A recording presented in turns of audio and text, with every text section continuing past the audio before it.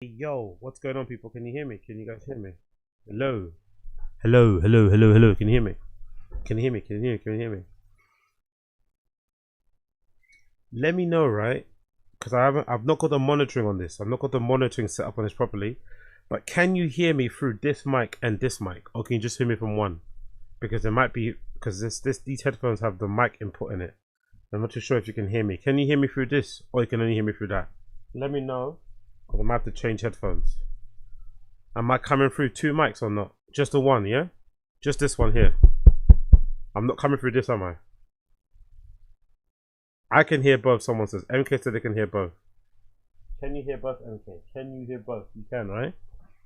Fuck. How am I going to disable this? I don't know how to disable it. I haven't got all my other headphones. I don't have the other ones, do I? Shit. I don't have the other ones. The mic ain't what? So hold. Someone saying the mic sounds like just one to me. Really? Oh, that's annoying, man. Property. So let's go property. Scarlet. I don't know how to disable the headphones on here properly. Hold on. Let me monitor it myself. Let me just see. Let me just see if I can monitor it myself quickly. Audio input capture. Monitor. Hello. Hello.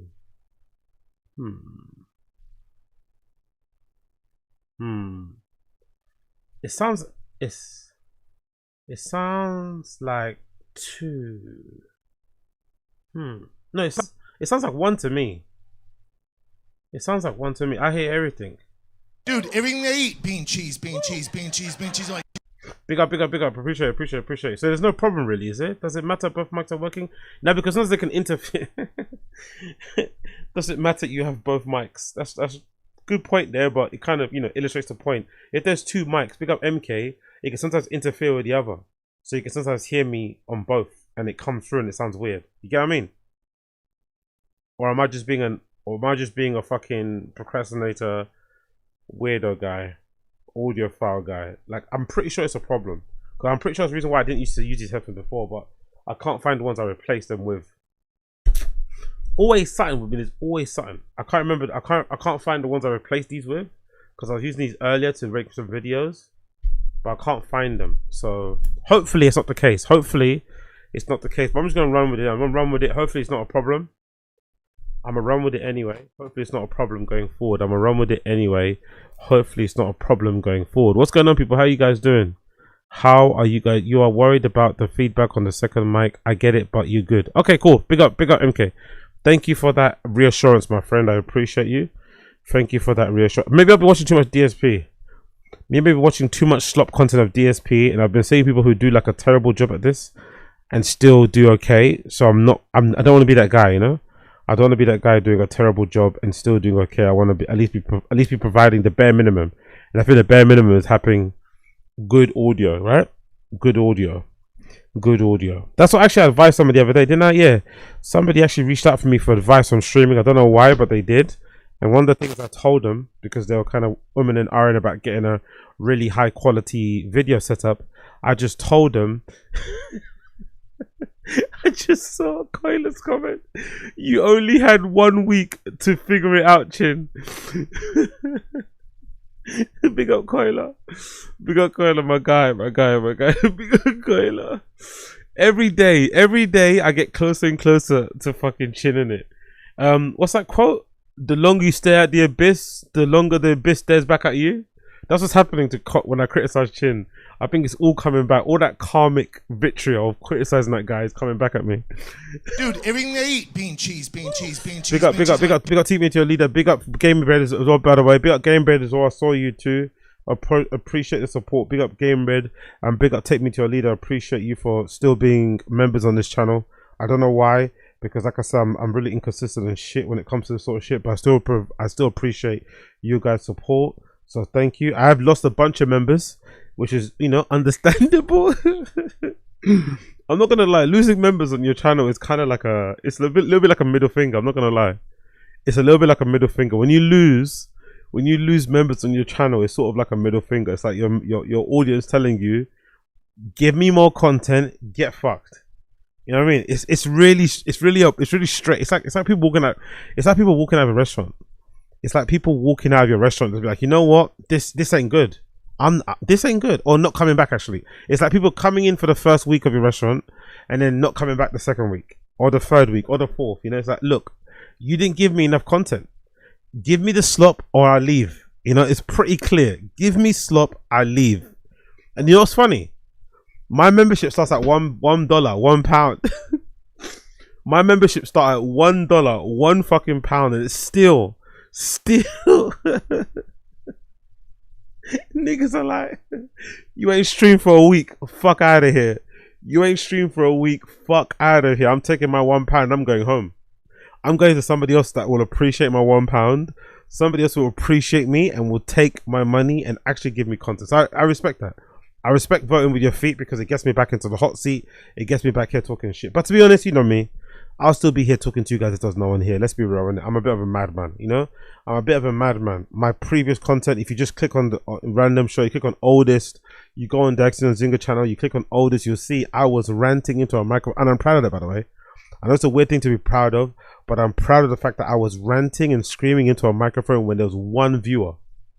When there was one person watching, 2 people watching, 10 people sometimes, I was just sitting here ranting into a video. So you know I do this for the love of the game. You niggas know I do this for the love of the game. But I appreciate everybody watching, everybody here, clicking like, still being a member, all this shit I appreciate. Even the ones that are gone, I understand, no hard feelings. Hopefully I earn back your membership as we proceed with more and more content coming up. But what I want to say to you guys, random thing, right? I'm gonna update obviously Taz on all my exploits over the past weekend and shit. So if you're waiting for that conversation, please bear with me on Taz. I'm not gonna bore you with that now. But what about what was I gonna say to you? What was I gonna say to you? Not drinking alcohol is a cheat code, isn't it? Not drinking too much alcohol is a cheat code, isn't it?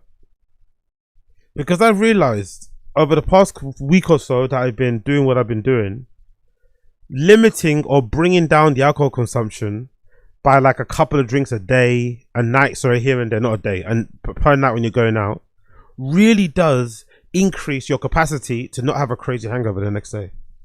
I know this is something that you guys already probably know, but it really is a cheat code. And it made me think, I feel really bad for people because I'm lucky. I grew up in a household where alcohol was never really a thing. It was never permitted because I grew up in a very religious Christian household, right?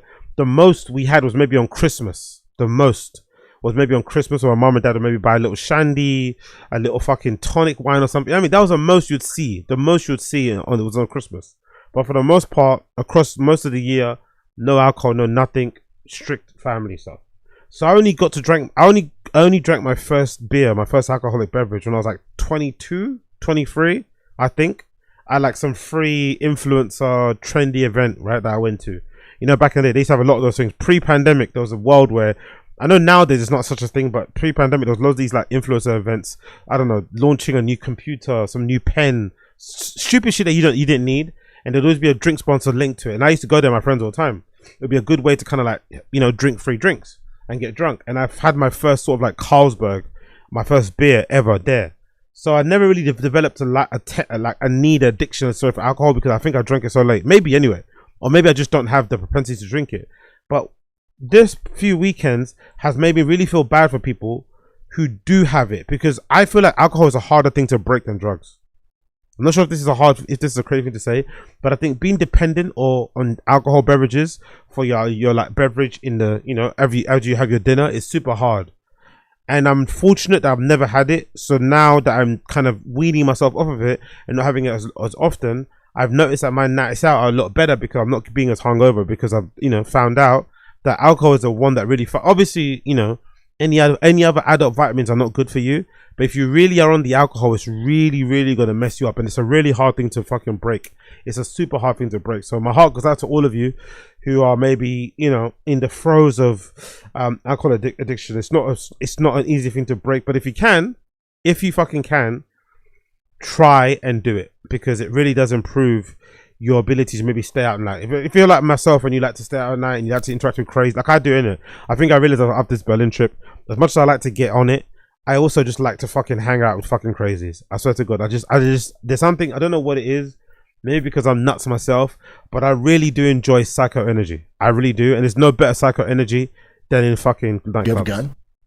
Yeah, exactly. That's the thing. Exactly. See, it's legal and sold everywhere. Ex- Sucks. Exactly. Abe Martinez. Exactly. It is extremely hard because it's legal. Extremely totally difficult. So, again, I don't have anything more to say. I'm not trying to like stunt on you and say, oh, I'm better than you and stuff. I'm just saying that as soon as that happened to me, I had a little bit of like, you know, introspection. Like, fuck, man. Imagine all the people out there that actually do depend on alcohol. Because I know a lot of people that have a wine every time they have their steak, right? They have a fucking glass of wine and shit. So, yeah, I don't know, man. My heart goes out to you guys out there. My heart goes out to you guys out there. Stay strong. And hopefully you'll get over it. Hopefully you'll get over it one step at a time. What else is gonna say? What's I gonna say? What's I gonna say as an update? I think that's it. Everything else I'll say for Taz. Everything else I'll say for Taz. We've got a lot to get through today. So I'm not gonna waste any more of your time. We've got so much stuff to get through today, so I'm not gonna waste so much of your time. So let's just jump right into some things that I want to get into. So let's do this. Oh, bear with me a second here. Bear with me a second to get everything loaded. Big up the stream chatters. Okay, first things first. Obviously, I missed out on this over the weekend. RIP to Dolly Parton. I know most of you guys already know this. RIP to Dolly Parton, the legend, passed away on the 25th of August, a couple of days ago. I'm sure most of you guys are aware of this anyway, but RIP to Dolly Parton. And, you know, I don't really have much to say about her musical legacy because I don't really know many Dolly Parton songs outside of Jolene. There's also this other one that I remember her playing that went viral. That was like a live set, and I think she was doing some. I think it was a gospel song. It was a gospel song, and everybody in the audience was like crying or something. Something to do with gospel or church, right? But you can see Dolly Parton was that girl. Was that woman, because look at the main Google page. If you click this little butterfly here, it props up this little animation with the butterflies, and it's got "We Will Always Love You" and the date of her birth and the date of her passing. So Google even out here making a whole page all about her, right? But yeah, I remember when I first discovered Jolene. Again, that was mostly from DJing, which I always thank DJing for being my kind of discovery for music, but I was always a bit of a kind of a frenetic music head anyway. I've always listened to fucking all sorts of genres and all types of music. But I remember when I first discovered Jolene, I used to play it all the time as one of my like openers or closers for club sets, right? Every time I used to play little club bar sets, Jolene used to be always an opener or a fucking closer, or sometimes a bridge, or sometimes like a dance floor cleanser. Because sometimes when you're DJing, it's a weird thing to say because it sounds really pretentious. When you're DJing, sometimes you can not like the crowd that you've got on the dance floor. It can be maybe a little bit too rowdy. They can just be a little bit annoying. You can sometimes not like the dance floor. So sometimes as a DJ, what you do is that you'll purposely play a song that will maybe, you know, stop the rowdy, annoying people on your dance floor in their tracks and make them want to leave, to go to the toilet, to go to the bar, to go after a smoking night. You just want them to go and to kind of cleanse and reset the dance floor. And Jolene's a really good way to do it, because if you know about music, you know Jolene's a banger. If you don't, you'll care that it's a fucking country record, like almost masquerading as like an R&B record. It's like really sad, the kind of subject matter, you know what I mean? Even though it's got a really upbeat, it's like a strange record. It's kind of upbeat in tempo, but it's kind of, the content of it is obviously really sad. But then on the flip side, when you read into it a little bit more, people have speculated over the years that Jolene maybe is fucking Dolly Parton. It's not actually another woman trying to take her man, as the song goes. Maybe Dolly Parton was kind of writing from the perspective of Jolene because she was once a Jolene. But either way, it's one of those records I used to always play, and I used to kind of, you know, again, just admire it for what it kind of could do. Like, again, it could open a great set. Like, if you heard a techno DJ opening his set with that, you wouldn't be mad. If you heard a techno DJ closing his set with that, you wouldn't be mad. And if you had a techno DJ playing that in the middle of his set to kind of reset the crowd, you wouldn't be mad either. It's just an all-round banger. And apart from that, great live singer. From all the stories I've read, she seems to be one of maybe the most perfect pop stars or most ever, maybe, in terms of how she carried herself outside of music, in terms of her political messaging, social messaging, like everything about her. She just carried herself with such class. Like, it's not really something that you see nowadays. Maybe it's an old school thing because of the time that she was born into, being a celebrity, being a pop star, being somebody well known. it was a bit of a responsibility in a way, right? You kind of had to use that platform for some level of good, whatever that may mean. You tried to carry yourself in a very professional manner, and even the way that she passed as well. Someone made a point of it on X the other day, right? Somebody made a point of it on X to say that this might be the first major passing of a celebrity and icon that was not first announced to TMZ. Like, she kept a very close circle about her health struggles. When it first was leaked to the news, I think when it's first leaked to the news, and she had to make that video where she kind of sat in front of the camera and tried to, like, you know, calm the fans down and say everything was fine. Maybe that was a time when her team actually got cleansed and they kind of tightened it up again, because since then we've had no leaks and her own team announced her passing. So that was probably really good as well. And yeah, man, just everything about her, from the thing that she did in terms of helping children's charities and her fucking theme park, whatever that she's got there, Dolly World. Everything about this woman was just class personified, class personified. And you don't get that nowadays. And even the way that she passed, I feel like there's something classy about that as well, where your family get to kind of announce it themselves, or you kind of keep it secret. Yes, of course, the fans are pissed because they didn't get a chance to kind of, you know, say goodbye to her in real time. Especially the fans that maybe missed out on seeing her live with up-and-coming shows and stuff that were postponed or whatever, or due to be rescheduled. But the most important thing was her kind of looking, you know, after all those years of giving everything to people, she kind of looked internally and tried to help herself. I've seen another quote attributed to her sister that said that she was more than happy to have the medical teams of these hospitals try as many experimental drugs on her, even if they didn't work, to help her save her life. She was willing to put her body, you know, give her body to the hospitals so that it could maybe help somebody else in the future. Just, you know, just crazy things. She so much selfless shit that she did over the years. So yeah, man, I've got nothing more to add to it. R.I.P. Dolly Parton, absolute icon, absolute legend. And yeah, legends never really die, innit? Legends never really die. Moving on. Do you guys want to hear Stavros talking about how hard it is to be a comedian? Of course you do. I know I do. Big up Stavros Halkais. Tell Speedy that being a stand-up comedian has one of the hardest lifestyles of destroy your body and soul. Then calls out sitcoms for lying on how I'm growing up, making him a fat guy end up being a beautiful one. So, I really like this because this is obviously the truth of what actually happens on road as a comedian. You don't really hear this. I feel like you don't really hear this message from most stand-up comedians. I feel like for the longest time, yes, they would complain about how hard it is as a job, but they don't really give you the realities of it. And I wonder if part of it was just, you know, because they're just bragging and boastful about being a comedian, so awesome.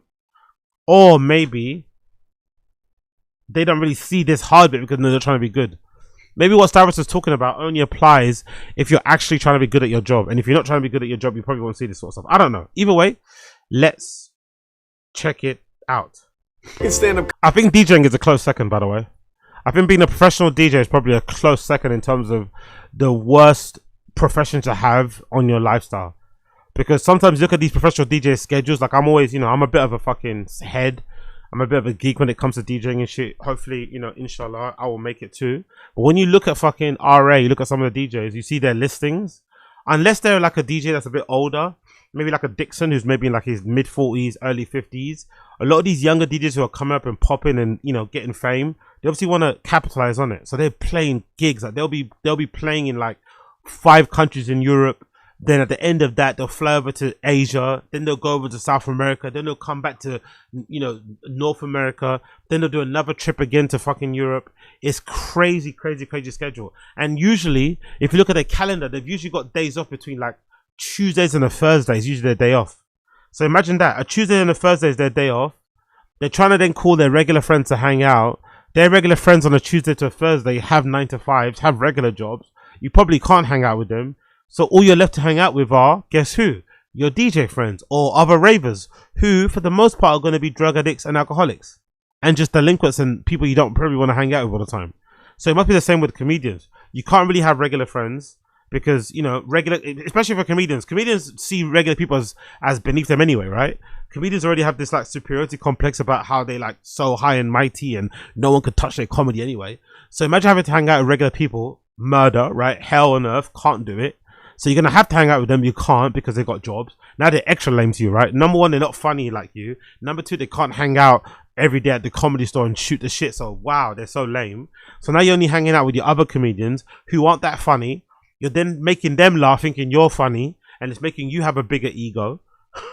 Right, when maybe you need regular friends to kind of ground you and say, hey, that joke about COVID wasn't funny, and it's also however many years later, please let it go. So it's a real shit show when it comes to comedians and their lifestyle. It's a real fucking about sleep.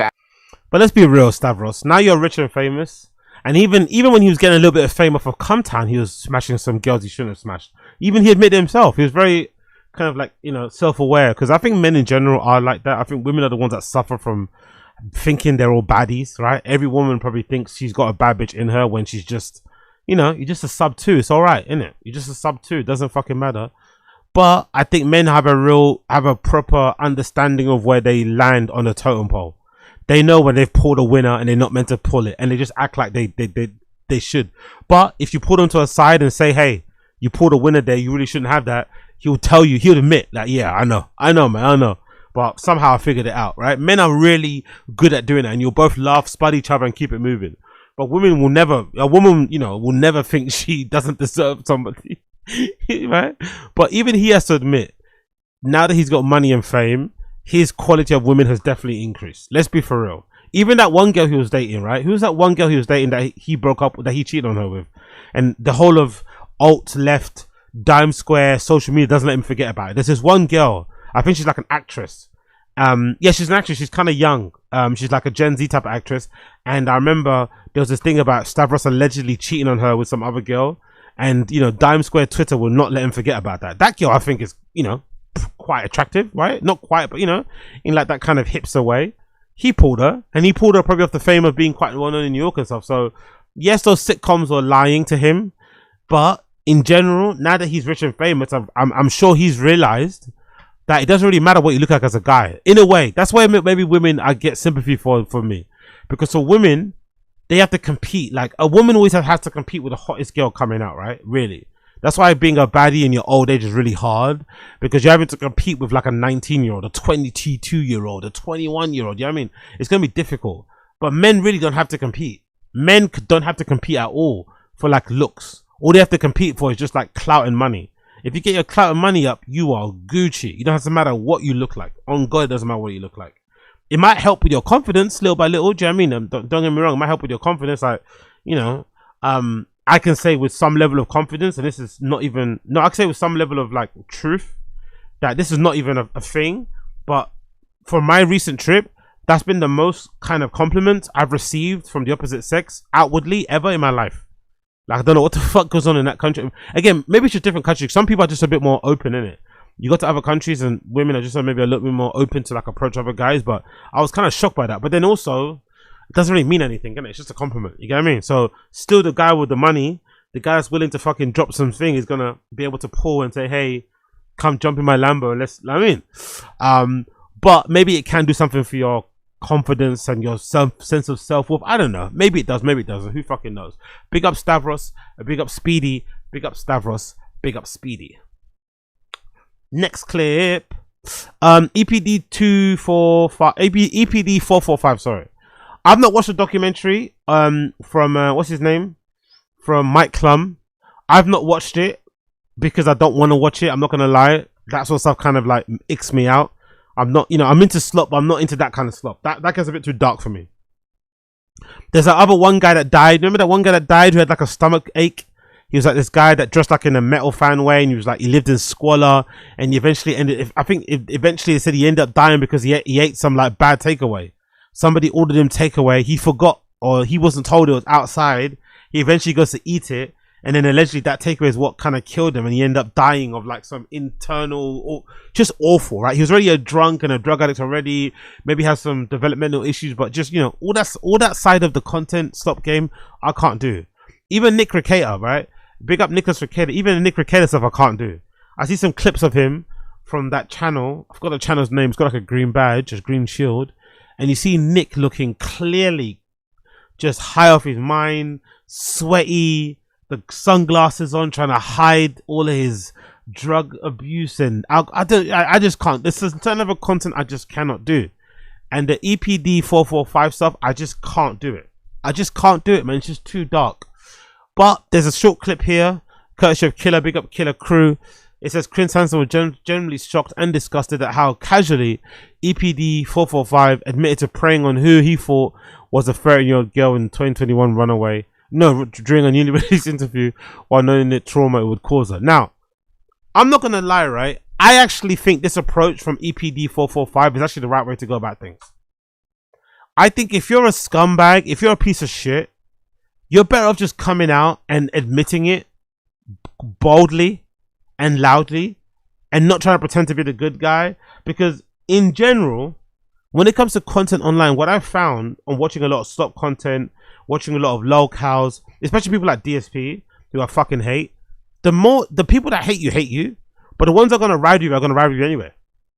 And also you have to imagine you're not supported up by he's like EPD 445 isn't being propped up by like Twitch. He's not like a industry darling. He doesn't have like Microsoft or fucking Sony, I don't know, whatever, Apple fucking sponsorships. He's only being propped up by his haters and trolls and detractors and of course fans. So if you're just honest about what you do, your trolls and your detractors and fans are gonna keep on keeping on supporting you, because them supporting you is going to make you make content that's going to allow them to take the piss out of you, and your fans who actually like you for whatever reason are still going to support you anyway. So this approach, however disgusting, however awful it is, and however much he should be probably arrested for some of this stuff, right? He should be fucking in prison, let's be real. I think it's a good strategy, because what it's going to do is it's going to quickly cull the herd. The ones who can't take it, like me, are not going to be fans of yours. I'm going to step away.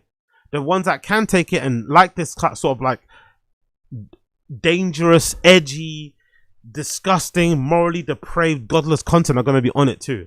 So in a weird way, it's actually the best approach. If you're a scumbag, it's actually the best approach. Honesty is your best approach. Well, I'm trying to understand it. I'm trying to understand why you didn't leave it when you should have left it.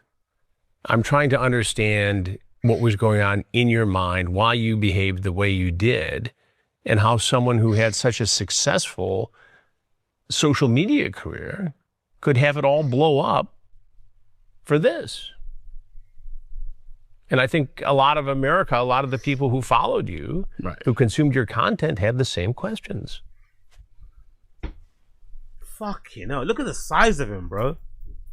Honestly, look at the size of him. Like, what type of... That's a phenotype of somebody that is a fucking child predator slash pedo slash rapist, isn't it? Look at that fucking shape. Look at the shape of him, bro. Like, on God in heaven. Hold on. Let me see if I can get a fucking... Let me see if I can get a proper tingy ting ting. Because the shape of this guy is just... I don't know, man. That is an insane physique. That is an insane physique, bro. On God, that is an insane physique. Hold on, let me see if I can get this up. Bear me 1 second here, right? That is one of the most insane physiques I've ever seen in my entire life. Like, wow. I'm out here, right? I'm out here killing my body, doing what it takes to get as slim as I can so I can fit back into my Rico, which I did by the way from Berlin trip. Pick up Berlin and pick up whatever. I was able to fit back into my Rick Owens. I was able to fit back into my Rickies. I'm really happy about that. Next mission is to fit back into these cargo pants I've got that I used to always wear when I was wearing my MI75 neons. You're going to see that real soon, right? I've got so much of a fucking complex with all that sort of stuff that I was doing all of that shit just to fit back into my trousers. And then you got niggas like this who just live like this willingly, openly, loud, and they're okay with it. Like, I can't imagine looking like this voluntarily. Oh, sorry, hold on 1 second. I couldn't imagine living like this voluntarily. Let me see if I can get this up on here. Bear with me 1 second. I couldn't imagine living like this voluntarily. Like, imagine. Like, could you imagine, like, actually wanting to live like this? That's an insane body. That's an insane fucking body. The back bits alone would kill me, man. The back bits alone would absolutely kill me. And he has all this. And that's the thing as well. I think American fat people are insane. Like, they have such a fucking pride. They have such like it's like Wings of Redemption. Wings of Redemption thought he was a baddie. He was always say, "Yeah, I'm really cute." Like Wings of Redemption even thought he was better looking than Kelly. Wings of Redemption even thought he was better looking than Kelly. And he thought he could get someone better looking than Kelly if he wanted to. I'm like, what? Why do American fats have such like self-confidence? Why is there no like internal shame? Why are you not embarrassed? Like, why don't you walk down the street with your head held down? Not held high, held fucking down. Like, why are you walking with your chin up? Why do fucking American fat guys wear like, I don't know, what they called? Fucking hats and shit. Hats and like berets and like cool scarves and like bro, you have no right to wear that. You can't wear like fat, like the only people I've ever seen in my life wearing like fat guy jeans, like skinny boy jeans, are Americans. Fat people in Europe have shame. They wear like boxy clothes. They only come out at the dead of night. They wear dark colors. You know what I mean? Your fats are out here in Disneyland. They're out here on TV. They're giving interviews. They're trying to wear like fat guy skinny jeans and cargo pants. Like, what? Brother, you're 900 pounds.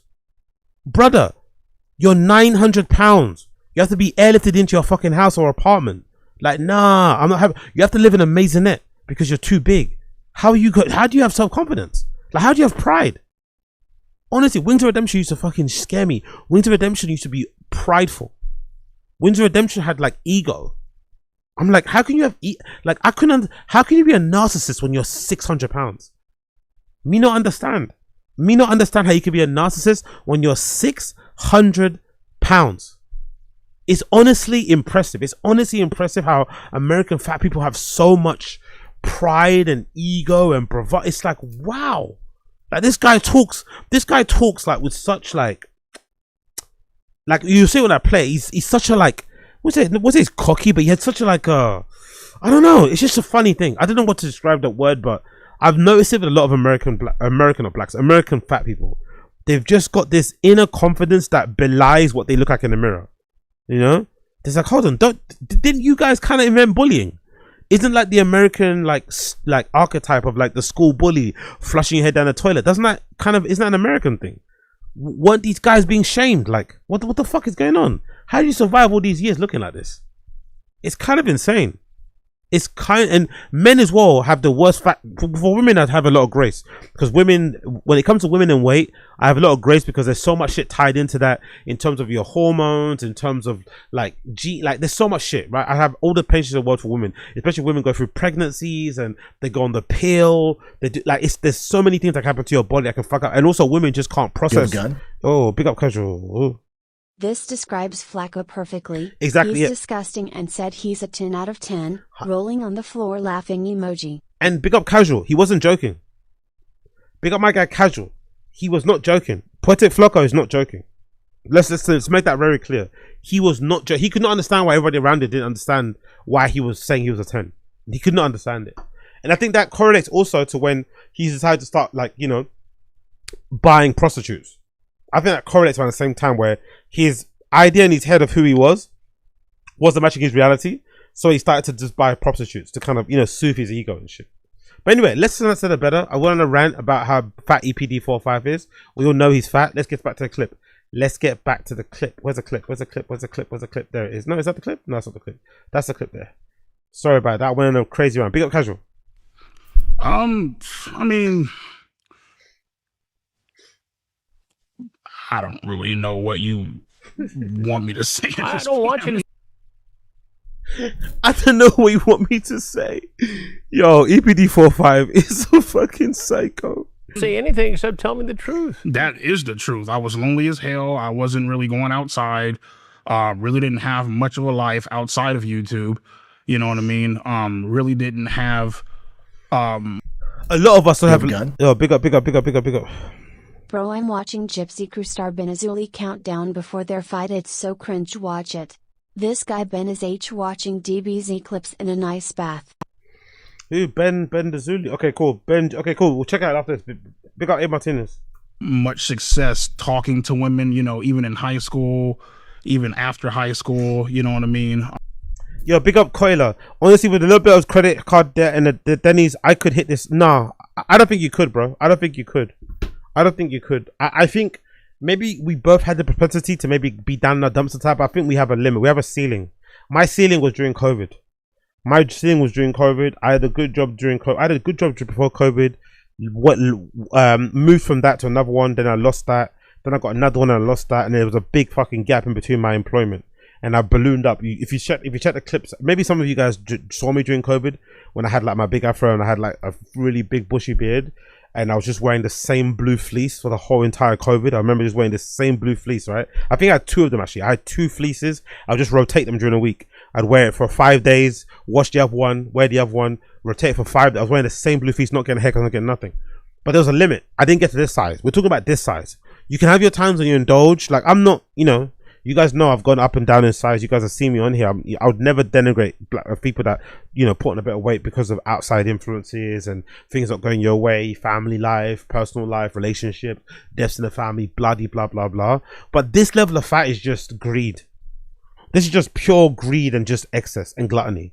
There's no need to be this size. You can indulge yourself and, you know, go up fucking a few jean sizes, a few shirt sizes, something that jumper used to wear. That used to be your fucking baggy jumper to go to bed in, or your baggy jumper to wear around the house as PJs. Now all of a sudden, it's a bit tighter, yes.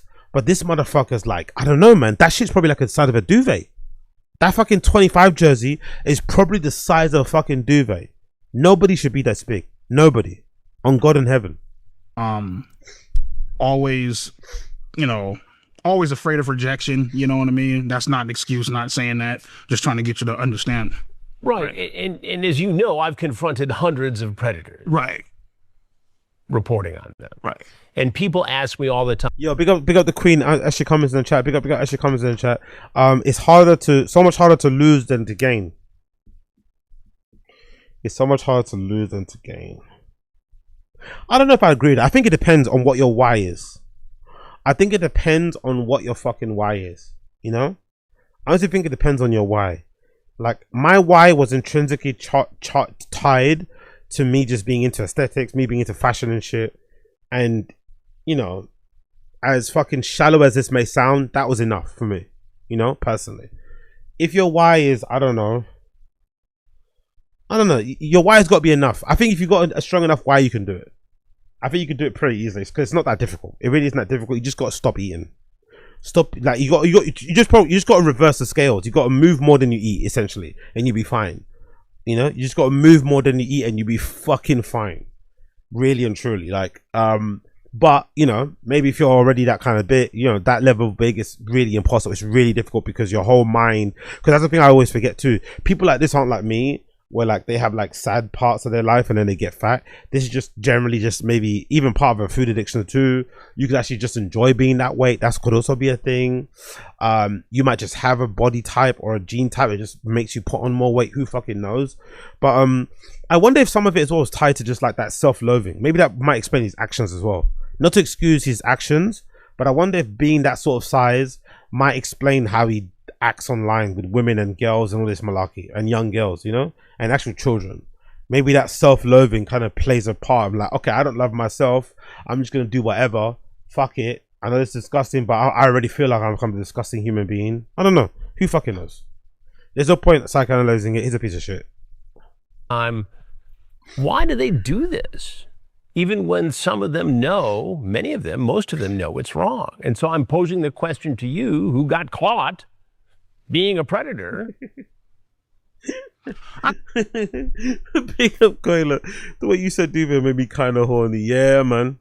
We know what your season you're on, innit? I've been there, bro. We know what season you're on. I've been there, bro. I've fucking been there, yo. I've fucking been there. Some might say I'm still in there now. Some might say I'm still in there now. Big up, Koila. Big up the niggas. Big up the niggas out there. Big up the niggas out there.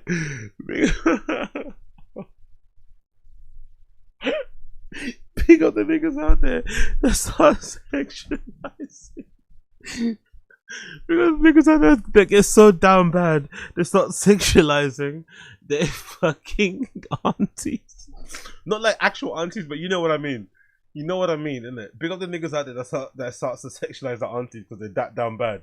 If you know, you know. If you've been in that season, you know. Like, real niggas will admit. Real niggas will fucking admit this shit. if you've been so down bad, you start fucking sexualizing your aunties. You know what I'm talking about. Don't lie. You know what I'm talking about. I think a lot of people more so do it because, if anything, they're more so bored. Bored. Yeah, they don't really have. And I really do understand the irony of me saying this while I'm watching an EPD 455 video. I get it. Let's go. Anything to do. Did you ever have sex with someone you met online like this? No.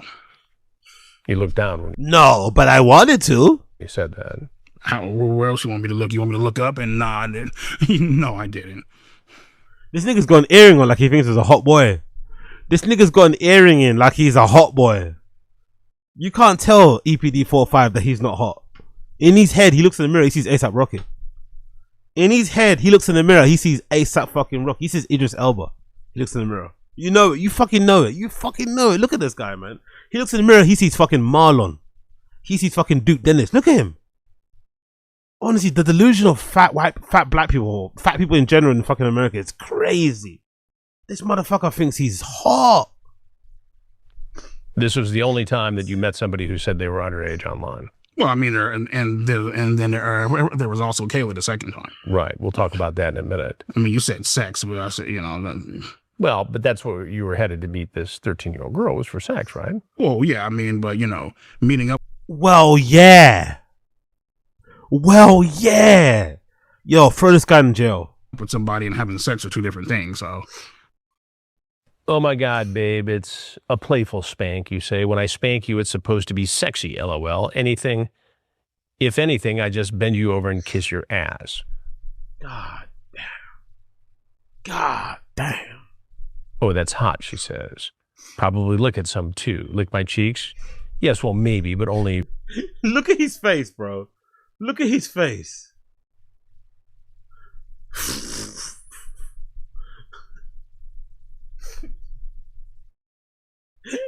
He's like, and what? And why are you reading back messages that I know I sent?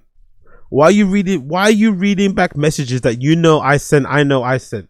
What's the news here? I'm a piece of shit. And what? God damn this guy. Yes, well, maybe, but only if you're a good girl. I want to lick something else, too. If you keep being mean to me, I'll be forced to punish you, and LOL, and you have to guess. I'm going to get you out of your shy and comfort zone. What are you trying to do here with this? what do you think I'm trying to do? Well, What do you think I'm trying to do? Obviously, bust a nut. Look at him. What are you trying to think? Obviously, I'm trying to bust a nut. Obviously, I'm trying to fuck. Isn't he talking about a 13-year-old girl interaction that he's had? No remorse, no regret. What do you think I'm trying to do? Obviously, what do you think I'm trying? Obviously, I'm trying to fuck. Obviously. What do you think I'm trying to do? well, it sounds like you're trying to sexually assault a 13-year-old girl. If that's what it looks like, I guess that's what it is then. I mean, Hand. To be fair, he's oddly, same with Wings. He's oddly flexible for someone that fat, no? Getting that, like, the floor isn't the floor is quite, the floor is quite low to, no. Or his chair a bit, no? His chair's quite high up, to be honest. Not including, he's sitting here. He's sitting where the cushion is right there. And the bottle of drink was right on the floor. He somehow was able to bend over and grab that drink without even being out of breath. He didn't scoot over. He didn't do anything. He just got up really easy. Like, wow. That's kind of impressive. Not gonna lie, that's actually kind of impressive. It's weird how, like, oddly flexible or like mobile fat people are, considering how fat, especially this kind of level of fat. Wings of Redemption could do a full squat with his heels to the ground. I can't do that. I'm like half of Wings of Redemption's size, maybe less, maybe even more than half of Wings of Redemption's weight.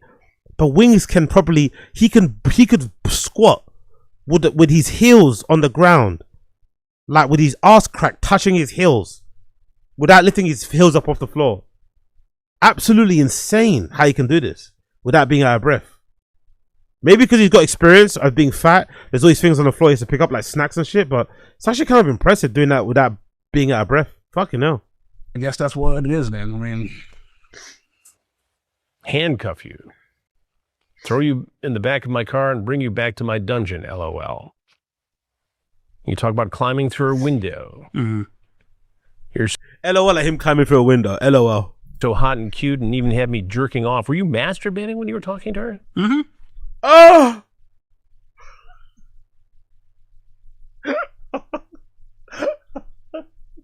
Oh my god.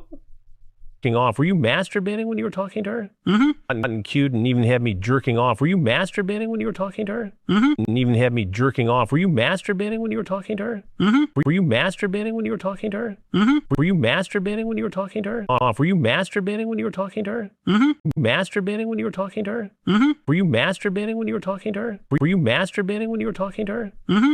You were talking to her? Mm-hmm. Mm-hmm. Mm-hmm. Mm-hmm. Mm-hmm. To her? Mm-hmm. Mm-hmm. Mm-hmm. Mm-hmm. Mm-hmm. You sent her pictures? Yeah. You sent her pictures of your penis. Oh, it'll be okay, baby. I promise. I'll go slow to the speed of your liking. Jesus Christ. Whatever you don't want to do, I won't do. But Look at him. He's reminiscing. He's reminiscing. Bars. Look at him. He's actually kind of proud of himself. Look at the smug.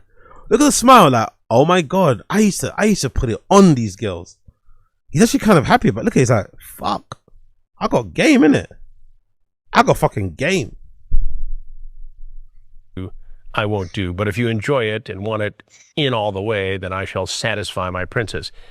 This is a 13-year. Yeah, exactly. Big up Koila. What do you even do with someone who has no remorse? That's what I'm saying. I think actually, you know what fucking Coffeezilla, aka Voicezilla, said about we're living in the era or in the age of like crime is legal.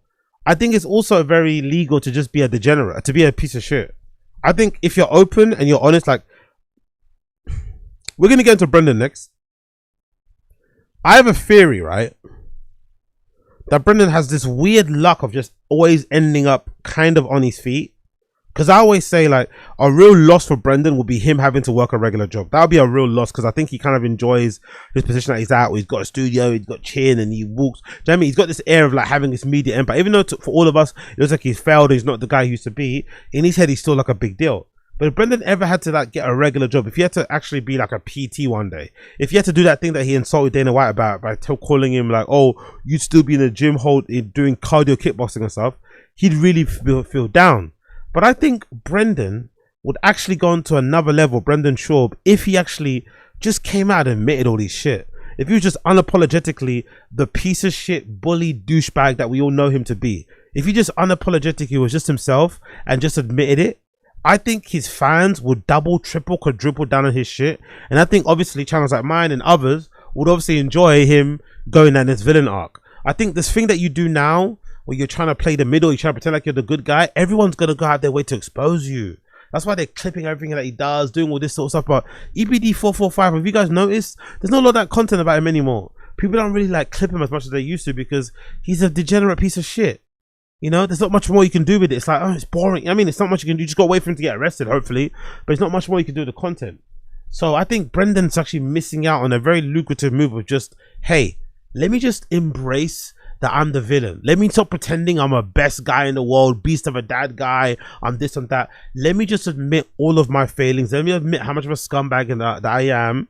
And it's just like, either you're with me or you're not. I'm not going to change. I'm not going to get better. I'm not suddenly going to have an awakening and become this truthful guy, or not be petty, or not be vindictive, or not be liar, not be a fucking scam artist or a fraud, allegedly all these sort of things. I'm just going to be who I am. And he would go to a whole nother level. Again, would that be likely? Unlikely, but it would really help if you wanted to go to the next level. But you won't. So I'll just say it into a vortex. A girl who's never had sex before, and you are setting up a situation where you would be her first sexual encounter. 13 or 20. Because there's rumors out there 13. The decoy was 20. Alex Rose. No. But in the scenario where you thought you were talking to a 13-year-old girl, right? So let's not bullshit around about that. Oh yeah, I ain't bullshitting. I got you. Okay, all right. If there was a 13-year-old girl here who was willing to have sex, you would have had sex with her, in all likelihood, and that would have been her very first experience, potentially scarring her for the rest of her life. Sure. And you're talking about this like it's just something I did because I was lonely. Sure. It is. I mean, what else you want me to like? Well, I know, but don't you think this stuff's true? The thought of your pretty, cute, sassy-ass little mouth sucking. I like how he thinks being lonely excuses being a pedophile. Such a broken man, man. Such a fucking broken man. On me is incredible. Can't wait to see how you suck on it. I want to eat your pussy. Oof. How? Basically saying I want to eat your pussy is like basically just sucking on it and licking on it. All right, Chris, come on, man. Fucking hell. All right. One more time, because we didn't get it. One more time, because we didn't get it. How? Basically saying I want to eat your pussy is like basically just sucking on it and licking on it.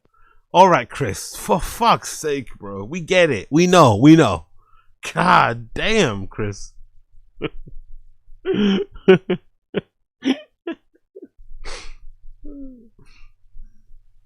And then you show up. What do you think would have happened had there been a 13-year-old girl? Probably would have had sex. And what do you think that would have done to that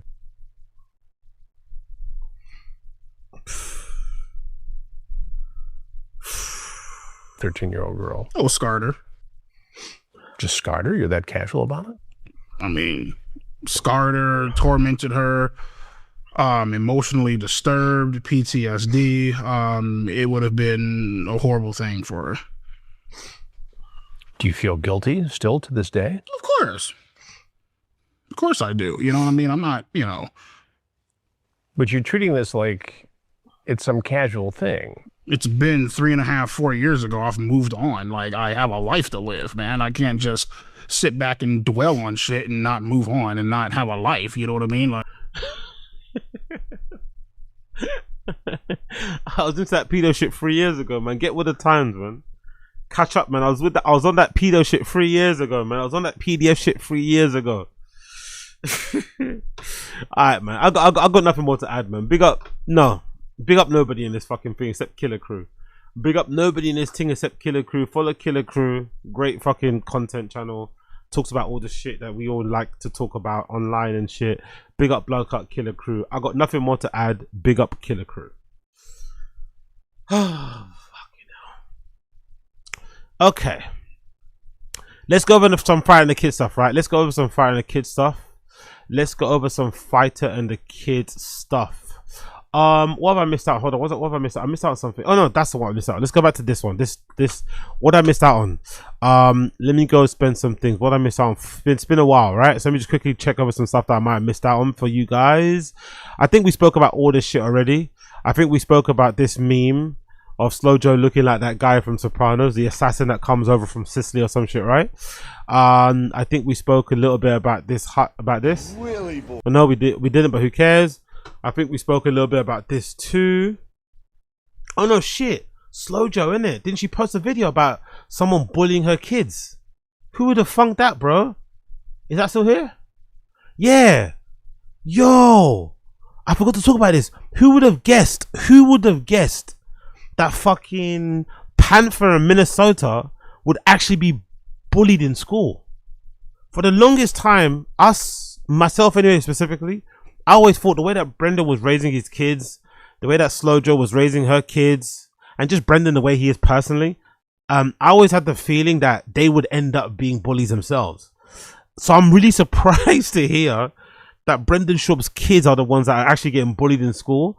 So Slow Joe put out this PSA on her fucking social media, basically calling out the bullies and their parents, and essentially saying if the kids are bullies, then your parents are to blame. So they have this idea that there's a direct correlation between kids being bullies and their parents also being bullies, which I think doesn't make any sense whatsoever. But that's, how they see life.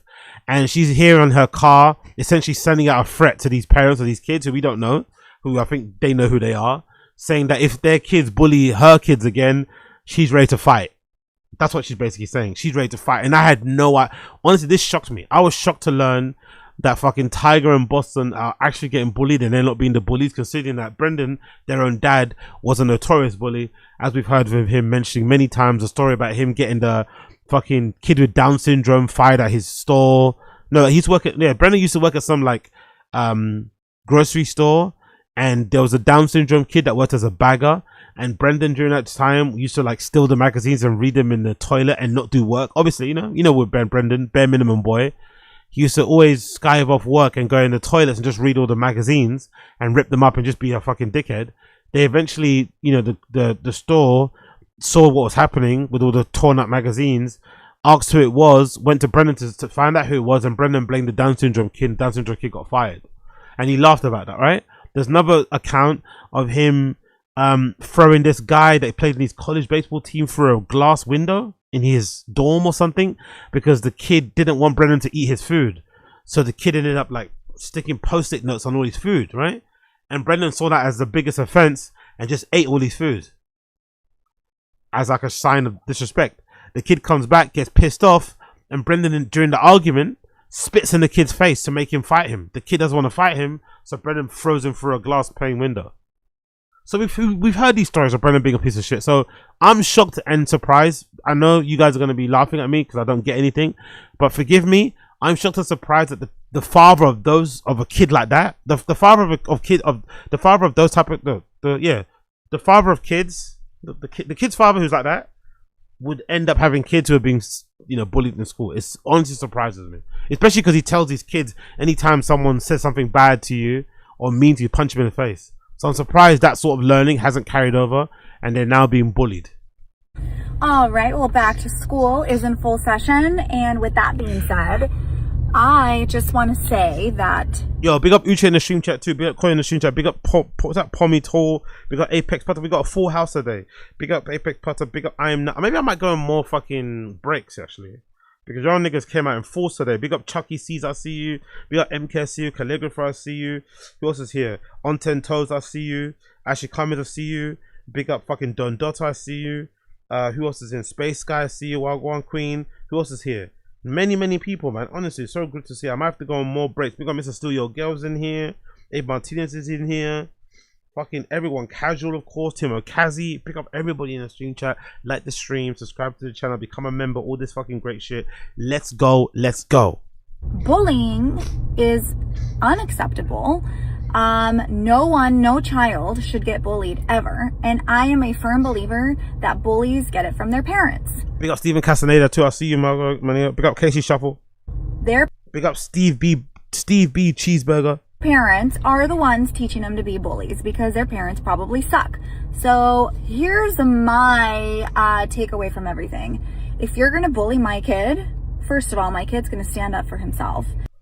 Standing up for himself is having his mum call out the bully. I'm sure the kids are loving this, isn't it? I'm sure your kids who are being bullied are absolutely loving their mum trying to stand up for them on social media like this. I'm sure this is not embarrassing at all.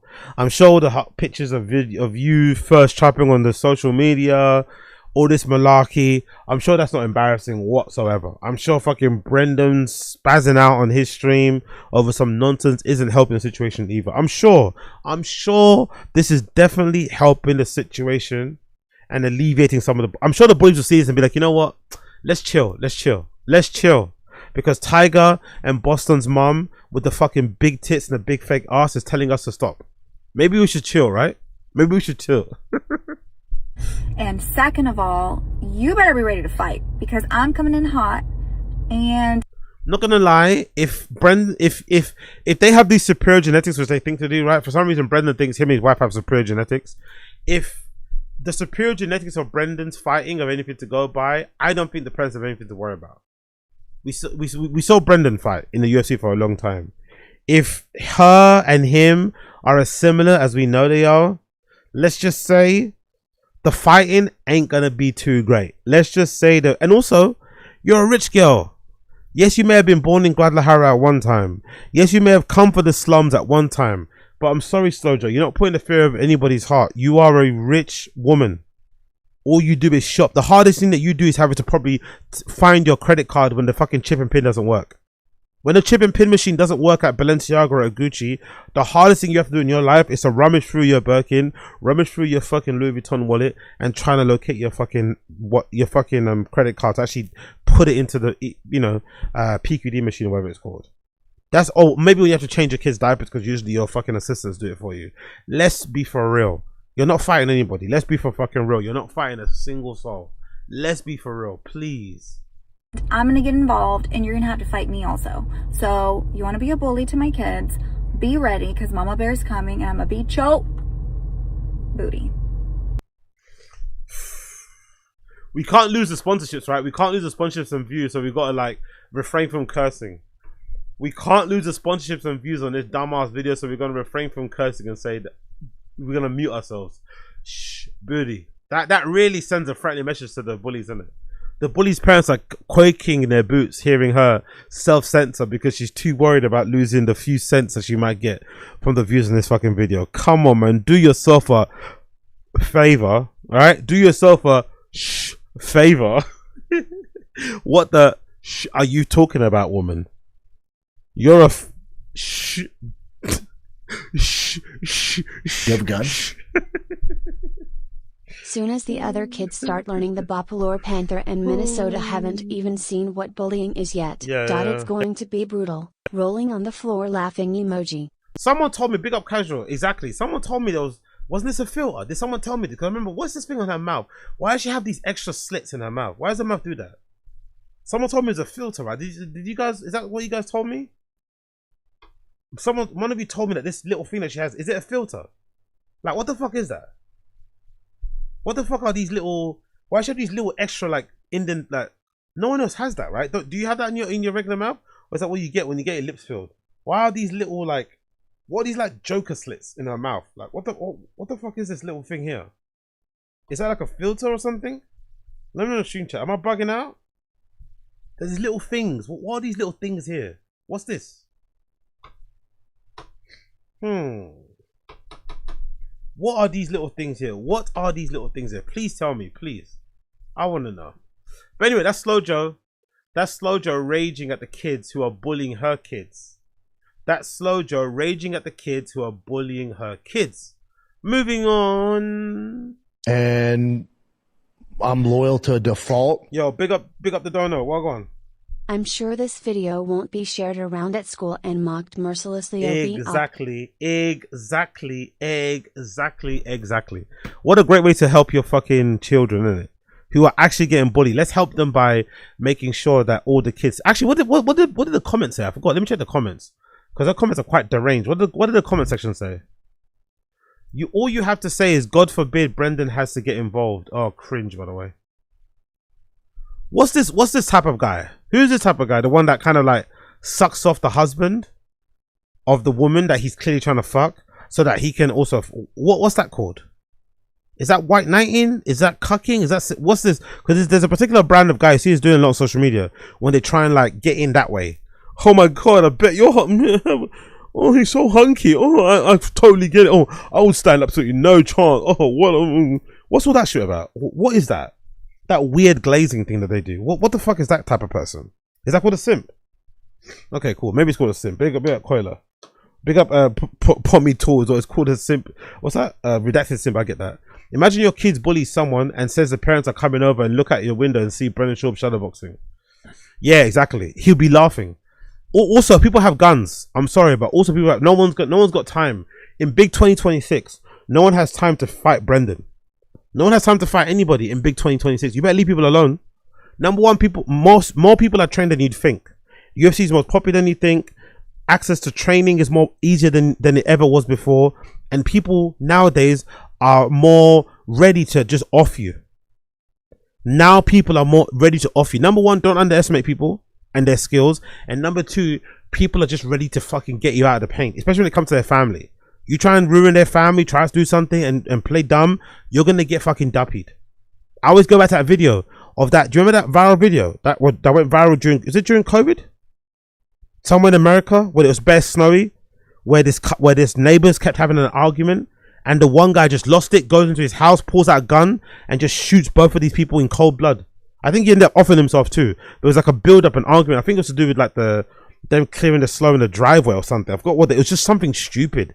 And he just lost it. He's like, you know what? Fuck it. I'm going to end this today. There's many people out there like that. I'm going to end this. I've had enough. He just pulled out a gun. Let's go. Everyone's crying now. Now we're all crying. I was crying at first because you were pissing me off. Now everybody, like, there's too many people. Like, no one's going to fight this guy. So I think these niggas need to chill. They're always going up, puffing at their chest, but like, chill, relax. There's people out there that they're ready to pull out their stick and they will use it. So if it comes to defending their family, if it comes to defending their honor, no one wants to end up on a fucking video where they're getting fucking choked out and shit. No one wants that.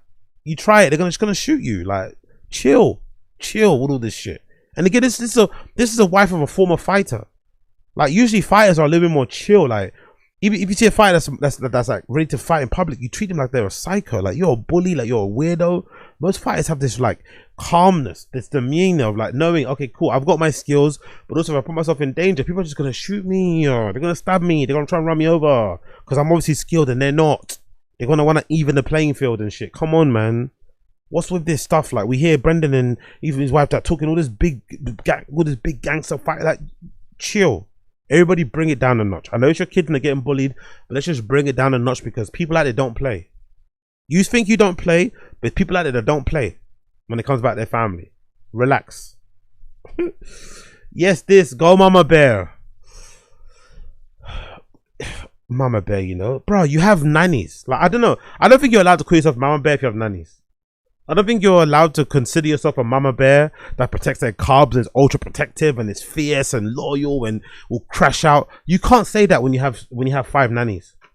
You can't crash out when you have help every day. I'm sorry, you can't say that.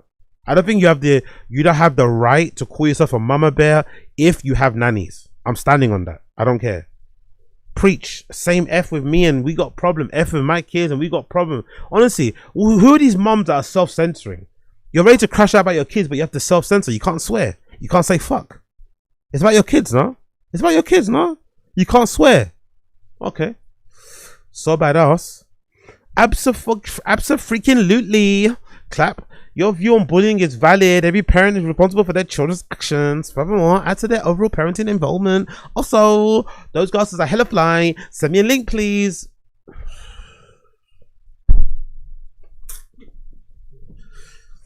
Anyway, bien hablado, mija.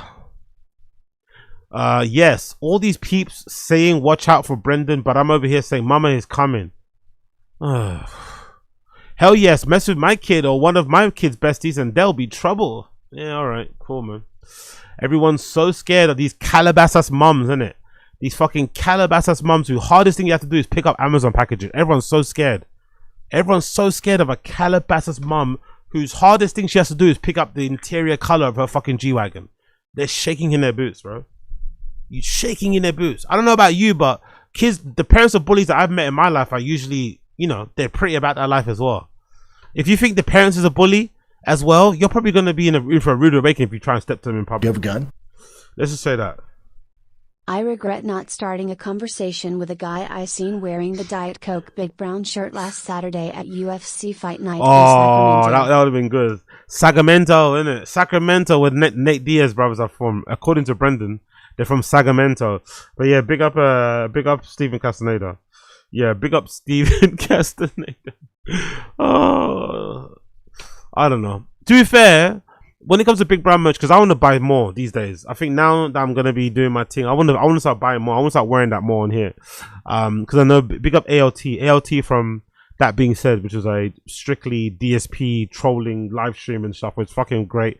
One of my favorite shows to watch in the background. Great slop content if you like to rag on Darkside Phil. ALT, the one of the hosts on there, he's always wearing like merch associated with Darkside Phil. Like he might wear like a fucking Justin TV hat from when he was on there, Blip TV, what's the other thing? Machinima hat when DSP was sponsored from that, Burger King because of DSP's long story relationship with them. I might start doing a lot of that as well, wearing random Brendan show merch. I need to do that. I need to start fucking doing that. So big up. No, not yet. In the winter. When it comes, because it's quite warm to be fair. I've got it in my cupboard right now, but I'll wear it during the winter. Big up, Coiler. I got my golden hour jacket. It's gonna look great on me now because I've lost all the weight. So it's gonna be mad baggy. So I'm gonna be happy about that. Before it's looking like a bomber jacket. Oopsie. But we're gonna wear that when the winter season comes around. You feel me? What you call it? This is another one. Yeah. Big up Colty Bra. As I get older, I realize. Let me actually put this on another screen. As I get older, I realize the biggest epidemic is dudes with no real identity. If running gets cool, they become runners. If tattoos get cool, they cover themselves in tattoos. If being sober trends, they become born again monks, mullet, coffee snob, golfer, carnivore, cowboy, whatever the algorithm tells them. Whole personality built out of social contagion, built out of social contagion. That's why these dudes get smoked at everything. Everyone can smell the fraud. No weight behind anything they do because none of it came from their soul, just trend hopping. Agreed. And this is also posted in the Fighting the Kid subreddit because people will associate this with Brendan. I think Brendan's thing with this that makes this worse is that he's not even doing it because he's trend hopping. He's doing it, I think, primarily to stay outside of his house. That's my hot take. I think Brendan does these things primarily to stay out of his house. He does not like being at home. He does not really like being around. Like, this is something I'm going to say that might not make sense.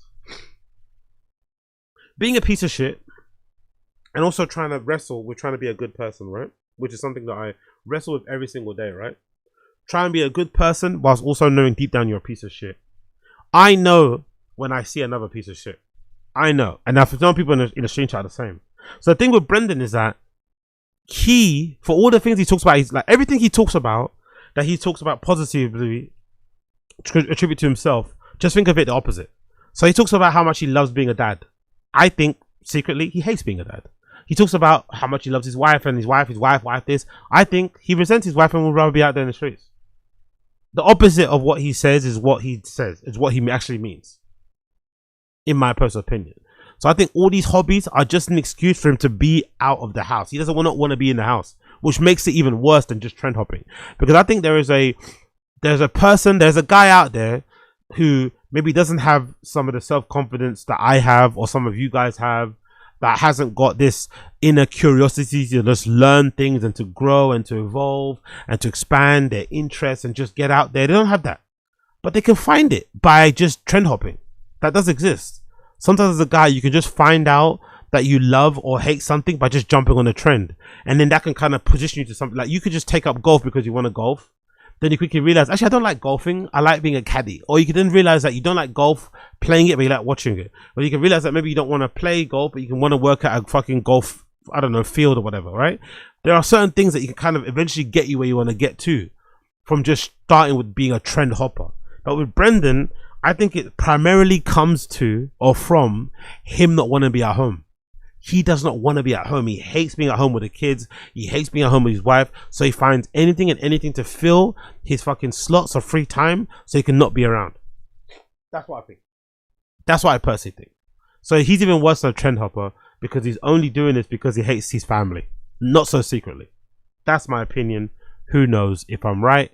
Who knows if I'm right? Moving on.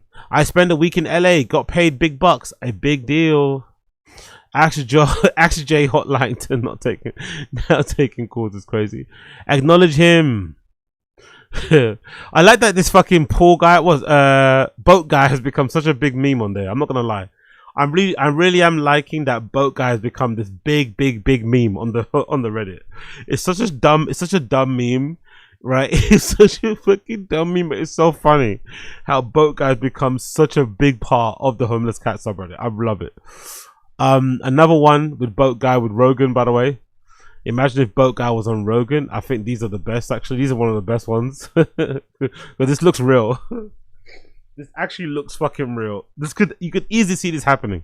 You could easily see this happening by some weird hook or crook. Boat guy is like the owner of some like peptide company.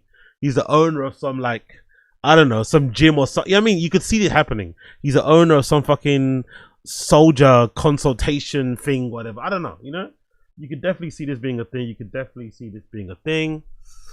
But, you know, episode 240 with boat guy. Oh, pick up the homeless cats, man. They be the best. What happens next? Part 44. Let's watch this quickly. Why not? What happens next?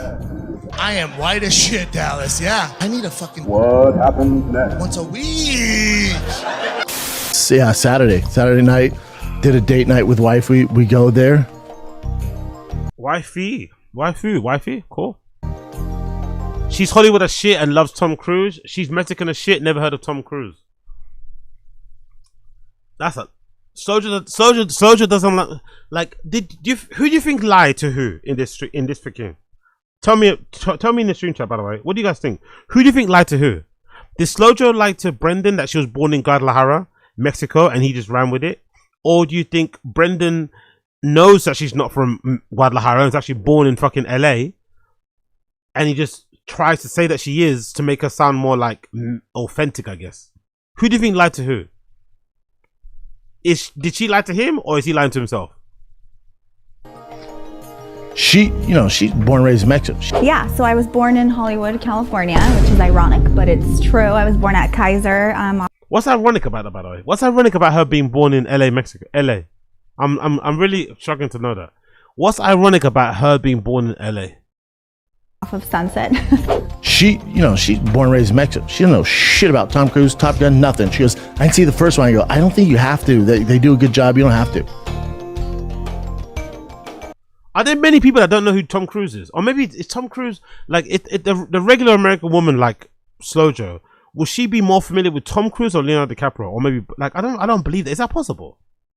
Could you be someone Slojo's age and not know who Tom Cruise is? Wasn't he like the biggest movie star when she was around, or when she was younger? Or maybe Leonardo DiCaprio. I don't know, because I think Tom Cruise is a bit older than Leonardo DiCaprio, isn't it? So maybe I'm not too sure. I don't think I believe this story at all, to be honest. Mexican cried 2 times. Mexican cried 4 times. She cried 4 times in the movie. Dude, it got done. I've never seen this happen in a movie. It got done. The entire theater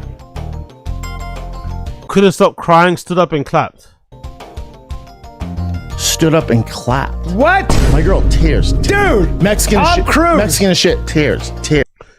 Not being able to pronounce tears is kind of crazy. Tears. Mexican shit. Tears. Well, she tore her face crying. Slojo was so Mexican, it's full of so much work in her face that she tore her face clear. Even I'm saying it wrong. She tore her face crying. Tears running down her face, but there was actually tears. Tears. Shit. Tears.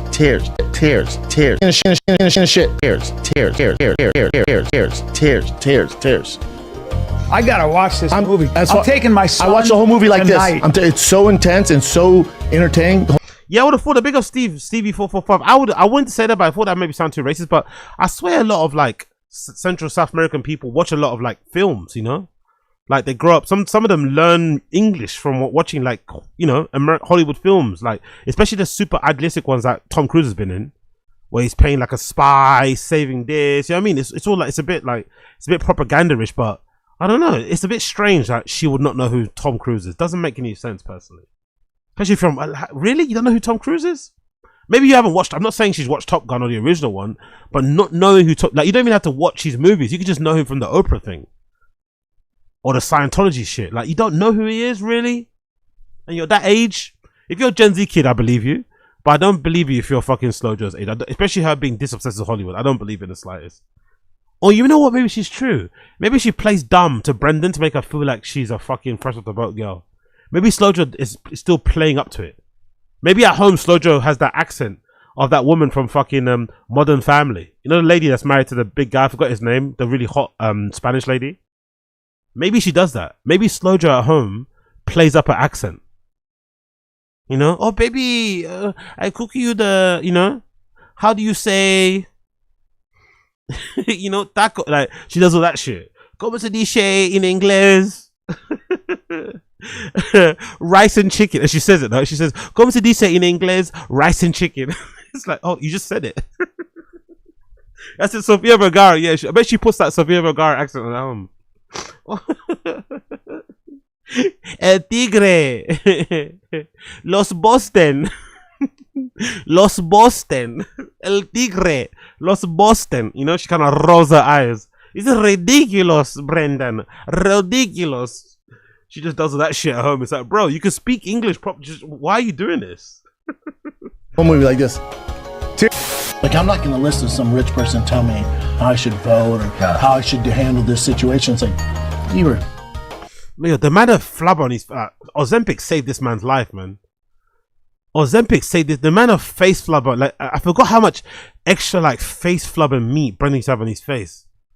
His eyes were literally sealed shut from how fat his face was, man. Ozempic really was a game changer for. He would never admit it because he wants everyone to think he's some sort of badass military Navy SEAL disciplined guy. But Ozempic saved this man's face, bro. Do you remember how his face used to look? All the extra like his jowls are like, god damn. You were born with a silver spoon in your mouth. You were born with a spoon in your mouth. Brendan think you're privileged if you had a spoon. Only Brendan can fuck up that saying, right?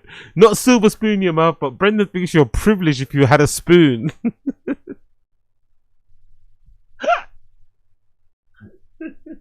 If you had a spoon, you're privileged. Oh, yo, this guy is fucking great. Born with a spoon in your mouth. I'm not gonna listen to you. A silver spoon. Yeah, I don't relate to you. Or just any spoon. Any spoon. You're right. In any spoon. I don't relate.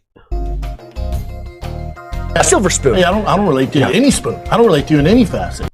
Any spoon. Plastic spoon, wooden spoon.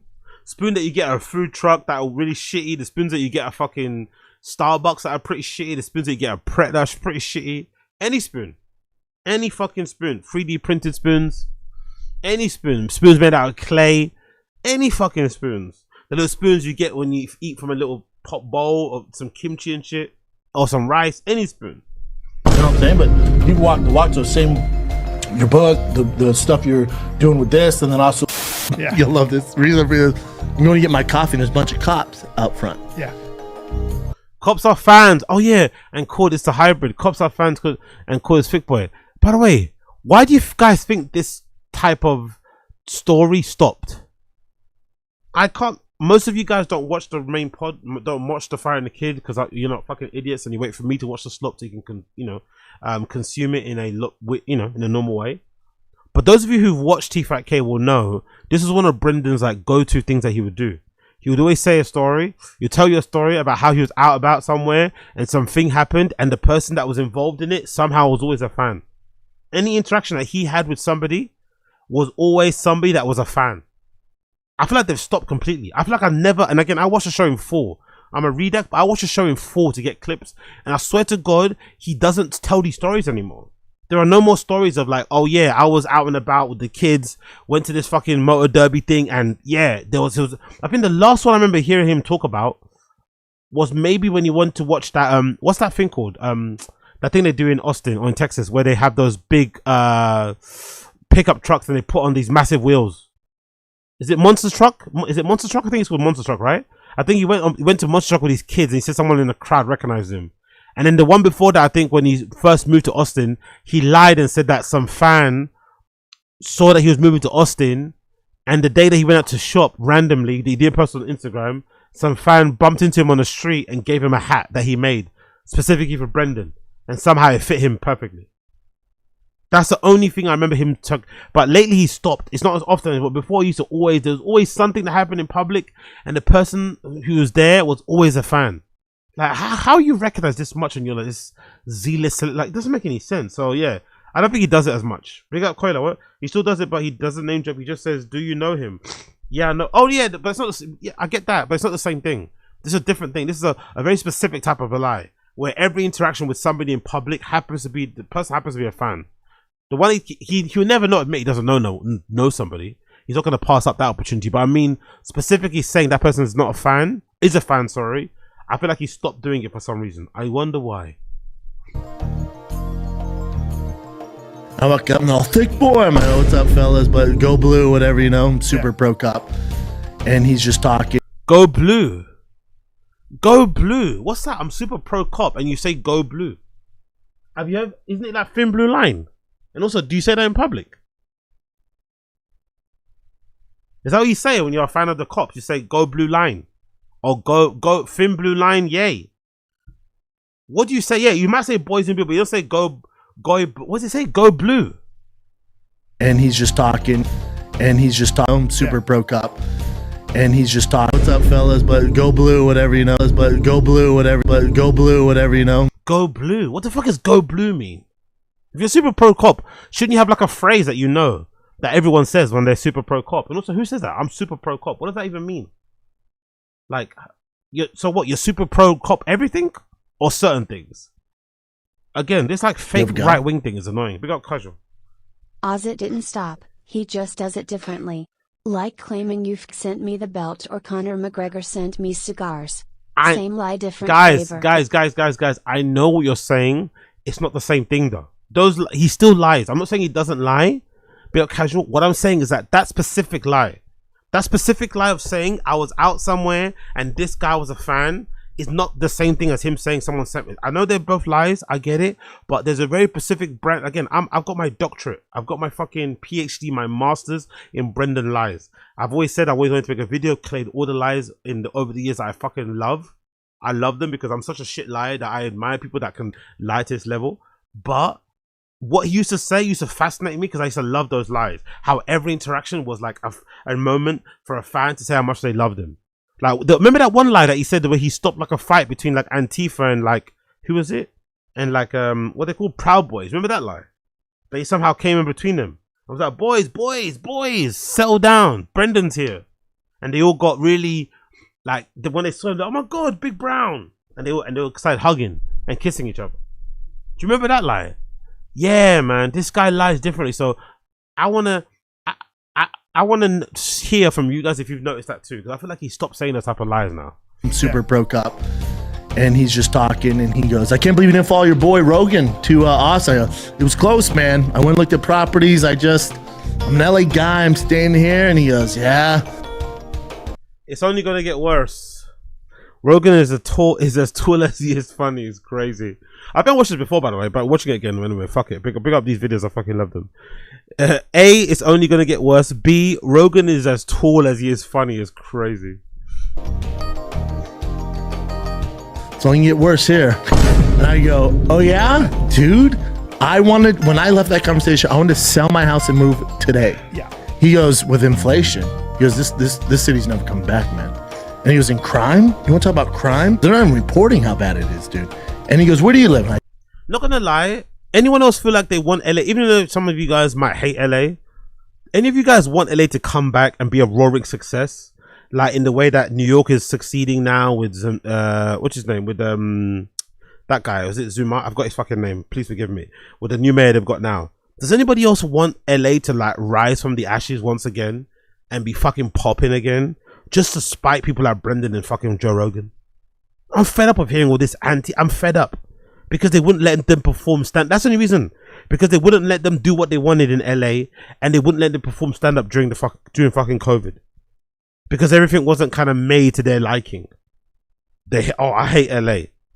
I want LA to succeed just to spite these fucking guys. It's so annoying. I'm fed up with all this fucking shit. Like, shut the fuck up. You don't live there anymore now.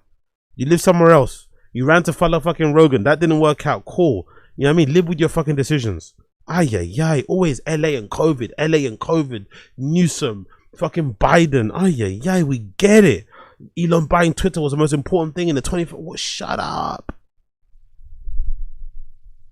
tell him, I'm like, up there. He goes, they're cutting throats in the bathroom. People are getting shot in their face.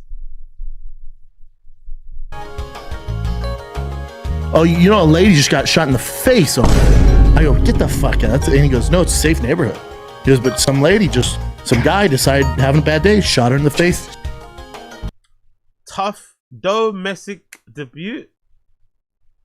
Domestic debut is crazy. Talking about Trouble in Paradise. A, domestic debut, or B, talking about Trouble in Paradise. I love talking about. And I go, "Oh, it's like a domestic dispute." He goes, "Didn't even know her." Domestic dispute.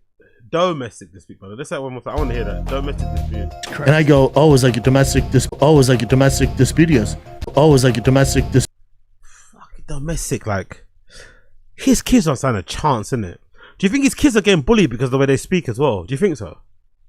Is that possible? Is it possible that fucking Tiger and Boston are getting bullied for how they speak? You have a gun? Pick up Casual. Yes. Exactly. I'm rooting for exactly. LA big I love to hear time. Big Up Casual. LA is still fire emoji. Exactly. Big Up Casual. Me too, man. I'm rooting for LA. Fuck it. I'm rooting for fucking LA. But you big up casual. Do you think Boston and Tiger are getting bullied because they kind of copy their dad? You know, kids copy their parents. Do you think his kids are like adding unnecessary letters to words like "saw" and saying like "Super Bowl" and all that shit, and they're getting bullied for that? Do you think so? That'd be fucking brutal if his kids are getting bullied because they imitate how their dad speaks, because they think their dad speaks great and they love their dad, they idolize their dad, and now they're getting bullied for it in school. They're like, what do you say, Super Bowl? Wasn't your dad a fucking football player? It's Super Bowl, you fucking idiot. Like, no, what? Oh. Videos. Didn't even know her. Drove by. I think I fucked up there. It's a random shot. Just shot her. And he's like, it's only gonna get worse. I was like, And were your kids born in the States or Ecuador? The first two in Ecuador, my last daughter here. I'm sure they were born. I'm sure they were young when they were born. I'm sure they were young when they were born. And oh yeah, that necklace, the Brendan, bloody hell, man! What an era, man. The money was like, he thought the money was never gonna end, didn't it? Brendan, remember that? Oh, did he sell that chain? Remember when he got that? Remember, you know how rappers have those chains where they have like they're like siblings or they're like fallen gang members or like a family relatives. Remember? Rappers have like these chains that they get where they have like a circle pendant that's like a picture of somebody that they know who passed away, and it's usually covered in a ring of diamonds. It's worn like on a gold necklace. Brendan for a short time he used to have one of those as well. I think he had a picture of his kids on there. He doesn't wear it. I wonder if he sold it because of the money shortages. But when Brendan thought the money wasn't gonna end, hey, he was balling that. He was buying some things, bro. He was buying some things. And I'm sure they were young when they were born in Ecuador. I had Schultz, who's the most critical comic on the planet. Yeah. I go, come watch my set, see if you find any holes in it. Come watch the set. I shoot next week, come watch the set, tell me if you see any holes. Dot the I's, cross the T's, cross the I's, it has to be B. It's got to be cross the I's and dot. There's no way he says it correctly. It has to be him saying cross the I's and then dot the T's. It has to be him saying that. So smart. Cross the I's, dot the T's. Yeah. Of course he'd say that. Of course he'd say that. Of course. Classic.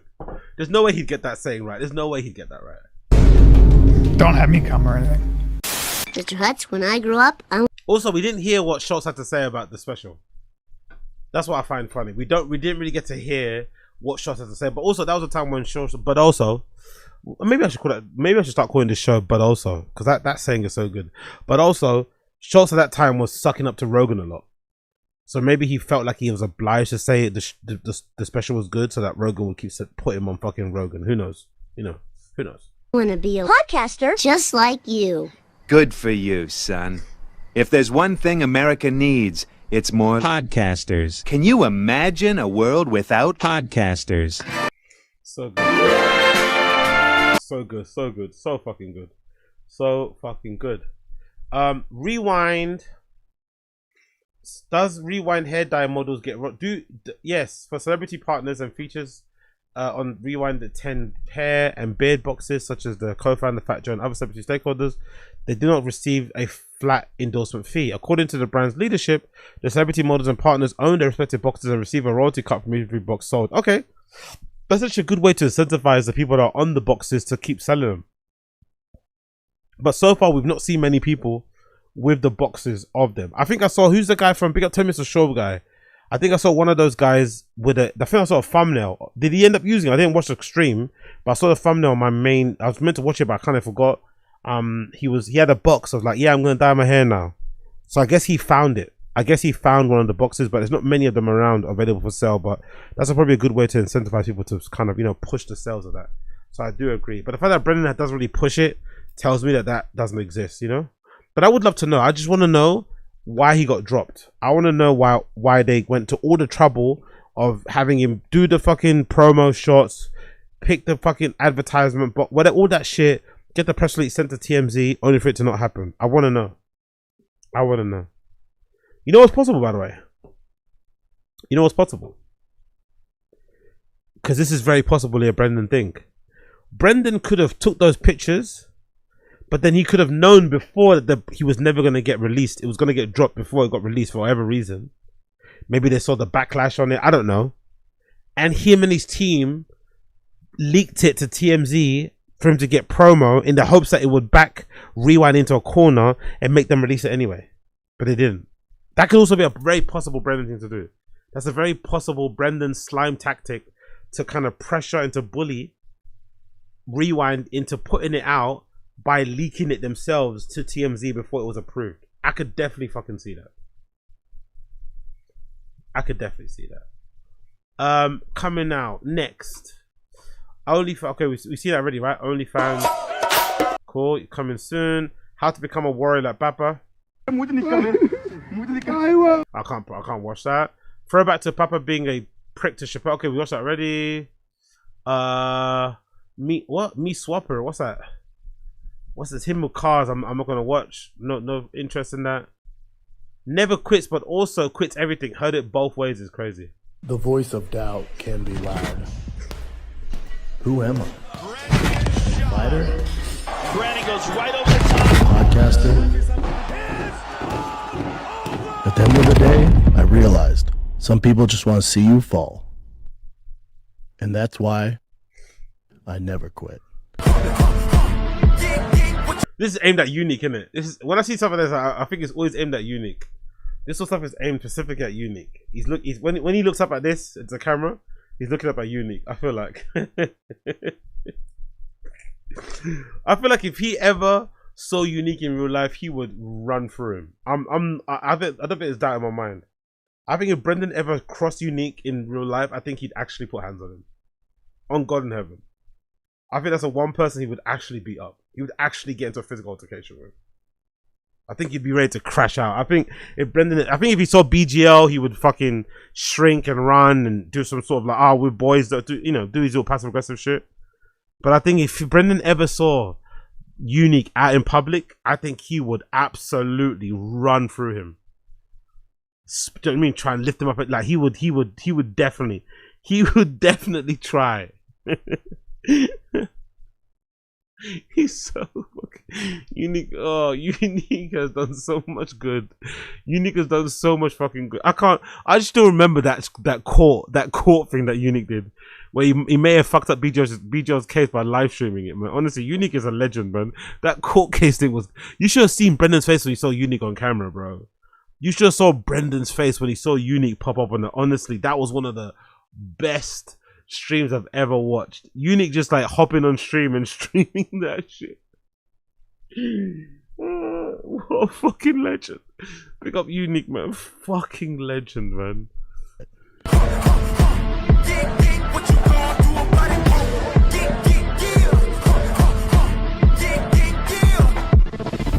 Yo, he was really drinking it. He really likes that, innit?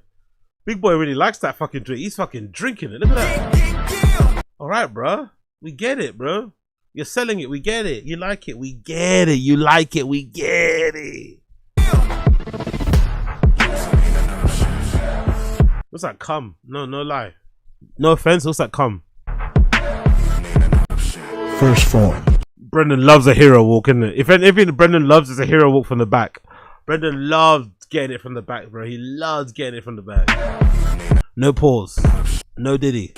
Yes, Diddy. First form. Never quit. First form, never quit is crazy, bro. He's quit so many things in his life.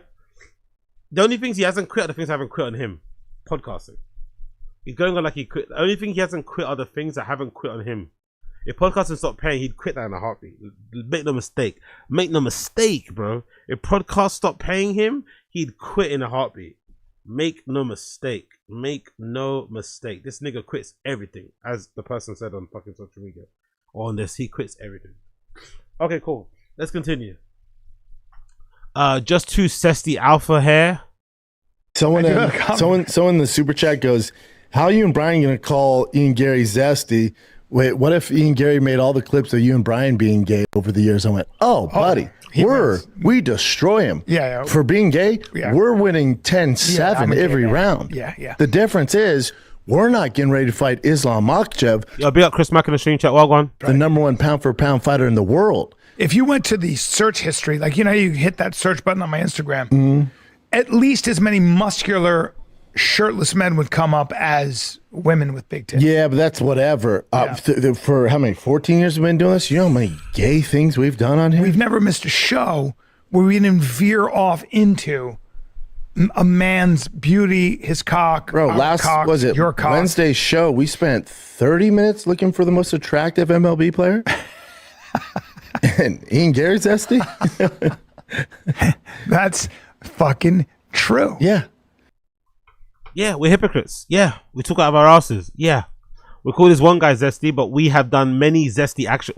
They call it one guy zesty because, I don't know, he doesn't maybe talk the way they like to talk. He doesn't really carry themselves the way they would carry themselves if they were fighting, especially Brendan, I guess. He's this big badass guy, alpha guy, supposedly.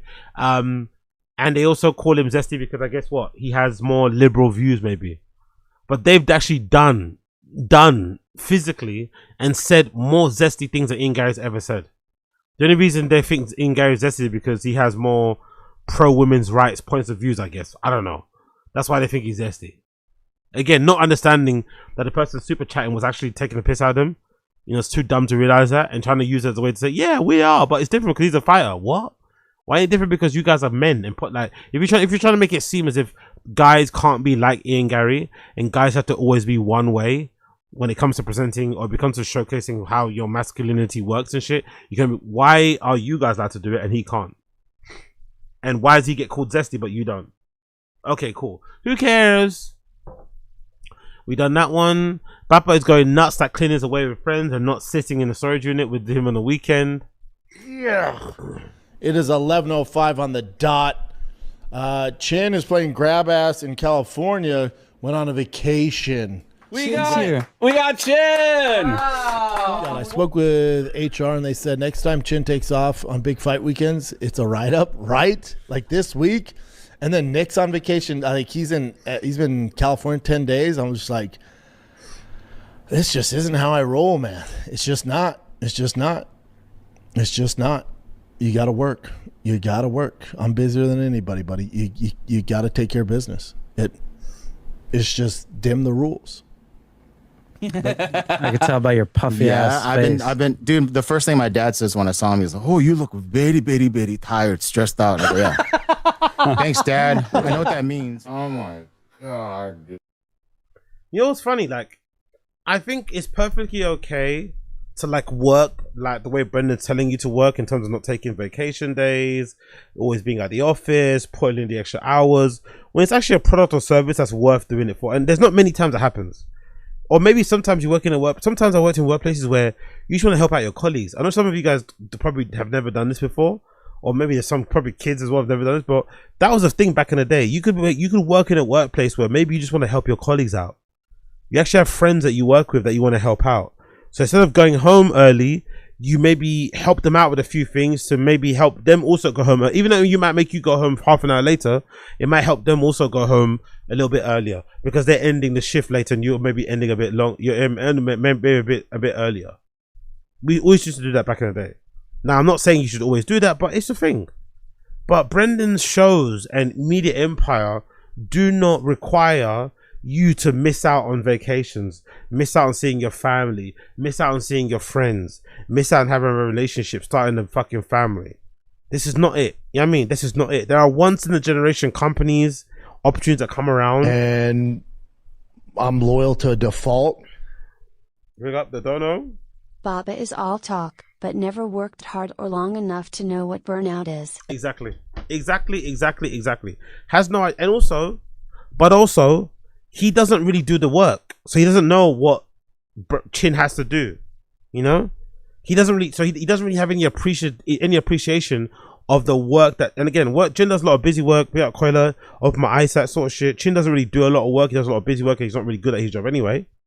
But you know, even now on this particular stream, people keep trolling me and kind of mocking me about some of my technical difficulties because that's become like a thing now, a way to describe someone being poor at their job, especially when it comes to producing a show or sorting out the technical difficulties of it, is to say you're like Chin. That's like become a thing. It's an adjective now. You know, it's a way to kind of describe somebody doing a bad job as doing a Chin. But even that being said, Chin still shows up every single day, most of the time, rarely takes time off, and he's the one uploading the shows, doing the titles, sometimes even doing the fucking timestamps, it feels like, because of how shitty they are. And I don't think it's necessary. I don't think he needs to work that much for this shitty media empire. It really doesn't.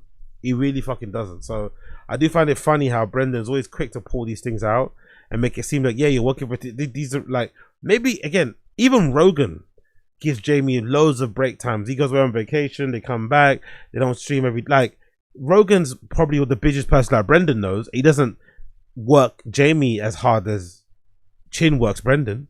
That's a weird thing, isn't it? Rogan's 10 times busier than Brendan is, and richer, but Brendan thinks he should have a producer that works harder than fucking young Jamie. Makes no sense to me. But again, but also, what do I know? But also, what do I know? We watched that already, the Brian Callen Misery Experience. I think you should check that out as well. It's really funny. Feel good. What's that? Calabasas Coderizer? What's that? What's this? This is an old clip, right? It's an old clip of Brendan and Chin trying to do funny jokes. It's ma'am! It's ma'am! I said you guys. No, you said sir. Okay. No, you calm down. No, you calm down, god damn it. Please, calm down. It's our fault. I'm so sorry. It's ma'am! It is ma'am! Please, calm It down. is ma'am! I'll show you, sir! I'll show you!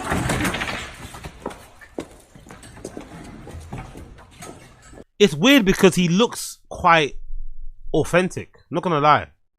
He does actually look like a trans woman. Like, he looks authentically like one, weirdly enough. But I also think it very, very much encapsulates Brendan Schaub's, you know, brand of comedy. At the time, this was late, right? He's obviously copying that viral meme of that. I think that trans woman in a GameStop, I think, or somewhere, or maybe it's a petrol station that freaks out. So he's copying it. It's obviously many years too late at the time. It's also done very, very badly. His acting is fucking atrocious. He doesn't wait for Chin to finish his line before he just gets into the other lines, and he just repeats the same joke 17 times in the beginning. That's how he actually that's how his comedy. His comedy just repeating the same joke again and again until you laugh. That's always been his way of telling jokes. Not to say something funny, not to have a punchline, not anything. Just to say the same thing in a funny way, or or a somewhat humorous way in order for you to laugh. He's learned that from Rogan, and that's how Rogan does comedy too. Also, Chin had absolutely nothing is also funny. Chin being sleeveless, looking kind of like an NPC, and now Chin having a personality because I guess he has tattoos. That's also funny. It's not to see Chin kind of NPC-ish, like regular fucking podcast producer Asian guy, and now turning into some sort of, I don't know what he is. Is he trying to pretend to be punk or something? I don't know. Chin might be one of the most vanilla people to ever have tattoos, if you think about it. There's absolutely nothing edgy about Chin apart from his alcohol addiction, right? Apart from being an alcoholic, what's the edgiest thing about Chin? He's got hand tattoos, finger tattoos, whole sleeves, leg all sleeved off.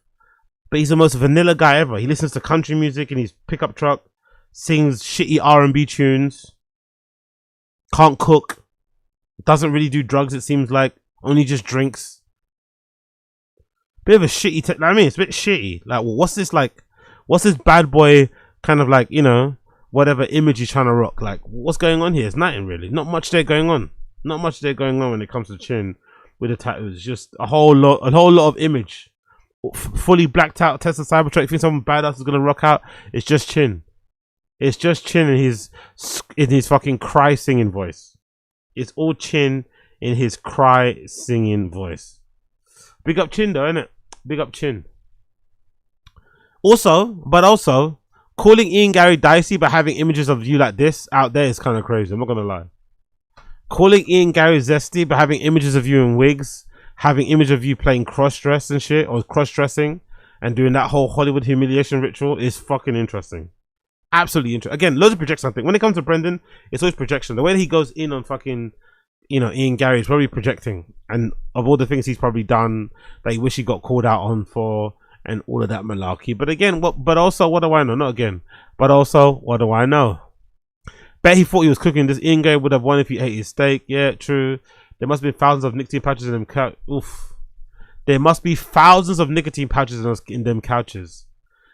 And I thought my couch was clean. Use code Joanna50 and your couch can also be saved and cleansed. Coconut Clean ATX. So Slojo hired people to come and clean her fucking couch.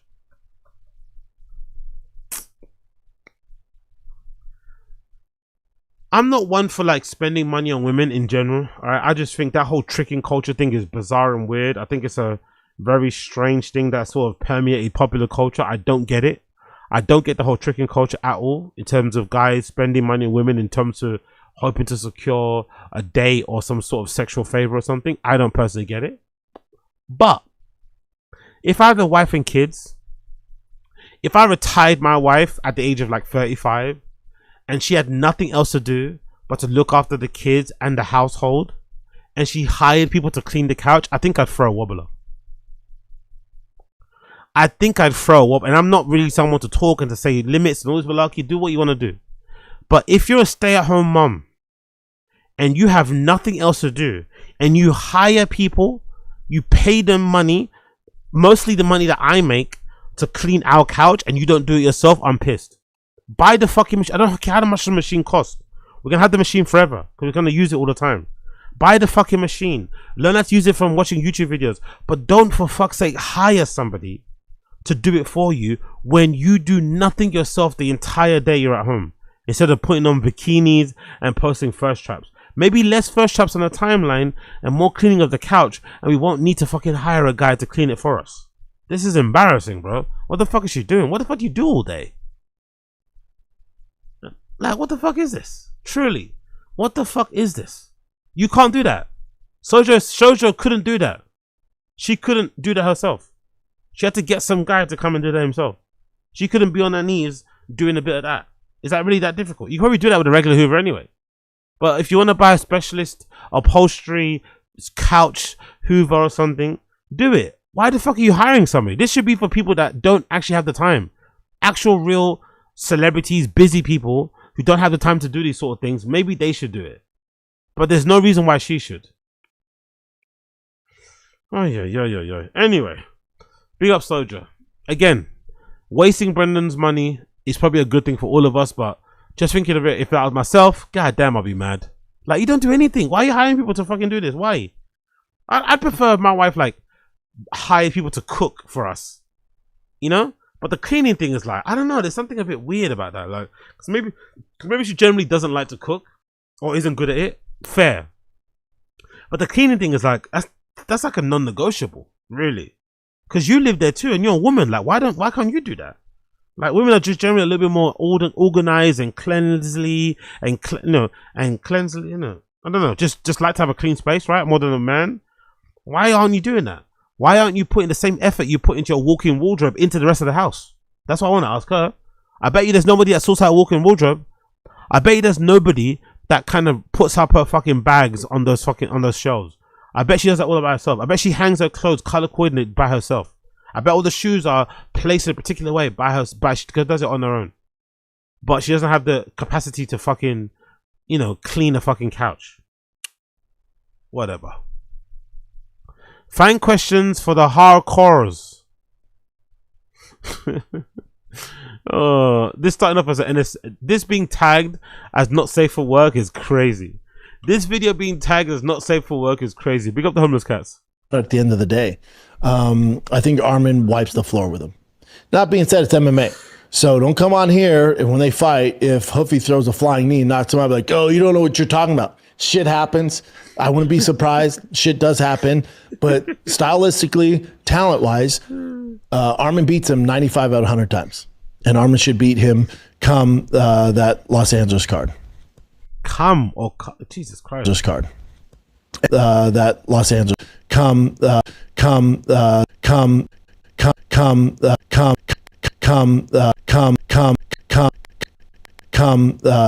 Los that Los Angeles card. Let's be honest, right? Let's just talk a bit honestly about this whole shorts thing. Is this really what people think it is? Is this really the case of Brendan just having a really little piece? Because isn't it really odd that there's never a bulge? Nothing. His balls never accidentally slip. Like, his shorts being that tight up into his crotch, and there never being any, like, he must be wearing the tightest undershorts, like underpants I've ever seen. Because I think a regular guy would have had something there. Like, the fact that there's never anything is quite interesting in itself, if you think about it. There's never anything. You don't ever see something here. Not to overanalyze man's crotch like I'm doing right now. Not to overanalyze his fucking junk like I'm doing right now, but there's never anything. That could speak for. You remember when we found out that Diddy had a really small dick? Remember when we all saw the video? I'm sure some of you guys saw it. When that video leaked of Diddy having that threesome, and it was revealed that Diddy had a really small, which kind of explained Diddy's kind of wild actions and freak of nature and violent temper. I wonder if that also maybe explains Brennan's personality. I wonder if it's because Brendan actually has a small wee-wee, and for his like physical stature and whatever, and you know, he probably thinks he should have a bigger one, and he maybe carries some of that insecurity into the way he acts. That could probably explain it, because it's wild how we don't see any bulge, no bulge here, nothing, just shorts and legs, just fabric. We don't see anything. And you know, Brendan likes to wear tight things. These are tight. That's why they're riding up so high. We don't see anything. Los Angeles card and fight for the title next. That's crazy. Oh yeah, big up Casual. AZ, he is a steroid and Adderall user. Both of these shrink your package. Fair play. What else you got? Jack, what up, bud? Fan question. I watch all your. By the way, refusing to wear a ring so you have this shitty tattoo on your finger is funny. Can you see? I don't know if you can see it in the pause, but he's got this shitty tattoo on his finger here with a little crown. Let me see if I can show it to you now. See that one? That's the tattoo that he has, that because he refuses to. He doesn't like rings, allegedly. He doesn't like rings, so he wears that instead. So that's how he shows he's married, by having this crown on his finger. But if you're smart and you're a real man, you know he does that so he can always keep his options open. If you're a real nigga, again, not to fucking bait up his spot, but that's the truth. But I like that he got away with that with Slojo. I like that Slojo's so dumb she doesn't realize that that's the play. But it worked perfectly for him, because even to this day, even though he talks about Slojo like she's his wife and he doesn't call her his girl anymore, and they're clearly in a better place, it is quite funny that even to this day, Brennan doesn't wear a ring at all. Not even those silicon I'm a fucking weightlifter guy rings. No, he just wears nothing. No ring, no nothing. Just a crown on his middle finger to show, hey. Hey. Fights and been listening to you since I was 14. I'm 25 now. Huge fan. Your inspiration. Thanks, brother. There's just one take of yours that I don't agree with. Let's big up Diana. We're finna replay this just for you, sis. Big up Diana. Yes. Big up Diana. We're finna replay this just for you, sis. Lock in. We're gonna replay this just for you. Let's go. More crotch shots. Yes. More cropped crotch shots. Let's do it. More cropped croc shots. More CCSs. Big up all the CCS boys and girls, they, dems, and theirs. We out here. How could you say Conor doesn't deserve the Holloway rematch when he comes back? We didn't get to see where any of Conor's skills are at. He's sure. Yeah, funny, isn't it? Funny. Big up Papa. 10-year anniversary. Be funny. They'll do the same views. How the mighty have fallen. Cool. Okay, cool. Let's go. Red. More stuff. Podcast producing is Papa's official nickname now. Struggle works every time. How can Chin and other podcast producers survive mentally working there? That's all. So, guys, I've been microdosing. Okay, we don't care about that. Guy in storage unit sipping big gulp next to his fake UFC belt. He gives an opinion on Ian Gary. That's a great title, by the way. Guy in the storage unit sipping a big gulp next to a fake UFC belt he bought online gives opinion on Ian Gary. I'm all about glass half full. Not right after the fucking fight, dude. There's I like how he tries to go viral. I really do like how he tries to go viral. I really do like how he tries to go viral. I like it. I really do like when he tries to go viral. I think it's the best comment. When he tries to be like a content creator and create like these like viral bits that people are gonna go crazy for. I love it because he just gets laughed at. Everyone just laughs at him. Everyone just laughs and mocks at him, and they don't go viral the way he wants them to go viral. They go viral because people are mocking him. I do like that. I do very much enjoy that side of him. But yeah, God Almighty, he's insufferable. I'm all about glass half full. Not right after the fucking fight, dude. The guy who's done absolutely nothing in the UFC, right, wasn't like, honestly, in terms of a career, had a bit of a nothing mediocre career. I just can't understand how critical he is of other people. Even other fighters who've won stuff aren't as critical as Brendan. Brendan was like, you know, not very good at MMA. I don't think so, in my opinion. Again, I'm not knowing much, but you know, and he didn't really do much in terms of winning a belt or anything. But he has such a strong opinion on what everyone else is doing, bro. You were never in a conversation to ever be like, you know what I mean, like, I don't know. Have some humility, maybe understand how different the fight game is now and all this. I don't know, just the lack of humility, the lack of respect he has is interesting, especially for a former fighter. Most of the stuff that he says, if he was a regular person saying it, if it's MMA guru or whoever, you don't really bat an eyelid.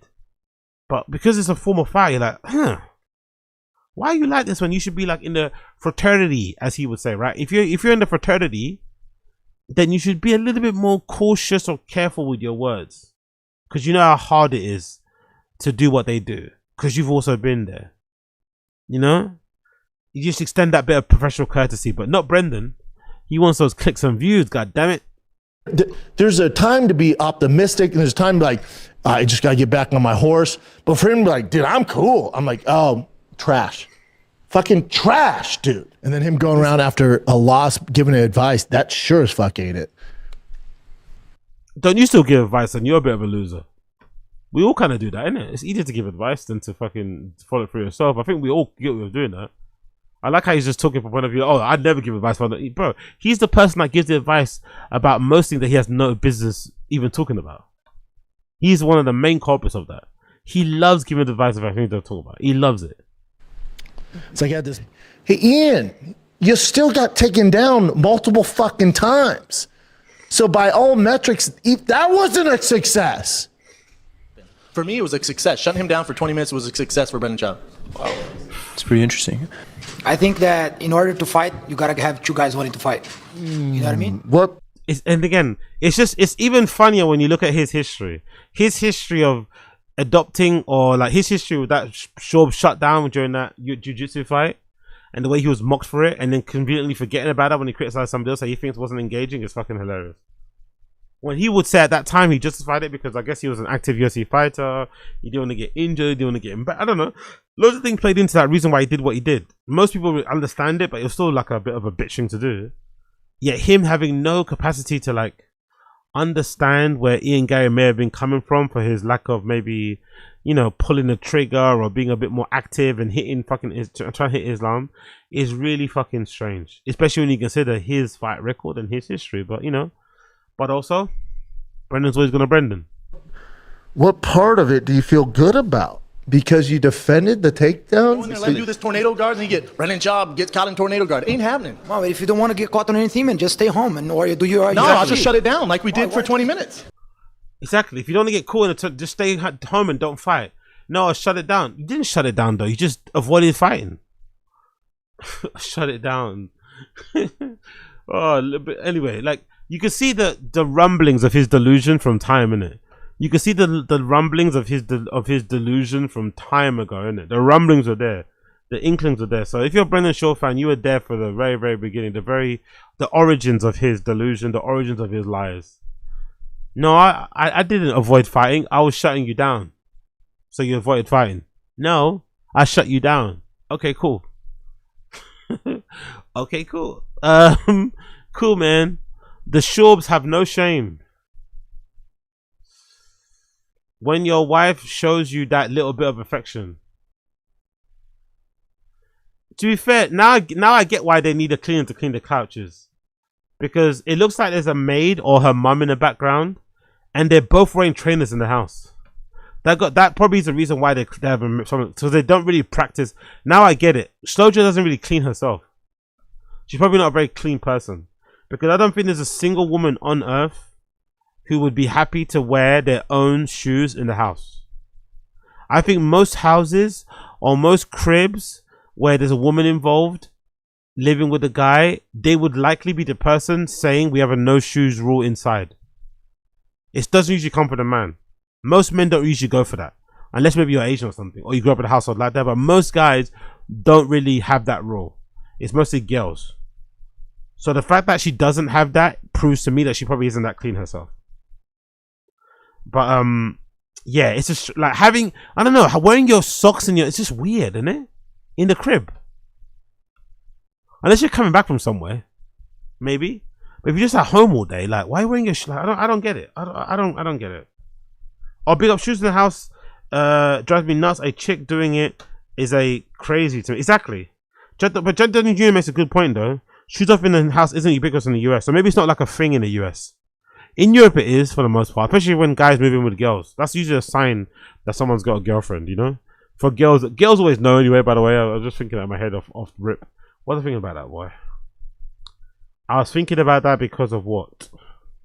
Maybe because of some Croatian thing, but women in general know when a guy's got a girlfriend. It's easy to tell.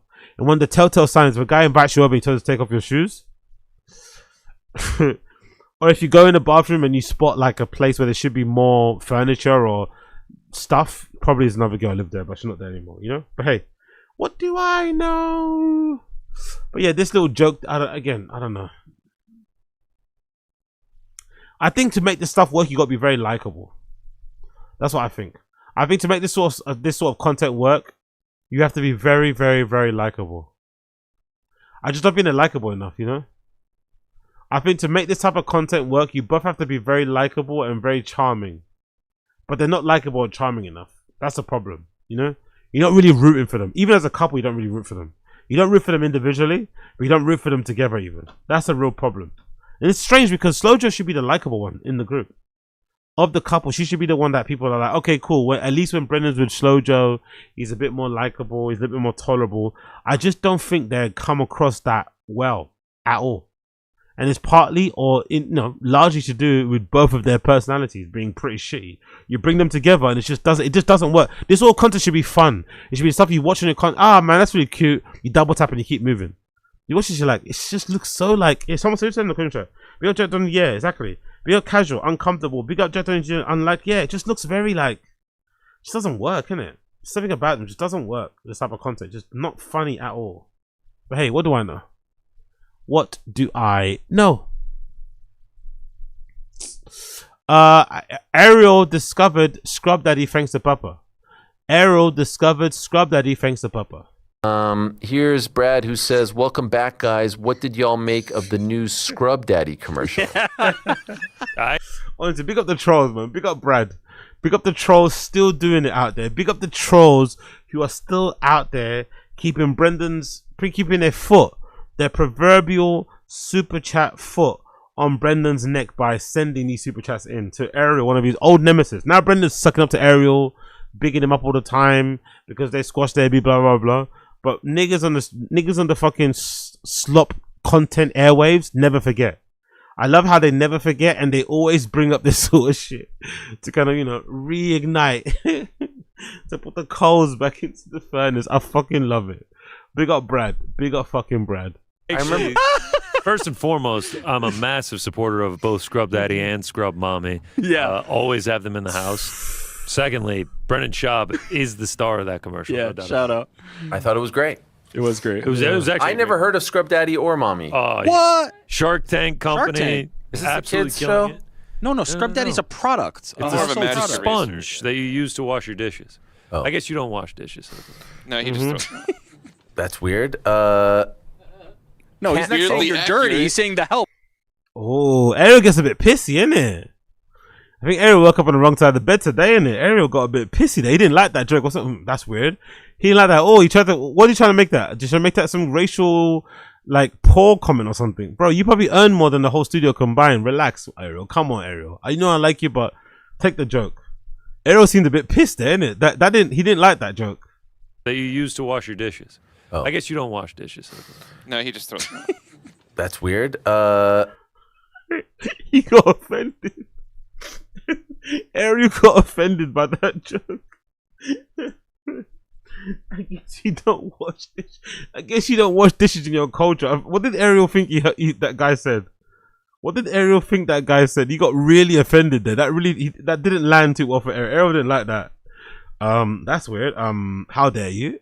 You're fired. Go work at Fit Boy. wash your dishes. Oh. I guess you don't wash dishes. No, he just throws them out. That's weird. No, he's not saying Weirdly you're dirty. accurate. He's saying the help does that. You know? No, I don't have that. they're Camrank, washing John Jones currently. Oh, look at them both looking at each other. Look at them both looking at each other. The boss is mad. They know they're gonna be asked to do overtime, bro. They know they're gonna be asked to do all the timestamps, all the clips. They know what's coming. They know what's coming. A scolding is coming. A scolding is coming. They know a scolding is coming, man. Big up Ariel though. Big up Ariel. Big up Ariel. Big up Ariel. Big up Ariel. I wonder if Diddler will show up at Chris Hansen's movie. Don't even follow them. Oh, how the mighty have fallen. We do more than portable toilets. Give us a call. Texas, what? Temporary construction. Okay, Texas podcasting, luxury restrooms, temporary fence barricades, ground level offices, roll off dumps. Okay, cool. Crazy. Y'all just jumped on the make a Bapper victim bandwagon. I don't ever like when people jump on the bandwagon. It becomes a trendy thing to do to hate on a guy. Trust me, I've been a victim of that. It becomes a trendy thing to do. A lot of times it's validated. But when it comes... A lot of time it's validated or valid. Come on, bro. English is your first language, no? A lot of time the hate is validated. Not valid or validated. I don't know. Heard it both ways. Comes to Ian Garrett, like his personal life, like him being a cuck and his wife writing the book, I don't really care about all that. Yeah, you do. He brought this other stuff on himself, and then he's doubling down. It's a disaster. Don't you do the same thing though? The lack of self-awareness when it comes to Ian Gary is funny. Everything he hates about Ian Gary, he does himself. So I guess maybe all of this kind of posturing and this sort of performance that he does with Ian Gary is probably just him talking to himself, really and truly. It's probably just him using Ian Gary as a conduit to kind of talk to himself and to kind of give himself a dressing down for the stuff he's done in the past. Because surely he must see some of the hypocrisy and the irony and the contradictions that come from him commentating or, you know, tearing into Ian Gary the way he does based on things that he said and done. When you think about the things he said and done over the years that people also criticized. And I love how he thinks that anyone hating on him is just jumping on a bandwagon. Anyone that criticized him, jumping on a bandwagon. No one had any valid criticisms to say about him. It was all just people wanting to jump on the bandwagon with hate. It's like, I don't think that's the case. I think some people maybe discovered you through some bandwagon videos, but I think largely people's impression of Brendan is probably true and accurate. He is a piece of shit, but he was tolerated for a long time because he was friends with Rogan and his inner circle. Now, not so much. Things have probably changed, you know? I don't think it's any deeper than that, but, you know, Brendan's always going to have to try and protect his little fragile ego and make it seem like it's everyone else's fault and not his own. Standard. But hey, what do I know? Ray Mr. Sharp, your girlfriend now Asian as shit. What's this?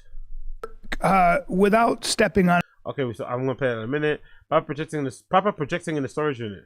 Dude, and again, this is him not. Big up the Blur. Big up the Blur team. Big up the people in the Homeless Cat subreddit adding the Blur to Brendan's crotch. I'm sure Diana will be happy about that and others. Big up the Blur team.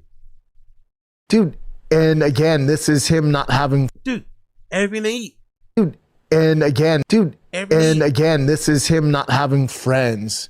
Be like, hey, stop being gay. Hey, you gotta stop with all this shit you're doing. You know what's funny? One of the biggest things that we learned with Brendan Schaub Law was that before he did the Showtime stand-up comedy special, we found out from Brendan himself that both Brian Callen and Joe Rogan told him not to do it and it'll be career suicide. Yes, the money's good. Yes, the opportunities to do further things for Showtime down the line is great and hard to turn down. But both Brian Callen and Joe Rogan, both his comedy mentors, his friends, people in the industry at that time, probably 20 plus years, they both told Brendan, don't take that Showtime deal to do a stand-up special 3 years in. People are going to laugh at you. It's going to be fucking terrible, more than likely, and you're never going to live it down. Brendan thought Brian and Joe Rogan were jealous of him, especially Joe at that time. Imagine how rich Joe was, but imagine Brian just like doing well on TV, having a recurring film, show, whatever, being around. He honestly thought that they were just jealous and wanted to get the money instead, so they said no to it. It's like, what? When in fact, the first time he said yes to a Disney thing or whatever cartoon, he got loads of money. So it's like, I don't know. I think this guy has a very strange or warped view of himself compared to what we have of him. But yeah, big up Brendan, man. He totally is the gift that keeps on giving.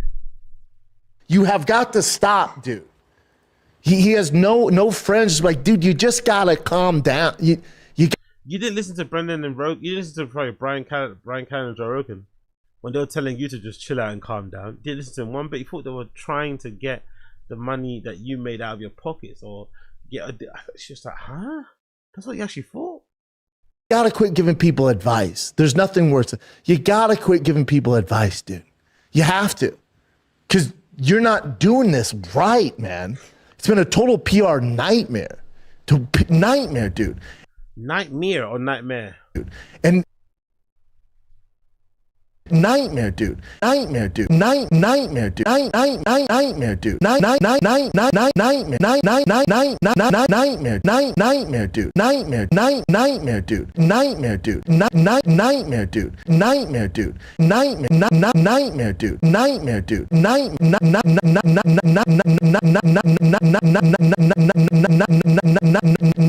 Nightmare, dude.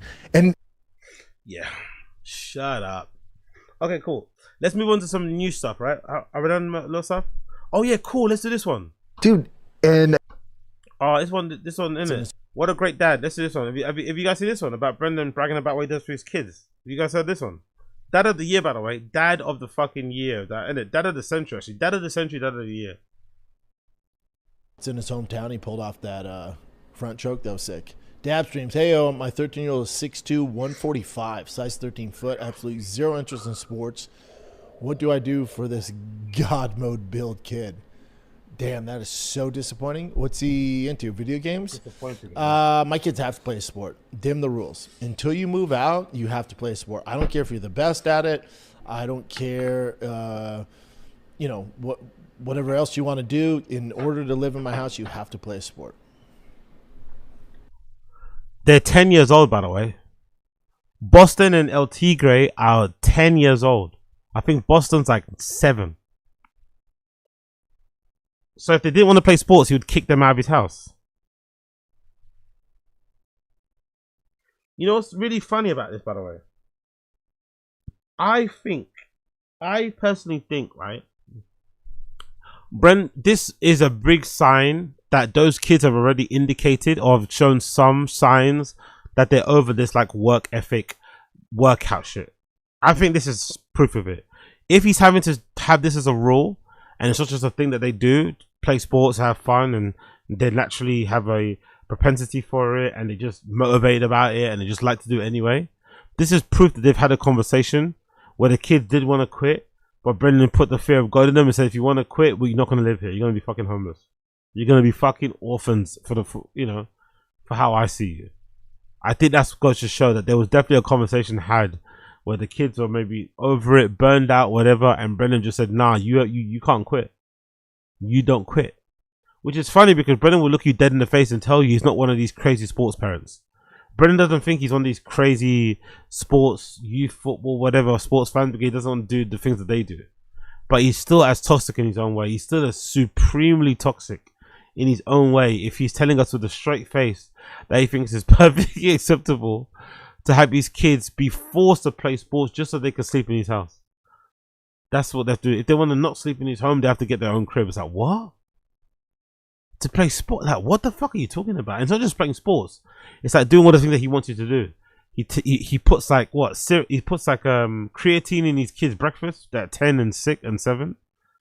He makes them do burpees and shit all the time. I don't know. It's just a strange thing to do.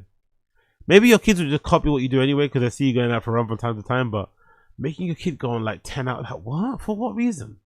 What is wrong with these people? I don't know. These niggas be weird, man. And again, think about what he's doing here, by the way. He's only got this rule in place, partly, I think, as well, because he wants to have something to connect with his kids with. That's my hot take on this. I think Brendan is always in fear, especially with maybe his kids being half Spanish, I don't know, or half Mexican, sorry, that he might not have nothing in common with his kids. So a way to keep them rooted and grounded to the US, or for him to have a conversation with them to feel like they, whatever, he has to have the sports thing, because I guess that's one thing he probably bombards their brain with all the fucking time in sports. I bet you there's not much else that goes on conversation-wise between them. So yeah, so he, in order to have a connection with them, he wants that. So clearly, I love how he's thinking more about himself in that regard than his kids. Instead of thinking about his kids' well-being and them having fun and making new friends, he's more worried about if they got into A, B, and C team and what their change rooms will look like, what their meals. Honestly, it's so fucking wild. Big up Brendan though, man. Big up Brendan. Beast of a dad, isn't it? Beast of a dad. My kids can't eat if they don't play sports. My kids don't have a roof if they don't play sports. Cool. And somehow he thinks he's gonna stop when they're 16. It's like, you're gonna, if they're still at home at start, you're still gonna do that. Slojo hyping up her workout next week. All right, I'm really nervous because next week I'm gonna start working out again, and I have not worked out in over a year. And a lot of you asked me like how I still keep up with my physique. I Peptides, GLP-1s. guess. Sorry, I was wearing a pair of sweatpants, as you can see. And obviously lipo too, by the way. Obviously lipo. You can tell she got a lipo something. But again, let's not talk about that. Let's just make it seem like we've got superior genetics in terms of work ethic. We're better than everybody else. That's what her and Brendan, that's why they're so well suited. They're so well suited because they always lie, even when they don't need to lie. Literally everyone under the sun is on GLP-1s. Literally everyone. Literally everyone's on some sort of peptide. Literally everyone's using whatever enhancement they can look to look the best that they can ever look. But these motherfuckers still won't admit it. They're still trying to make us believe that they've got these superior genetics. They're just built different. They're just built tough. Yeah, alright. Yeah, I guess I just keep up with my peptides. I eat as healthy as I can. Yeah, big up Josie. Yeah, tummy tuck probably. Most of maybe lipo too. Maybe the combination. You can tell from how the belly looks. You can tell if you see enough IG baddies. You can tell the lipo fucking stomach. It's kind of gruesome. I think Cardi B put out a video recently where she was like advertising something on her stomach, and her belly looked awful, man. It looks kind of disgusting. I'm not gonna lie. The lipo tummy tuck belly looks kind of gross. So yeah, Soja's out here telling people that she's gonna work hard. Watch out for her workout. I don't know who she's talking to about it, by the way. That's one thing I know. I don't know who she's talking to. Who's her audience? Is she talking to the comment simps? The fucking T5K fans? Her fans? The wider simps around the world? I don't know. Who's she actually talking to? Anyway, who cares? Big up Slow Joe. Big up Slowest Joe. What's this? You just can't make this up? What are you doing? Well, if he's never going to be champ. Like, remember when I... Hold on. What are you doing? Well, if he's never going to be champ. Like, remember when I first got into comedy and I was like trying to be this like mopey, and you were like, you and Rogan were like, what are you doing? Yeah. That's not you. I told you. I said, you're loud. Like, fucking be your guy, man. Yeah. Be the guy. Be the guy. Be the guy. Because you can't go, there's but nothing you didn't else know you you're do. trying to be, you're in Hollywood. You're trying to, I remember you would stand with your legs really spread apart. Yeah, I didn't want to be the huge guy. So you could be short. Yeah. Like we were at a party and you go, hey, I'm enormous. Yeah, yeah. Be enormous. You know what I'm saying? So it's I get it, but I was a lot younger. Oh, so you're allowed to make the mistakes that Ian Gary's making because you're younger, so you're better than him. So he can't make those mistakes because he's older. The mistakes that you made to try to fit in, try to adapt, to try to cover up your insecurities, to try to help you manage things, you're allowed to make them because you were younger, technically. But Ian Gary can't make them because he's older. And also, you get to define what the mistakes are. To you, they were mistakes. To Ian Gary, they maybe aren't mistakes, and he's doing them because he wants to do them. But you get to be judge of that, right? He's such a piece of shit. Really is. Like, he's so unlikable. It's unreal how unlikable Brendan. It is so unreal. And also, I didn't have a lot of feedback from... Your closest friend is Brian, and Rogan were telling you, stop acting weird. Stop doing that thing you were doing to make yourself look smaller, or be mopey and be like a creative, I don't know, I guess like a sad artist. I don't know, whatever. This guy's always a comedian. He can never be himself, by the way. I do find it funny that he came to comedy and immediately decided to copycat somebody. Immediately. He couldn't just do his own thing. So that's always been his fucking thing. And now he's going to say, oh, I didn't have enough people around me to tell me. You had Brian and Rogan tell you not to take the Showtime though, and you still did it anyway because you thought they were jealous of you. You had enough people, you just didn't want to listen. fan, like Ian Machado, the fan base is telling you what you're doing. Yeah, anyway, whatever. This Ian Machado, I'm tired. Even if Ian Machado Gary is fucking bad, people like Brendan make me want to back him up. Even if what he's doing is wrong, I want to back Ian Machado Gary because he's such a piece of shit. By the way, random thing, right? Random big back thing, right? Feast ice cream. Am I the only person am I the only person that's noticed something? Am I the only person that's noticed something? Why is it, right, that Feast ice cream bars aren't like this anymore? See, look, they've changed it. Why aren't the Feast ice cream bars chocolate? They used to always be like this. Do you guys remember? And this is some big back shit. This is some fucking big back shit. The big back in me still, even though I've lost a ton of weight, the big back in me still lives. Why is it that these ice creams no longer have a chocolate ice cream here? Because usually these ice creams are really nice. They have like this, it's like a lolly, right? It has this, as you can see, this milk chocolate casing, right? That's with hazelnuts. And underneath that, there's a layer of ice cream. That's chocolate ice cream. And then inside of it, there's like a massive chocolate sort of like square, like a rectangle thing. Usually has an illustration. Sometimes it has like an illustration, or maybe sometimes we'll have like Feast written on the fucking chocolate bar. But now the newer ones don't have the chocolate anymore. It's just vanilla. What the fuck has happened? Now all of them are like this. Now all of them, instead of that, they have this shitty vanilla flavoring in it. What happened to the original ones, man? What happened to the original Feast that had the chocolate in it? Why did they change it? I fucking hate this new version of Feast. It's so fucking shit. Let me see. Is there like a news article about this? Because I need to know. Yeah, there we go. I knew I wasn't the only one. I knew I wasn't the only fucking one. Big up the grocer. Big up the bug cut grocer. I knew I wasn't the only one out here fucking big backed. The grocer. Wall's Feast recipe change sparks backlash as fans demand a return to the original ice cream. Big up Joyce, yeah. Big up, maybe Cocoa to hard. Let's see. Let's find out. Maybe Joyce might be right. Is the chocolate harder to manufacture? I don't know. Wall's Feast has faced backlash online after reformulating the recipe of its chocolate and hazelnut ice cream sticks.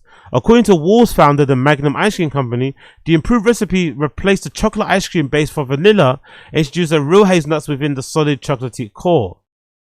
The brand started rolling out the new version in January alongside Feast Caramel spin-off that features the same vanilla ice cream with the caramel sauce core. But the original has since been met with a wave of critical reviews, with the fans demanding a return, with more than 100 shoppers posting negative reviews on Tesco's website. Bought as I thought they were normal Feast I buy, absolutely awful, will not be buying again. Bring back the original cooked chocolate Feast, says one shopper. Why have they changed the recipe so much? This is completely a different ice cream. It's vanilla ice cream instead of chocolate, and the core is sloppy hazelnut chocolatey thing instead of milk chocolate block. Exactly. Oh, so they've even put hazelnut inside it. Yeah, the chocolate block used to just be super hard. Now they put the fucking hazelnuts in it. It's probably making it sloppy. I used to really enjoy the Feast ice cream, but those new ones are absolutely disgusting. I hadn't realized they changed it until I took a bite and was met with huge disappointment. And needless to say, the rest of the pack went in the bin. I would have fetched them out of the bin ASAP, bro. Big back in me would have took them out of the bin straight up. Many fans have complained about the ice cream no longer chocolate flavored, which one reviewer said the middle quite felt similar to a Nutella. Despite the negative feedback, Groceries understands Magnum Ice Cream is not currently considering reformulating the product again or changing back to the original recipe. Fucking hell. Why did they do it? Must be cutting costs. Big up Josie. It must be like a cutting cost thing. There must be something about making it a solid chocolate core and not making it mix with hazelnuts that does it. Oh. Can't wait for Zynga's EDP era. Exactly. If I had an EBT, you just see my head. On God in heaven. If I ever had an EPD, EDP, fucking whatever his name is, era, I would just zoom with my head. Or there'll be no camera. I'll be one of those fucking YouTubers that just has like an emoji or some sort of animation that kind of just moves its mouth as I talk. But there'll be no fucking camera. There'll be no face cam. God forbid I ever end up his size. I would never appear on camera ever again. On God in heaven. On God in heaven. Anyways, what do I know? But also, what do I know? Let's continue. Okay, Brendan went on some rant recently about fucking Dana White. This is a recent episode, right? Big Brown Breakdown episode number 530. The UFC failed Bellemere. Big Brown Breakdown episode 530. Let's check it out. Brendan going on some weird rant about Bellemere, even though last week he was, I don't know. That's a flip flop, isn't it? I think he was calling her a future champion, saying how sick she's gonna be, and as soon as she got murked, he's on here talking about how they failed her. Cool, man. Yes, sir. It is Thursday, August 27th. What's poppin'? Welcome to the Big Brown live, not live, just Big Brown Breakdown. We are live tomorrow, Friday, same place, same time, 11 a.m. Central Time. I feel like he's saying these type of things about it not being live every day as a passive aggressive shot at Chin. I have no proof of it. No evidence apart from what I'm taking from the fucking clip, which could be seen as evidence or nothing at all. But I personally think Brendan always starting these reads or these live stream or these recorded shows with that little blurb at the beginning is a way for him to like passively fucking poke out Chin and maybe get him to a point where he backs down and says, okay, then I'll do it live every day. Because it just annoys him all the time. I having to say that. Because I think he actually stares at Chin when he's saying it. I think when he's saying all this stuff, he's actually looking at Chin too. Blah, blah, blah, blah, blah, blah, blah, you know? That's Chin. He's glaring right at Chin there. Don't tell me anything different. He's looking right at Chin there. Them the rules. No vacations. I work harder than anybody I know. Know what I'm talking about? Them the rules. Toyo Tires. Kibi Tech. Friday, same place, same time, 11 a.m. Central Time. Real Housewives of the UFC. Not a ton going on. Biggest thing that happened in our crazy world of mixed martial arts. It's not the fight night coming up in China. That would not be it. It would be oh yeah, it can't be that, by the way. It can't, because it's a foreign fight card. It can't be anything to do with China. It can't be anything to do with overseas, because it's obviously not something that he's interested in, because he doesn't care about overseas. So it can't be those cards. No one cares about those cards, right? No one cares about the China card because it's in China.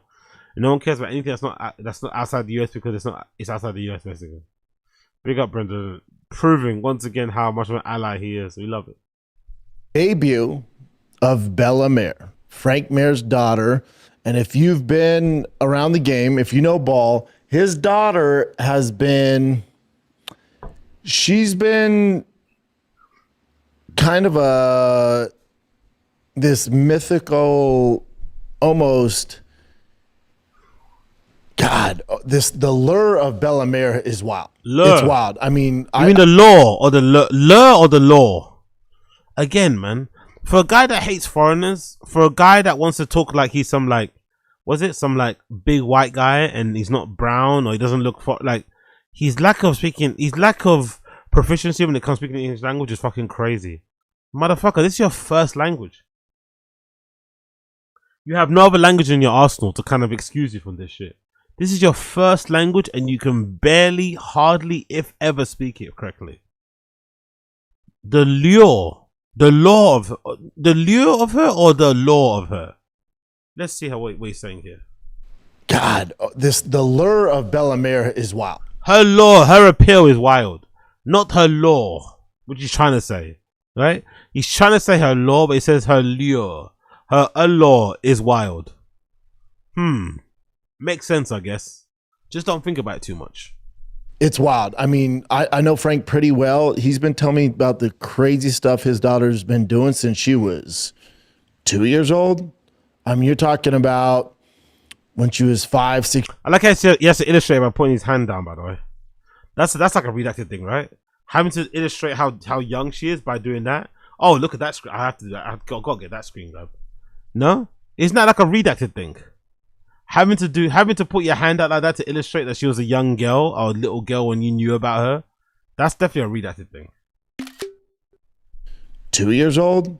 I mean, you're talking about when she was 5, 6 years old, out in the rain, carrying freaking sandbags, running sprints up hills. And he's like, dude, we got a monster on our hands. We got a monster. She wants to do this. She wants to do this. She has these huge goals, huge expectations. So if you know ball, if you've been around the game, Bella Mare has been quietly this it's a prospect. One thing I noticed about Brendan, right, is that if somebody fails to live up to their potential, he loves it too because he gets a shit on him. If somebody that's hyped ends up winning, he loves it too because he gets to jump on the bandwagon. You know? He absolutely loves it.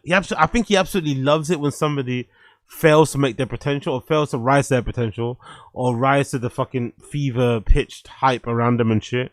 He absolutely loves it because I think it somehow makes him feel better about his career. Again, no evidence of it whatsoever, but I think he loves it. And then when it comes to hyping up people and jumping on the bandwagon, he also loves it too. There's nothing he loves more than being an unapologetic hype beast. But I do find it funny how he does this type of shit. And then he'll turn around and say, but I love Frank Mir. I love Frank Mir. Right? I love him. He's my best buddy. It's like, but you're trashing his daughter, no? Protege of, you know, the GOAT or the at least Mount Rushmore Hall of Famer Frank Mir for quite some time. So when it comes to her debut, obviously I see all the stuff online, all the hate she gets, stuff like that. Let's start with this. Let's just start with this with Dana White Contender Series, just in general. I think there should be a rule. There should be a rule when it comes to competing in the biggest combat sports organization in the world. I think there should be a rule, and the rule should be, especially getting to a Dana White Contender Series, the very minimum should be 10 professional fights. This protects the fighter. This gives a better product. The notion that a fighter, whether some have 2 fights, some have 3 fights, some have 4 fights. The notion that a fighter, after 3 or 4 fights in a lower level promotion, super low level, is ready for the limelight or ready for the biggest organization in the world is flat out dumb. It Didn't Brendan have loads of fights before he got into Contender? Didn't help him out, did it? Really? I think in Dana's eye, don't get me wrong, they do rush, but I guess either you got it or you don't. Doesn't Brendan always say that? UFC is the biggest promotion in the world, blah, blah, blah, blah. Every other fight promotion doesn't count. Now he wants them to be built up. So, like, what? Didn't you say it's either sink or swim? I'm sure he said this at one point about the UFC. It's sink or swim. There's no easy fights. But now because it's somebody's daughter that he maybe is friends with, he's now adding all these other fucking caveats to it. Classic Brendan though. It's dumb. And no other sport, and UFC wants to compare themselves to the NFL, MLB, NBA. No other major sport. Don't you compare them to that?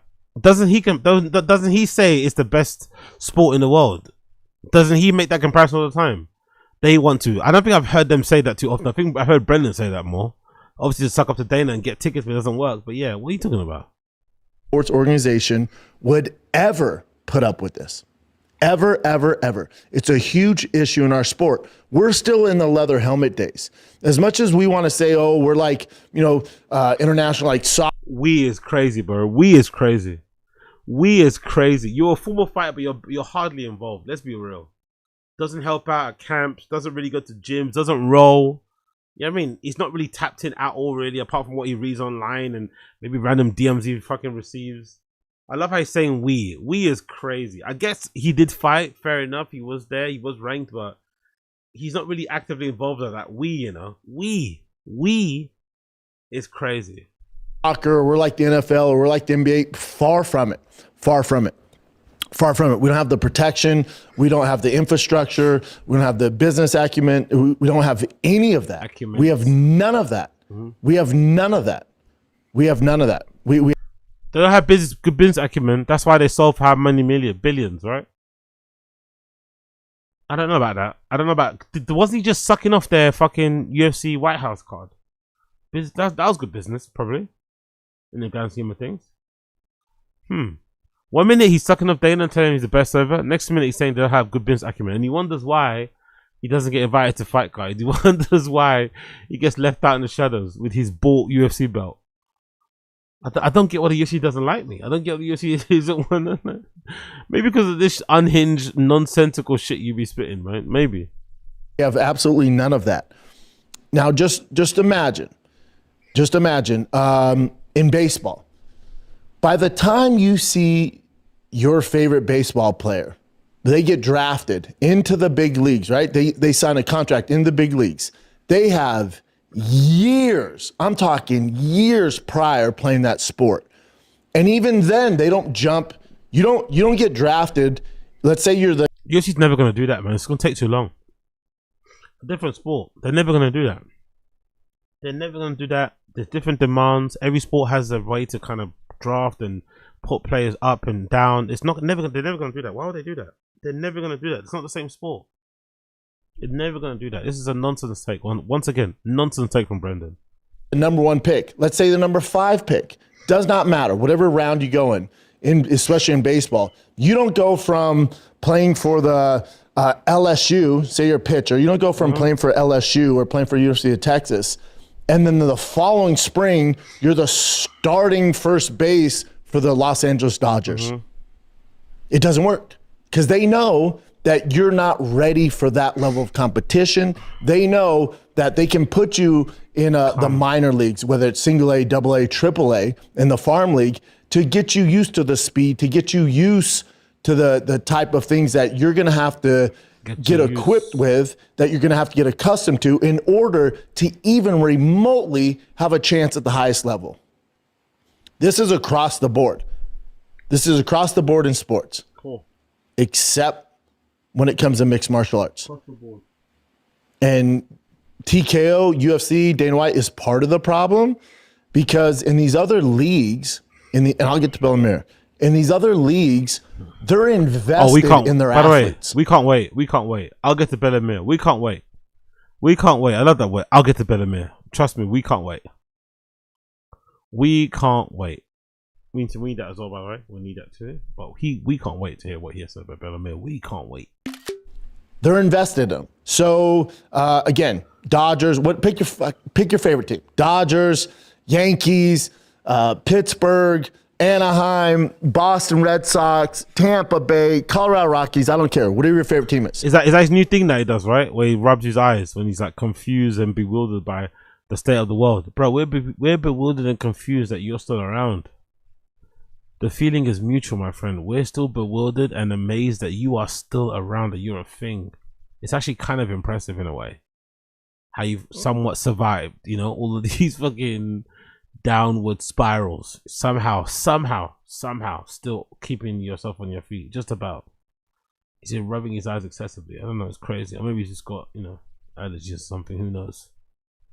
When they draft a player, not only do they sign them to a multi-year contract, but then they also invest money into them and also provide them with the highest level of recovery, diet, nutrition, trainers, hitting coaches, pitching coaches. Wasn't he just saying earlier before that the UFC pays everyone well and he's going to stop talking about the UFC fighter pay? Wasn't he just saying that recently? He's going to suddenly side with fucking, what's his face? Come on, man. Just lying for the sake of lying, I guess. It's across the board because it's an investment into their future. It's not a we need you right now type of thing. It's an investment. The issue with our sport is there's no investment. There's no investment in any other athletes.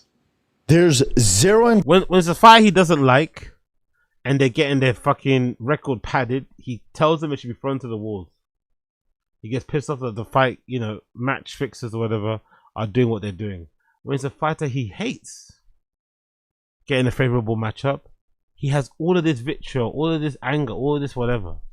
I do find it very funny. I do find it very, very, very funny. Investment. The investment is in UFC, TKO, and the shareholders. The investment is not in a once-in-a-generation talent in Bellamere. They do not care if she makes it. They don't care. Her managers don't care. They should be ashamed of themselves. That Bellemare, you finally have this prospect, especially in the women's division. There's not a lot. I don't know if you know ball, there's not a lot fucking popping when it comes to female fighting. Brendan doesn't like female fighting anyway. He doesn't like it at all. He said it categorically. He doesn't like female fighting. He thinks it's a waste of time. So his opinion on female fighters should be, I think cast to one side because he doesn't really watch it anyway. So he doesn't know who's popping. He doesn't know who's coming up. He has no idea who's who. Apart from, Cyborg, he has no idea who's who in the UFC. Which is, again, evident by his fucking kick and also evident by the tons of action he's been kind of involved in. But hey, what do I know? Let's continue with Brendan's point. It has it, just like every division, it has its peaks, it has its valleys. And then you finally have this protege. Checks all boxes. Didn't say the same thing about Aaron Pico. If I was Bellemare, I would be really pissed off and annoyed that Brendan's like my person cheering me on. That'd really affect me. If I was her and I heard that Brendan was a person cheering me on, that would really fucking affect me. I'm not gonna lie. Her dad is MMA royalty. The extensive knowledge that Frank Mir has is wild. It's second to none. It's second to none. If you don't believe me, just go listen to it. He's a personal friend, so I can call him and get knowledge from him. But if you don't believe me, listen to his commentating when he was on WEC. He's a personal friend. All right, let's chill out. Let's chill out. Let's chill out. He lost that gig for whatever reason. Think he threatened to kill Brock Lesnar in a fight. For whatever reason, by the way. For whatever reason. Which is crazy with the wild shit they say today. But he's suffering from that. But because they say more wilder shit today, it makes what he said back in the day not that serious. What? You can't just say you're going to kill someone on a broadcast. If that's what happened, I don't think you could say that in any generation. Then back then or now. I think if you said something like that unhinged on the fucking TV network, you should probably get taken off the TV networks, Then he came back again with another spin-off shit. I mean, whatever. He said ups and downs, but it's not that big of a deal, really. I really don't think so. But here they are. Here they are. You're talking about one of the most brilliant minds, one of the most experienced guys to ever do it. And he pours all that knowledge into his daughter. Pause. She's jiu-jitsu world champion. She decides to go to college to Iowa, becomes a national champion in wrestling. She's checking all boxes. She's doing exactly what a prodigy, a young prospect should be doing. Why she lose them? In order to get to the highest levels. Why she lose them? But she skipped a huge chunk of it. Why she lose them? Skipped a huge chunk of it. That's why, yeah. Now, just because you dominate in jiu-jitsu, just because you dominate in freestyle wrestling at the collegiate level, by no means does that mean you're going to dominate in mixed martial arts. The NFL doesn't go, wow, that guy's really fast at track, and running is part of football. We're going to go ahead and make sure he's the starting run back this weekend on the biggest stage. Okay. Now, running is a part of football, but it's not the end all be all. Just because you're fast or just because you get this one aspect of football doesn't mean that you're going to be the next Barry Sanders. There's a lot that goes into that. But for whatever reason, in our sport, she was dominating in collegiate wrestling. Oh man, she entered some jiu-jitsu competitions. She won those. Yep, put her on the main stage. No experience. Everyone across the board, including TKO, the UFC, Dana White Contender Series, everybody involved in it should be fucking ashamed of themselves. What? This is what you're talking about. Ashamed of themselves. For what reason, though? Because I watched that fight. I've seen Bella's other fights. I'm like, man, I don't know. And this is the number. This is my thing. It's not everybody. My number one indicator that they are not ready for the UFC is distant management. Wow. Other people have other criteria. My number one thing is distant. What's this term, distant man? What the fuck does this even mean? You trying to say management that's not there? That's maybe currently abroad or something. What the fuck? Distant management? What? That's always been his pet peeve, distant management. Before it was like, what was it called again? No. Was it Balance Order, Dropbox? What the fuck was it called? Remember it was called something. Drop Shadow, I don't know. Who knows? Distant management. If they can't control the distance when striking and get out of the way of the punches and know when to come in, because when you don't have experience and you're in there and the bullets are live and the lights are hot and you're just kind of standing there and can't engage and have the experience to know when to go, when to come in, when to go, and then mix up your striking to the wrestling, to the grappling, you're not ready for a high level. And with 4 fights, you shouldn't be. Okay. Most people aren't. Matter of fact, 99% of the roster is not. But we can't make this rule. We can't make the rule the Pick up Jacob. I think Jacob had an interview on somebody. Whoever did this and just let him speak, brilliant. exception.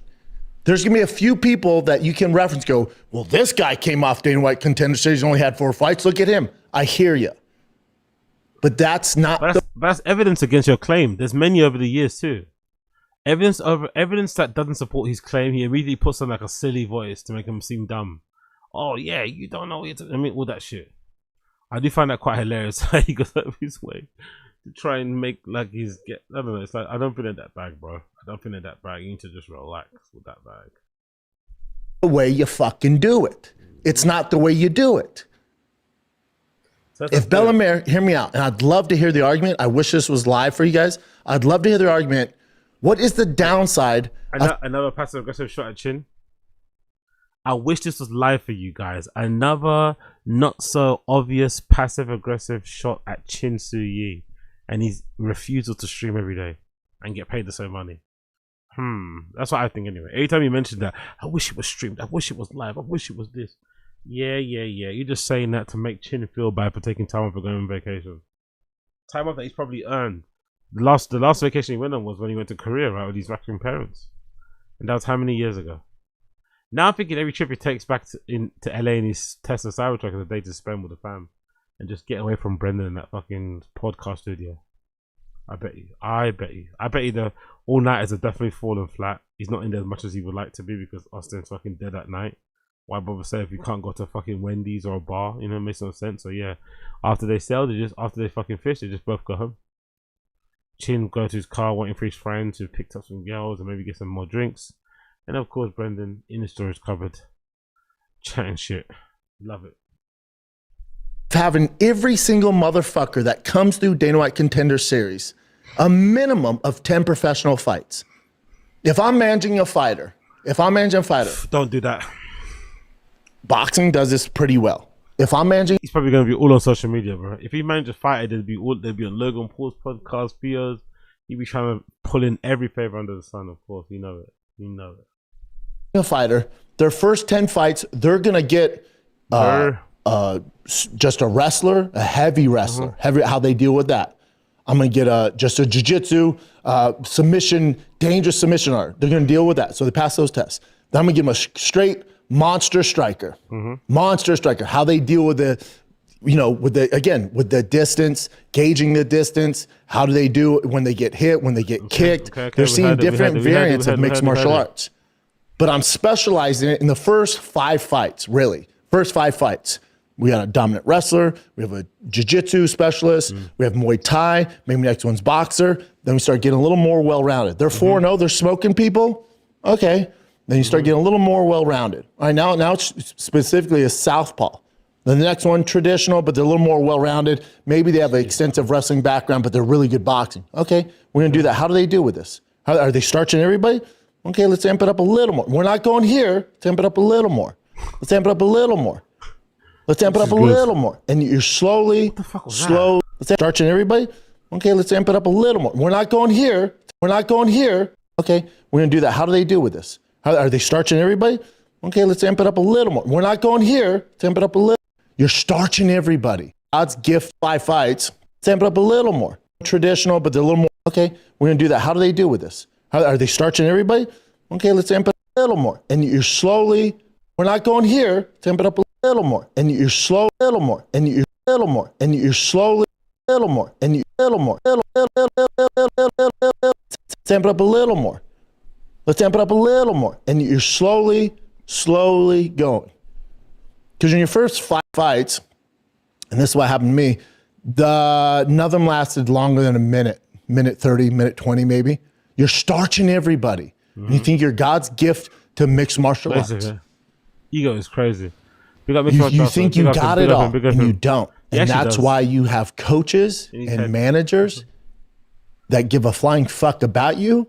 And it's not a sprint. This game is a marathon. It is a marathon. And of course, Bellemare is saying, I'm going to be champ, double champ. I'm going to be Olympic champion. I'll be slap fighting champion. I'm going to be UFC BJJ champion. All this accolades. That's exactly what you want your athlete to say. That's exactly how you want a young protege, a young monster to feel. Now she goes almost to a different level and verbalizes that and lets the world know that. Adds more pressure on her. Adds more. I don't have a problem with that. I know some of you do, like, oh, that's why she's getting so much hate, right? Oh, I'm gonna be the next thing and this and that. I get all that. Hate to tell you, every fighter worth a shit believes that. Every fighter who starts, especially if you have Frank Mir's blood flowing through your fucking body, you're thinking that you're the next thing in UFC.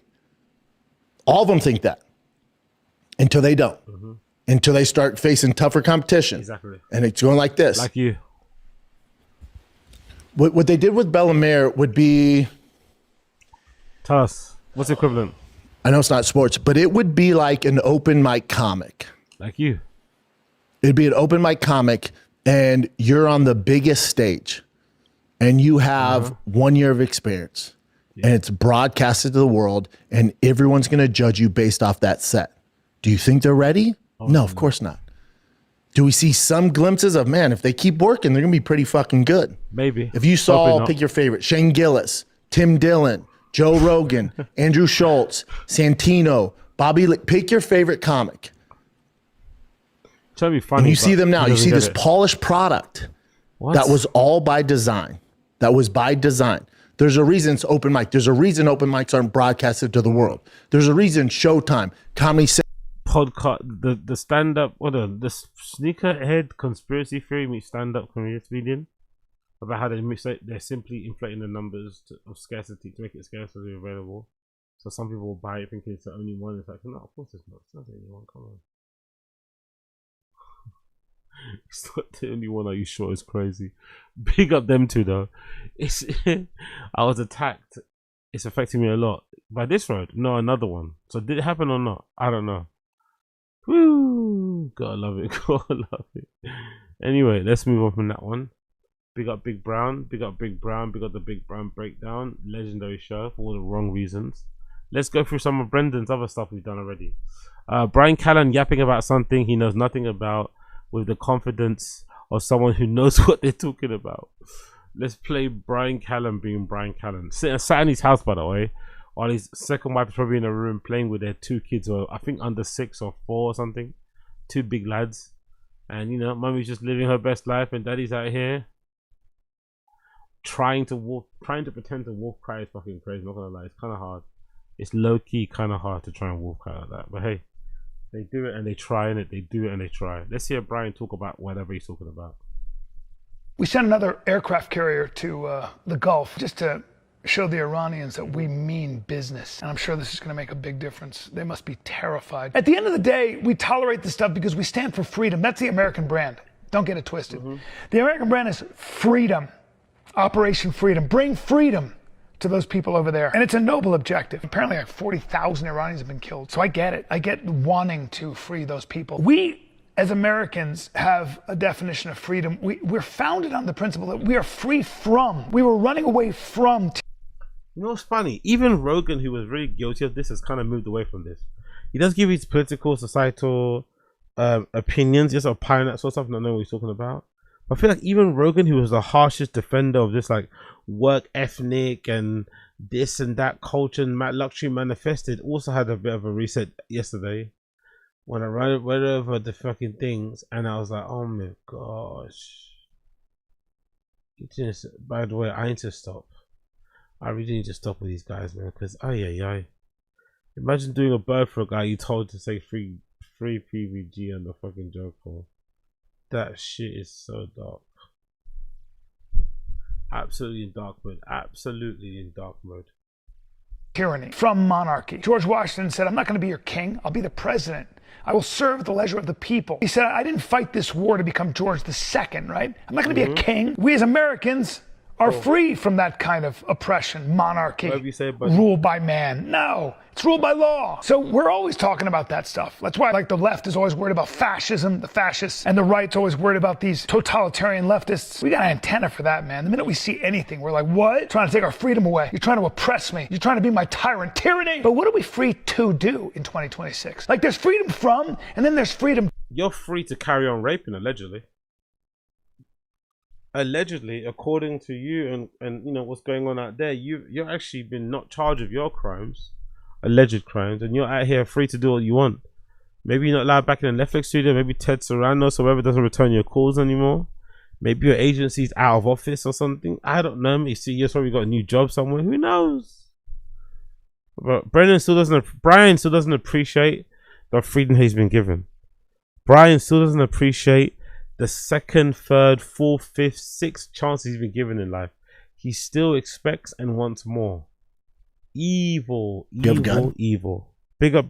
Take me to the Rapist be praying with them Ray-Bans. 100%, man. 100%. Just look at him, man. Just look at him.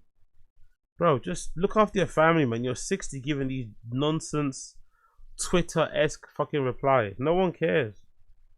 You're not moving the needle. You know? Do you think Brian knows that? Do you think Brian's aware that he's not moving the needle? And he does it anyway. Like, no one cares what you have to say. Literally, no one cares.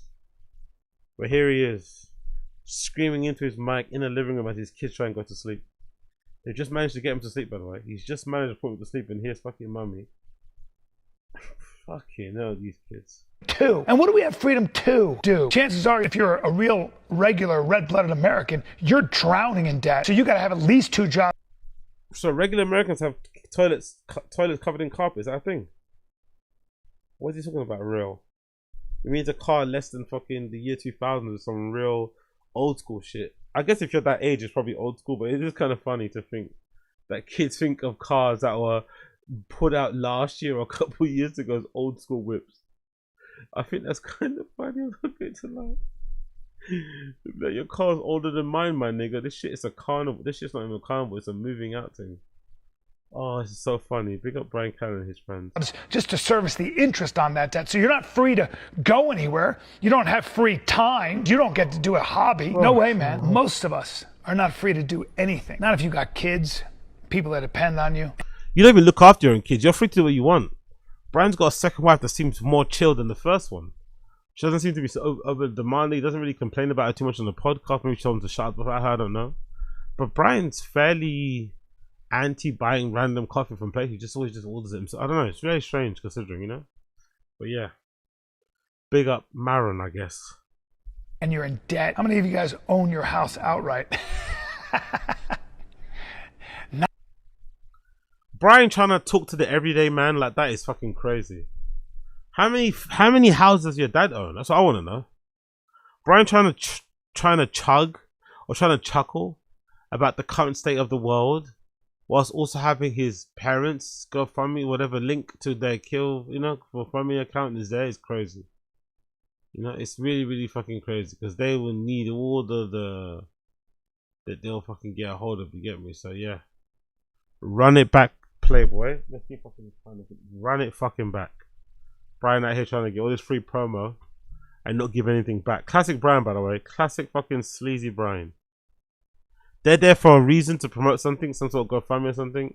And Brian's sister just starts yapping about, you know, ice cream unveiling. The interest on that debt. So you're not free to go anywhere. You don't have free time. You don't get to do a hobby. No way, man. Most of us are not free to do anything. Not if you got kids, people that depend on you, and you're in debt. How many of you guys own your house outright? Not me. Not me. That's not because you don't have time to do stuff, because you're just financially irresponsible. Brian Callen, given the amount of work he's done in comedy, given what he's done in Hollywood, he should have enough money to retire on for a year. He should have more than 50. He should have more than 50 million easily by now to try and save up on. If they're going to stretch, you'd say probably 20. But he should have more than enough to allow him to feed the way I want to feed, to sleep. Shut up, man. Shut up. Okay, let's go. Is this to think about her? I think so. Probably was. What was she doing out there alone? That's what I want to know. I guess we'll never find out, but let's just press this anyway. Let's get rid of, put the tick on this. I remember I played it. Boom. Brendan going in on Ian Gary and his performance post. Okay, I'll leave this for another time. I shall fed up with the Ian Gary stuff. Brendan being passive aggressive about the break they went on. Yep. Episode number 213. Brendan being passive aggressive about the break they went on. Because obviously you guys know they went on the break because of Chin, and also now this story he's revealing, which he didn't want the camera to reveal, was a story about Brendan going, you know, crazy because they were late at a stream. I don't think Chin might agree with some stuff he sees on Reddit, but fundamentally he loves Brendan. Those are his padres, those are his homeboys. They had his back when he was going through what he was going through, so they, you know, appreciate him too much. But when he gets on one of them, it's gonna be a movie. It's gonna be a movie. Cool. That's what he said here. Let's press play. Let's find out what he did. Yes, we did, 'cause we back at it again. It's the fighter and the kid. This is really the fighter and the kid. Come on, baby. Let's go. Oh, what's up, buddy? We're back. We're Took back. a little break, Bal. Guys, sorry we had to take a little break. Well, you did. Don't throw me in that bus. I did. I like how he thinks he's like badass for not taking breaks. But the truth is he has no breaks to take because he's got no one to see. Brendan thinks taking breaks is like weak and being alpha is like working all the time. But he doesn't want to take breaks because he has no one else to see. He barely or hardly wants to see his own family. What time does he have of people coming over for dinner? What time does he have of people coming and shooting guns in there that say bang? None, of course. I completely forgot. And then I came here, I was like, oh shit, I've got a rave to go to. Yeah, in Peckham. So, I won't be able to attend this one from tomorrow. Maybe from the actual tomorrow date, but not from today. Because I think the keynote is sometime later on. Allegedly, they're introducing a new iPhone or something. But yeah, I won't be able to see that, unfortunately, in case you guys are wondering or caring. But yeah, Brendan acting all alpha, like not going to work. It's for the week. It's fucking hilarious, by the way. Especially given how much sports science has changed. To say that that's a neurodivergent thing is very mean and unnecessary. But you know, that's Brendan. Brendan thinks he deserves all the civility, all the kindness from other strangers. But when he acts the way that they act, he immediately starts to cry and get angry. Yeah. Shut up. One more time. That's not me. Don't throw me in there. I don't want the fucking boys. I don't want the fucking holidays. Break, Bal. Guys, sorry we had to take a little break. Well, you did. Don't throw me in that bus. I did. I had some business. But all good. All good. I know, right? Went to Utah. Yeah. He lied. Went to Utah. No. LA. Utah. I went to LA. That's all right, man. I had some work to do. I like how this is a running bit that they do. I like how Brian does constantly cheat to Brendan about where he goes, what he doesn't. It's like an instant thing. Can't help it. His first reaction is to always cheat. Just a little bit. Always just a little bit. I'll tell you, I love my father. He's 86. He hurt his back. So he came to play some golf. I'm not a golf guy.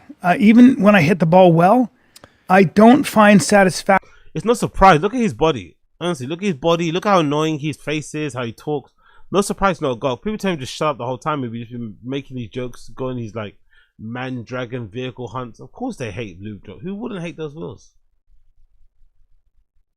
Just look at her. Of course they hate those wheels. Come on, man.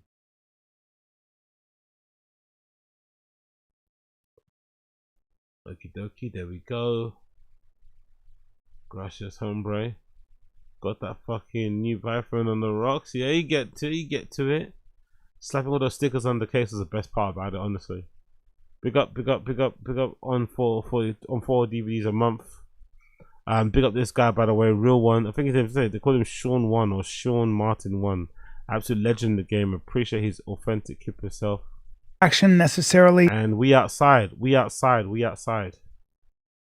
Is that it? That's a clip, right? Did I play all of it? I think I didn't play all of it. My bad. I had some business. But all good.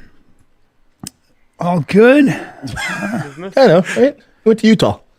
Yeah. He lied. Went to Utah. No, L.A., Utah. I went to LA. That's all right, man. I had some work to do. I'll tell you, I love my father. He's 86. He hurt his back. So he came to Golfing? play some golf. I'm not a golf guy. Even when I hit the ball well, I don't find satisfaction necessarily. And I don't like that you can take a lesson from 6 different people and they'll tell you 6 different things. Yeah. And I don't really care. Unless you grew up playing golf and you're really, really good. It's a great hang. So no one else should give him advice. Kind of like Brendan. No one else deserves to give him advice unless you've played played some sort of ice skating where you had to walk up a ramp to get to the stairs. No one's ever going to play it. There's never going to be a possibility where they can bring or build back some of the resto jobs and illuminate all this stuff, whatever, and make it livable. No, there's no chance. There's no chance. None of these people, there's no chance in how anyone could stay here and not want to stay or not fake it to make it. These guys, man, I don't know. Where it all comes from, I don't know. I don't care either because it comes on time. I think the guys do it because you can drink too. So, and we don't smoke really cigars. You can drink. You can hang. It's a good hang. But unless you're really good, I don't know. And you got to play all the time to get good. Time. Yeah, it's just not my thing, dude. It's not my freaking thing. I took a tennis lesson when I was in Utah, and from a Romanian guy who was on the tour, and he said to me, he said, "I work really hard at my stroke." He goes, you could look like you play at a high level. You could look, not a high level because it's very different, but you can look when you hit the ball really well." You paid this guy? I did. Keep going. And he said, you're not consistent and you need to work on this for about a year. And I go, hey, I'm out. Hey, I'm sure. But I'm just here to. So in other words, I could look better if I practice every day for a year. Is that what you're saying? Who's that for? I don't like. Who's that for? That ain't me. Oh my God. I can't be 60 and say, guys, my stroke is really okay. Your it's buddies? great. Who gives a fuck? Is that the same clip? Oh, no, is that the same clip or is that one? Did we play it? What happened there? Yeah, okay, it's the same one. Okay, it's about the break. My bad. It's the same one about the clip. But yeah,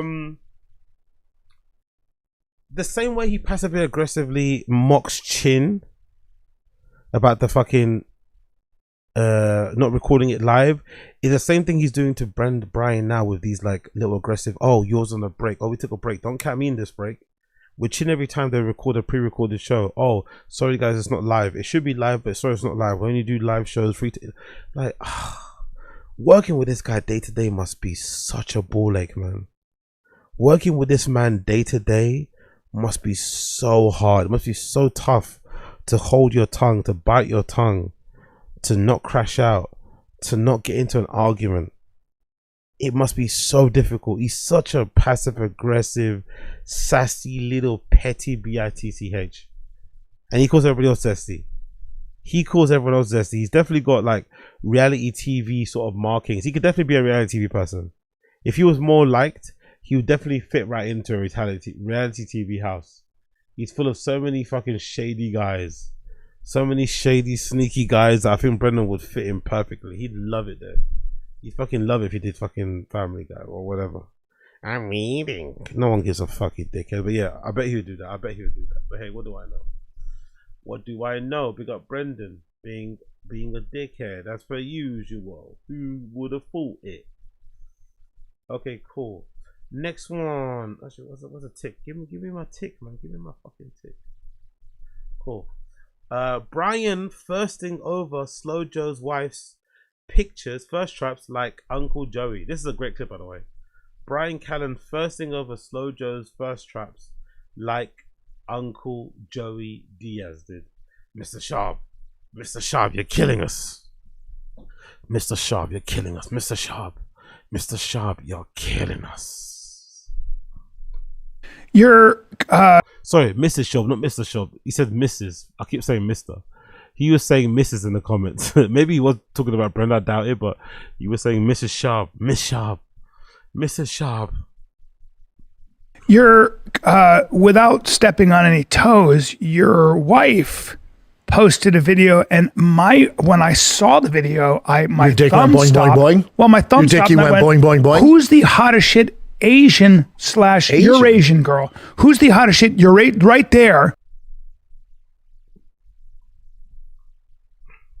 Maybe because it's his wife and he sees her every day. Brendan not seeing that she looks Asian a bit with how she does her makeup and how pale she is, how she dyes her hair. Brendan not at least even seeing some of the similarities or why somebody would say she looks Asian. It's kind of insane. Like, if you saw her, would you immediately think she was Hispanic? I don't know, depending on where you live in the world. But in terms of how she kind of presents, where she does her makeup and stuff, because I'm sure most of it is the fault of her doing her makeup a certain way and not wanting to be like, she clearly doesn't like being tanned. Because I think it's a thing, right? Is it a thing in Mexico? It must be similar to how it is in like parts of India and parts of South America and parts of fucking Africa, where if you're fairer skinned, you're looked at as a bit more desirable. You're looked at as higher class. I guess the thinking behind it is that if you're darker skinned, it means you're out in the sun more. You work more of a manual labor job. You're not just in the house and air conditioned rooms and shit under shade. So maybe looking paler is or just maybe because it just looks more like you're Caucasian. I don't know. But Brendan being shocked that Brian said Asian and being like, "Oh, confused Asian," is proof that he doesn't have any like spatial awareness. Doesn't see things like what? How could you be shocked that somebody would look at Slojo and think she might be Asian or mixed or something with how she looks? Like, why is that like a shocking thing? You know? Anyway, let's just continue. But anyway, by the way, this is Brian, his co-host, talking about how his wife's first trapping gave him a boner. He's not saying, "Oh, my wife texted me a picture of Slojo and said, don't get any ideas," in a jokey kind of way. No, it's Brian himself saying she came up on his algo and he had to stop and admire Brendan's wife's assets. Like, isn't that a bit strange? What a weird relationship. Even if that's my friend, I'll be like, what? It's different if it's some girl you're just smashing, right? If it's some situationship, if it's some friends with benefits thing, you probably would. It still would be a bit uncomfortable depending on who you're talking to. But it is odd that they're just sitting there, or Brian's sitting there, or they're both sitting there, oogling one of their wives' Instagram pics. Right, that one in that with the black, and I went, "Are you fucking kidding? Like, that's crazy. Like, you're my friend. You're my friend. I love you. But if you die, yeah, you'd have to. I'm gonna raise your kids, bro." Yeah, that old dick went boing, boing, boing. I mean, that's crazy right there. Pretty crazy. Who is the 22-year-old Eurasian chick? I know. That shit is nuts. Mother of. What is it? Just I know she has great genetics because her mom looks that way. Genetics. Don't get me wrong. She got a good base, right? Don't get me wrong. Slojo got a good base, but she does not look like that because this is genetic. This has been enhanced. She has enhanced her genetics, but let's not act like Slojo would look like this if she didn't have any work done. She still look attractive. Don't get me wrong. She still look attractive because I've seen those clips of her when she was younger, when she was doing the fucking. Personally, I think she had a bit more like. If this makes any sense. Personally, Slojo had a bit more charm.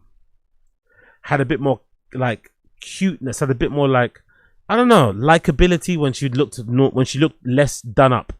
When she was doing those like TV, when she was on those what was she on? ESPN Spain or something or whatever. And she was doing that kind of stuff, right? When she was younger. Or even when she was acting in that shitty fucking movie that she was in. She just looked a little bit more, you know, I don't know. You know, you could maybe root for that person. This version of her where she's trying to imitate or copy the Kardashians or some way, it's not very likable. But to suggest that she would look like this, and she always looks like this, without the help of GLP-1s and peptides and plastic surgery and cosmetic surgery and lipo and belly and tummy tucks, is crazy to say that she would look like this still. BBLs, she probably doesn't even need that BBL. She's probably greedy. She probably has a decent natural bum anyway. Maybe it's not the most roundest thing in the world, but she probably just got greedy and added a BBL for the sake of adding it. You know, it's like, come on, girl, come on. oh come on, this guy, because he thinks it's good genetics. Brendan thinks she looks like that because she's got good genetics. It's fucking crazy.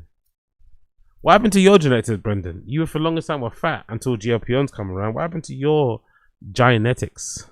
But her mom's genetics are wild. Her mom is crazy. Like, doesn't Slojo's mom also have a BBL? Or am I bugging? Doesn't Slojo's mom, who's just a regular abuela, just a regular tia, doesn't Slojo's mom, who's just a regular tia with no social media presence? I think she's got a private account. She's not really out there like that. Doesn't she have a BBL too? Like look at Joey Diaz. That spotter right made you crazy, Mrs. Shaw. Joey Diaz be sliding into those comments. Yeah, he did. Uncle Joey. Is she did go boing boing boing? Well, is she working out? What does she do? No. That's fucking nuts. She's just a freak of nature. Really? Eats whatever the fuck she wants. That's stupid. Come on, Brendan. Even she talks about peptides. She doesn't really talk about GLP-1s too much because they don't want to reveal that they don't do, you know, they do it with using those kind of weight help or whatever weight loss drugs. But even she talks about openly about peptides. I love how Brendan's trying to make it seem like she doesn't work out and looks like that. Come on, man. Come on. What mean? Is there no audio really? How funny is this comment? Can I be y'all's Ian Gary? You mean in the corner? That's hilarious. That's so funny. By the way, I've known her now. You know how long I've known her? You and her? I've known her. I'll tell you exactly. 15 years, Bubba. No, longer than that. Maybe longer than that. No, because that's right. Because my daughter. Isn't this worse though? By the way, isn't him declaring that he's known her for 15 years, and he's known her to be Brendan's girl for 15 years, and mother of his children 15 plus years? Isn't it worse that he's talking about thirsting over her pics? Doesn't this make this whole segment weirder and more uncomfortable? I guess they're both not uncomfortable by it, so that kind of speaks to their relationship, but makes it a bit weirder, doesn't it? Oh, I've known her for 15 years. Cool. Was 3. My daughter's now in college. She's 18. My daughter was 3 when we were at my brother and sister, my sister and my brother-in-law's house. That's when I brought Joanna over to meet you. And I remember you text me and go, I like Joe, bro. Yeah. But 3 kids later. My wife, my first wife said, I like that girl. I said, why? She goes, look how she stops and pays attention to the children. Yeah. She clocked that. That's when she clocked to leave Brian too. When she realized kids didn't really fuck with him too much. That's when she decided to leave Brian Callen too, because she realized the kids don't fuck with him too much. That's when she realized, hold on, why aren't these kids? Well, she's always very classy, but I don't think she's aged. Now, if you saw pictures of you and I back then, especially me, compared to now, you've aged like a banana, Bubba. Oof, it's all good, baby. Is it though? It's just father time. Father time. Yeah, she did. That's a good point by Joy. She did get bit by a bug, and now she has some superpowers. So she's got some Spider Woman in her. I kept messing with her, and she did not fight for him. Like, you feeling any sort of extra athletic ability after the bite? Yeah. Any sort of? Look at us. It's very different now. Very different. Look at a couple cuties right there. Couple little cuties. Fox Sports Light. They're never going to invite her to again. Look at us, just getting older time. Look at that. There was an article from 2014 that said that they were the #1 podcast on iTunes. There's an article clearly paid for, by the way. Most likely they got a lot of, fucking fake views added to their shit for sure. But there was a time in 2014, I don't know if you can see the text down there, where it says Fox Sports The Fighter and the Kid. They used to call it Fox Sports The Fighter and the Kid is the #1 podcast on iTunes. Imagine these guys had the #1 show at one time, and now they're fucking recording it out of a storage unit. Sometimes it's better you fucking end it. Sometimes it's better you just fucking end it.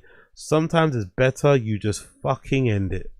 I remember I was stupid enough one time, about that time when I didn't know, I wanted to just feel your strength, and I said, all right, I'm going to try to hold on to you.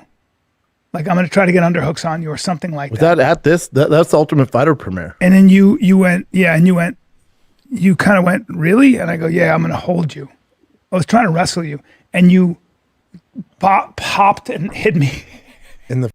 How many times do we have to hear these stories? How many times do we have to hear these stories from Brian? How many times do we have to hear these stories from Brendan, telling us about how strong Brendan? How many times do we hear these stories from Brian? Sorry, telling us how strong Brendan is, how powerful he once was, how just freakish he is, when there's little to no evidence of it in his actual fight career. All this evidence of him being all this freak athlete, we don't see it, because he never ascended to the levels that he probably thought his talent would get him to, or his ability, or whatever. And all we hear are these stories from Brian Callen telling us that this guy was this guy, he was that guy. It's our brother. We don't see it. Never really was successful or did anything in football.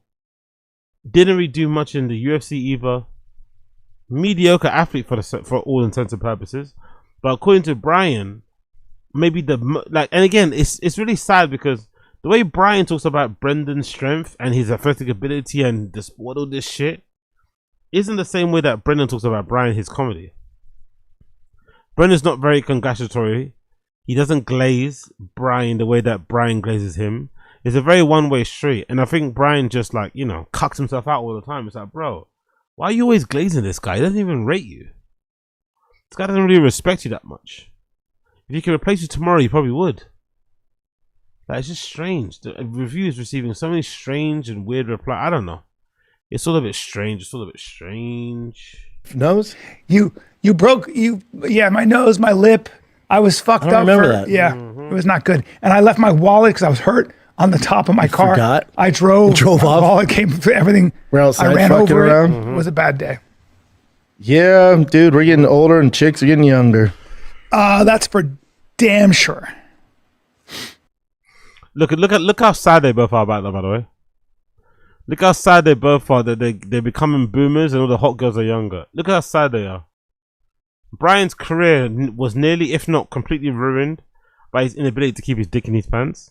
Brendan also's career was somewhat ruined by his inability to keep his dick in his pants, but they're still both ruined the days. They still both regret. They're still like, oh, I wish we could still be out there slaying poon like it's like, come on.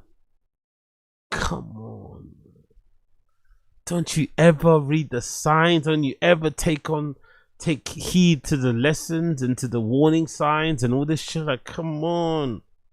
No niggas still want to be out there after everything that happened, after everything that could have happened? Ugh. Yeah. What's Matthew County say? They stay the same age. Mm-hmm. Cool, man. Great clip. Never met him. Great clip. Never fucking met him. Oh yeah, sorry about that. Do this again. Okay, get the tick there. Boom. Papa explaining how Slojo got bit by a spider. Papa explaining how Slojo got bit by a spider. Who are you doing it for? Dude, you'll love this because you know animals. You know spiders. I know spiders. Animals. I know the wandering spider. I know the black widow. I know the brown recluse. I know the recluse now is native to Texas. That's a Texas. We got a Texas. Bring up a brown recluse in Texas. They don't look that dangerous. No, they look like a regular little brown spider. Joanna met with her friends. Now here's the thing. In Texas, in California, in Denver, where I grew up, there's ants, right? The little black ants, they're cute. Yeah. You see the red ones, they bite. Every ant in Texas is fucking evil. They all bite. So we're always getting bit. I'm always getting bit. I have a bite right here. I'm always getting bit fucking around with my laurels in the backyard, the Basie Fikes. I'm always getting bit. She's getting bit. So she come home this 3 days ago. She goes, fuck, babe, I got bit by something on my, like on her calf. You can tell they're living with the paws, isn't it? I'm not going to lie. You can tell they're living with the paws, or they're living in a lower class society or neighborhood because of these stories. When they're living in the other places, you didn't really hear much about this. When they're living in that big mansion that they couldn't afford, they just did it all for the image to kind of get back at the trolls and the haters and to prove that they were still up and da-da-da-da. You never really hear no stories about these insects. Yes, they were still there, I'm sure, but you never heard too many accounts of bites and all this shit. You can definitely tell they're literally living within the weeds, on the weeds, in the middle of nowhere, because of where they've moved. You know, that's what I think. Again, could be a poor theory, but I really do think so. She goes, I was at, she's at this outdoor like coffee restaurant thing. It's like wooden tables. And she's like, I just felt this hard bite. I'm like, yeah, it's a fire ant or something. Who gives a shit? We get bit all the time. She's not, it's really burns. I'm like, yeah, it's just a bad fucking bite. Right there. Move on. And then I'd be the same way. I'd be like, okay, first of all, you're a girl with all due respect, and you're going to catastrophize. Like, it really burns. It's a chill. You know what I mean? Isn't Brian meant to be one of those like panic guys as well that checks weather and deal with time? I like how he's trying to flex like Brendan, but didn't Brian admit he's one of those guys that every time he gets a little thing niggle, he goes to the doctor, he's on WebMD, he's panicking all the time. And he would say, "Oh no, if your wife got bit, I told you to calm down, girl. Don't be so dramatic." It's like, aren't you the more dramatic one? Aren't both of you probably more dramatic than your actual wives? No. Okay, it'll go away. A few hours go by, she's like, ah, man, and she's a tough girl. She's tough. Few hours ago, she's like, and she's like limping. I'm like, hey man, this is a small ant bite. We gotta lock it up a little bit. How does here. she know she got bit? Well, by hold something? on. Okay. Because there's a mark. Right. But I have a bite right now from an ant. How does she know she got bit? She could probably see something, no? Come on, Brian Callen. How does she know she got bit? Can't you just see something on your skin? Are you able to recognize more often than not if that's a pimple or if that's something that may have bit you? It's pretty easy to fucking figure out. How does she know, you know? Maybe she took a picture of it and put it into ChatGPT. I don't know. But it's quite easy to kind of see if you got bit or not. It's quite easy to notice. It's quite easy to notice that. How did she see? It's a little mark, whatever. But she's limping. I'm like, hey man, you're exaggerating this way too much. And she's like, I'm telling you, man. And she pulls her, and I could tell she kind of had like Moana ankle, like it was flaring up, and she pulls it up, and her calf's like out here. I'm like, what? Oh, that's not good. And she goes, nah, I'm telling you, I didn't get bit by an ant. I think I got to go to the urgency. How many times has Slojo been to hospital this in the last 12 months? This is a serious issue, don't get me wrong. But how many times has Slojo been to the fucking hospital? If ever there was an advertisement, if ever there was an example in the world of a woman who probably needs to just drink water more often and maybe just walk outside or something and eat a fruit from time to time, is Slojo. For as good looking as she does look aesthetically, right, and as hot as these guys think she is, her insides must be fucking rotten. Her insides are like a woman that doesn't drink water and just sits at home and doesn't do anything and has people clean her couch for her, doesn't really cook, I think, from what it looks like. I don't know. Doesn't clean, doesn't cook. Like, no wonder you're getting bit. You don't move around enough, man. You're too stationary. You're too sedentary. Even when you got bit, allegedly you're sitting at a coffee shop. She's too fucking sedentary. She needs to walk around and go and do something more often. But God almighty, this woman's always at hospital. She's been in hospital more than her daughter. Her daughter actually had a disability at some point, right? Big up to fucking Billy. Good that she's doing very, very well and back to normal, it seems like. Big up to Billy. But when Billy had her leg problems, I swear Slojo has been to hospital more than Billy has. Even more than Tiger when he had his fucking seizures. God damn, bro. She's in and out that ER like nothing. She probably goes to the ER more than she goes to a fucking Gucci store. The urgent care. Urgent care. Yeah. I'm like, all right, do your thing. She goes there, dude. Within the first like 30 minutes, she calls me. She goes, "Oh, I told you, I got bit by a brown recluse." No. She got bit by a brown recluse. Thing just climbed up her ankle. I guess it must have fell off because she was on like a wooden table. Must have fell and she went like hit it. And he went honk. Oh, dude, her shit. Oh shit. Look at that. Oh, dude. Oh damn. So hers got like pussy, and then the around it started to get all black, and then it started to spread like. Do you know why? Veins. It actually eats the flesh. Yeah, it eats the flesh. It creates necritis, which is dead flesh. So bad. So what she got on, hers looks, see that bottom left one? That Holy it didn't get as shit. bad as the top left. It got that bad. Damn. But her thing is the doctor's like, oh, good thing you didn't listen to your dumbass husband, because most people, they wait because they think it's not And a then big you got deal. a major Then you're in problem. big trouble. Is it like staph or something? Like Yeah. And it starts to you can see it spreading. It just starts to decay the skin. Oh my God. But she got on antibiotics pretty fast. This guy's anti-doctor, by the way, isn't it? Isn't Brendan really anti-doctors too? He thinks everything can be answered through Rogan and through podcasts and stuff. He's very anti-doctors.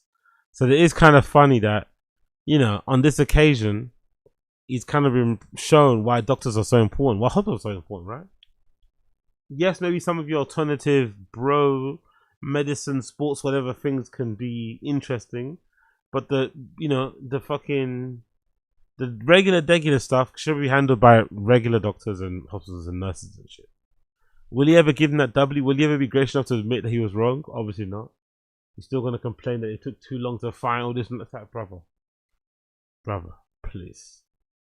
But yeah, there's Brendan doing the Brendan. So she's straight now. It's a lot better now. But it was no joke. You imagine being in the desert or something that can. You'd be so You can die actually, because then you get gangrene. Yeah, a lot of adults don't, but I think over time you can. Well, imagine if your child did though, and you don't have access to medical care. Fuck. But I was like, what are the odds of getting bit by a brown recluse? Who the fuck gets bit by? Look at how bad that is, though. It's crazy. They're tiny little things too. That looks nasty as hell. Holy shit, man! Yeah, it can Don't get bad. fuck around. Do not I fuck know. around. That I is know. bad news, and that's gonna leave a car. Ooh, yeah. Big up Chin with the lack of editing, by the way. This is disgusting to see, but big up Chin. No editing on this one. Big up Chin. He loves this sort of shit. He'd eat some noodles out of that, it's for sure. Yeah, I think she's gonna have a little bit of scar. But then I was looking into it because it started off like on the left there, and I was like, that doesn't look like an ant bite, and then it turned into day 3 looks bad. Wow. Day 3 looks bad, and I was like, man, I wonder, is that the worst thing you get bit by in Texas? Probably. And so we did Chat GPT. Rattlesnake's still number 1, right? That makes sense. Rattlesnake makes sense. Yeah, that's gonna be a problem for you. And then Call actually, a viper. Yeah. Die. Yeah, rattlesnake Die. gonna fuck Die. you up. Yeah. But then actually, still Black Widow's worse, I guess, because the brown recluse doesn't hurt as bad to initially start, but over days it's worse than the Black Widow. The Black Widow is instant pain. It fucks you up right away. Yeah. And then it kind of goes away. Yes. The brown recluse is like, oh, we're gonna sit tight for a few weeks. It's called like this. He goes, when he bites, he goes, that's gonna leave a mark. That's gonna leave a mark, and you go ahead and get yourself a skin graft, because it's gonna eat away. It's gonna eat a hole where I bit.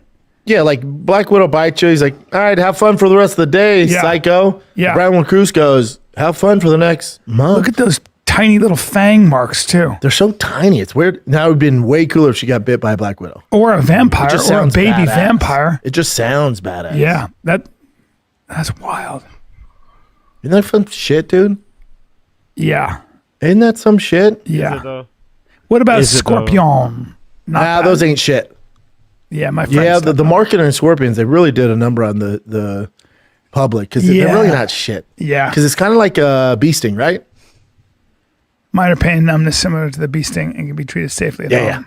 Yeah, get the fuck out of my face. All right. Yeah, ain't nobody worried about it. Wasn't he promoting Scorpion milk? Remember for a longer time. Wasn't he promoting Scorpion milk as like the number one cure all miracle fucking supplement, miracle fucking elixir, right? Wasn't he doing that? Wasn't he fully on the fucking Scorpion milk fucking wave? Electric blue color in the bottle. Wasn't he on that fucking wave? Now all of a sudden, all of his papers, all of his things are gone. Rather convenient that. Rather fucking convenient that. Big up them. Scorpion. Now, brown recluse, not good. That's crazy. That's some shit though. Yeah, it really is. Really. And apparently they get into your boots, your shoes. I'm always the brown recluse. Just all. Apparently they're scared of humans, so they're really. I guess that's why they call them a recluse. Yeah. There you go. He just realized that, by the way. Brennan didn't know that the name recluse comes from the way that they are and the active, humans. He really had no idea about that. He really was shocked when Brian said that. His face was very obvious that he didn't know that was a thing. Look at it. Look at his face. They're scared of humans, so they're really. I guess that's why they call him a recluse. Yeah, yeah. He had no idea. So, oh yeah, shit, true. That's the face of a guy who had no idea what recluse means. He had no idea what recluse means, and only when Brian said it the way he said it is when he realized, oh shit, yeah, you're right. That's why they call them recluse, because they're reclusive.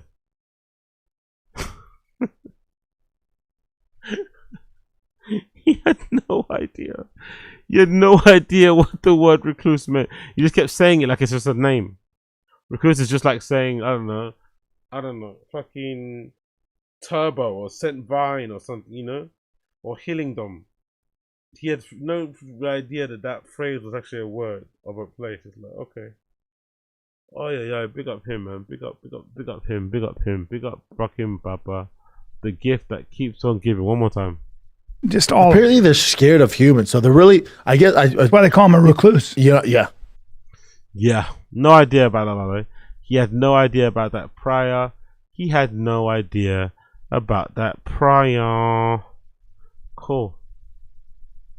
Mr. Shorb, aka Mr. Right Wing, right? I should have put that here, right? Mr. Shorb, aka Big Brown, Mr. Big Brown Right Wing, right? So that Big Brown. Oh, should have wrote that properly, but my bad. Is surprising. Ugh, I spelled even surprisingly wrong there. Surprisingly quiet when the topic of ISIS new electric gloves to stop and arrest illegals. Let's see if this works. Hopefully it does. Give me a second here. Need to make sure these titles are correct so when I'm editing later I can make it easier on myself. We got everybody watching, by the way. Like the stream if you haven't already. Please like the stream if you haven't already. Please like the stream. So Brendan Schaub, aka Mr. Big Brown Right Wing is why does it keep doing that? Surprisingly. Maybe I didn't add the E, that's why. Is that why? Is that even right? It has to spell surprisingly. I'm not sure it is. Yeah, doesn't matter. Let's continue. When the topic of ISIS new electric gloves to stop and arrest illegals, or to arrest illegals. Let's to stop and arrest to arrest illegals. There's a right to stop and arrest. To arrest illegals. Let's continue. Brendan is very quiet about this. I think surprisingly so. Surprise. Doesn't matter. Let's just press play. Ace now has electric gloves. Oh, I heard about that. Is that real though? Yeah. That shock people? No. They have electric gloves. It is real. No. It is. It's real. I like how he's playing dumb that he doesn't know the topic when it's been all over the news. But I also love how this guy who kind of plays up to the right-wing tropes, he loves to talk about right-wing, alt-right, right-wing, MAGA type of things. He's clearly more conservative than he is fucking Democrat. But he likes to let you believe, or he likes to give the impression that he's just voting for he's just doing the common sense vote thing. He doesn't like either side, but he does just common sense vote. He's not going to go for the work stuff because it's nonsense, but he's also going to go for people that are kind of espousing, I guess, American values. That's what he's trying to tell you. But if you listen to Brendan long enough, even just the fucking, even just some of the accused racist things done in the past, easy to see why he's a piece of shit. You can easily tell why he's a piece of shit. So it is rather funny that in this particular moment he's going through one of the worst, I think, financial times he's ever been in. Clearly suffering. But then I also think it's really funny that even though he's been dropped by a bunch of people, he's still very cautious about what he says and doesn't say about Nipsey because, we just don't. But yeah, it's just really funny the way that he talks about, certain people on the blueprint, on the whatever. It's just really fucking funny how he gets at people. Most of the music I think is funny because he just kind of, seems like the type of person that will throw his rocks and hide his hands, which I guess reminds me a lot of Brendan. That's probably why I mentioned it. I think it reminds me a lot of fucking Brendan, the game, in how he acts a little bit like confused that everyone has this bad opinion. Don't worry, I love the game, great rapper.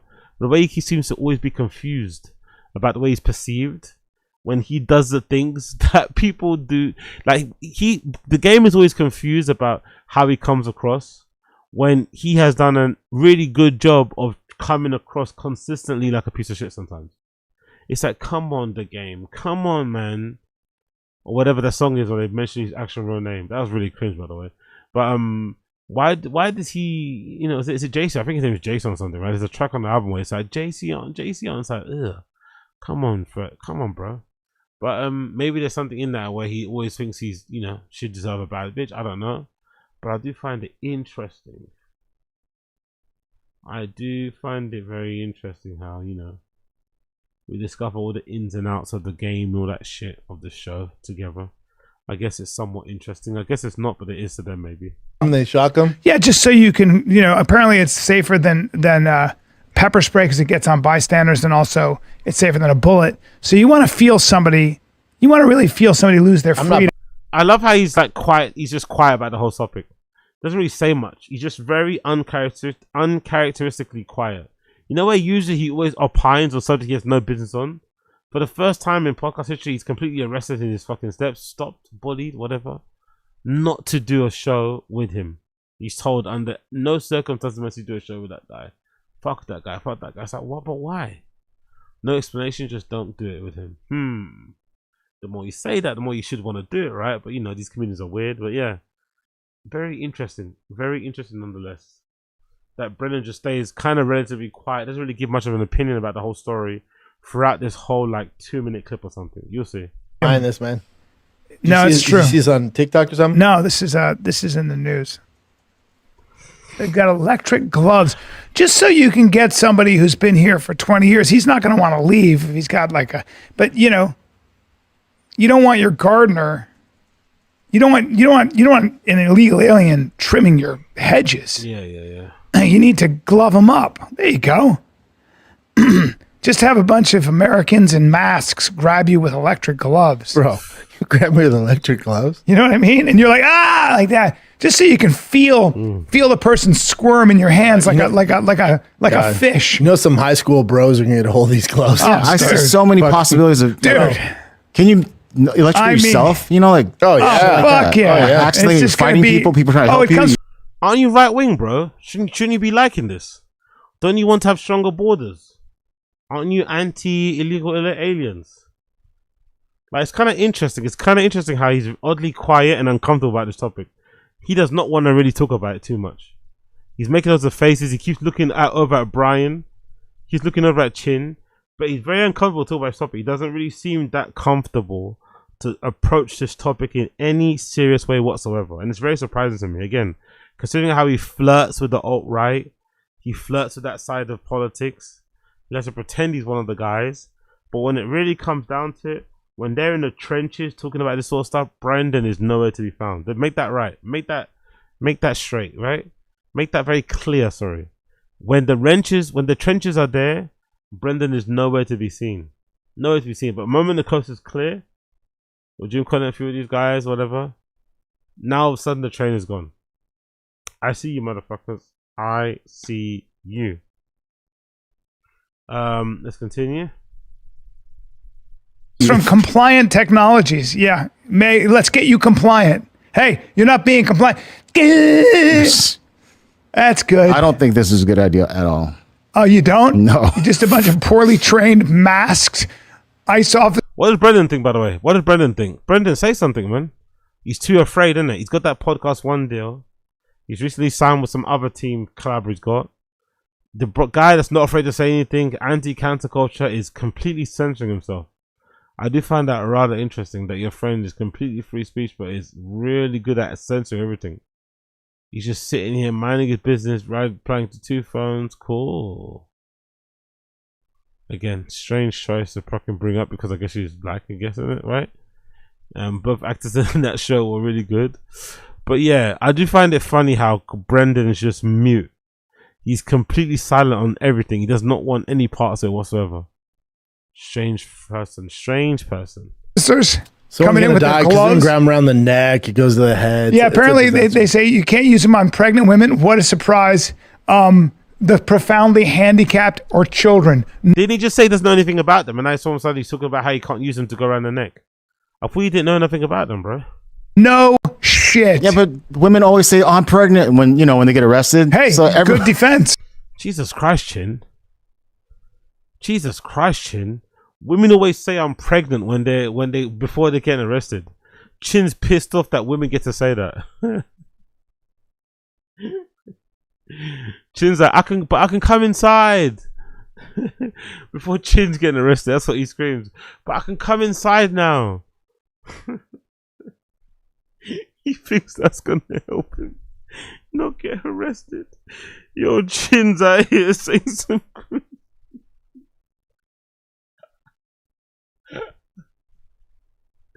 But I filmed 100 episodes of the After Hour.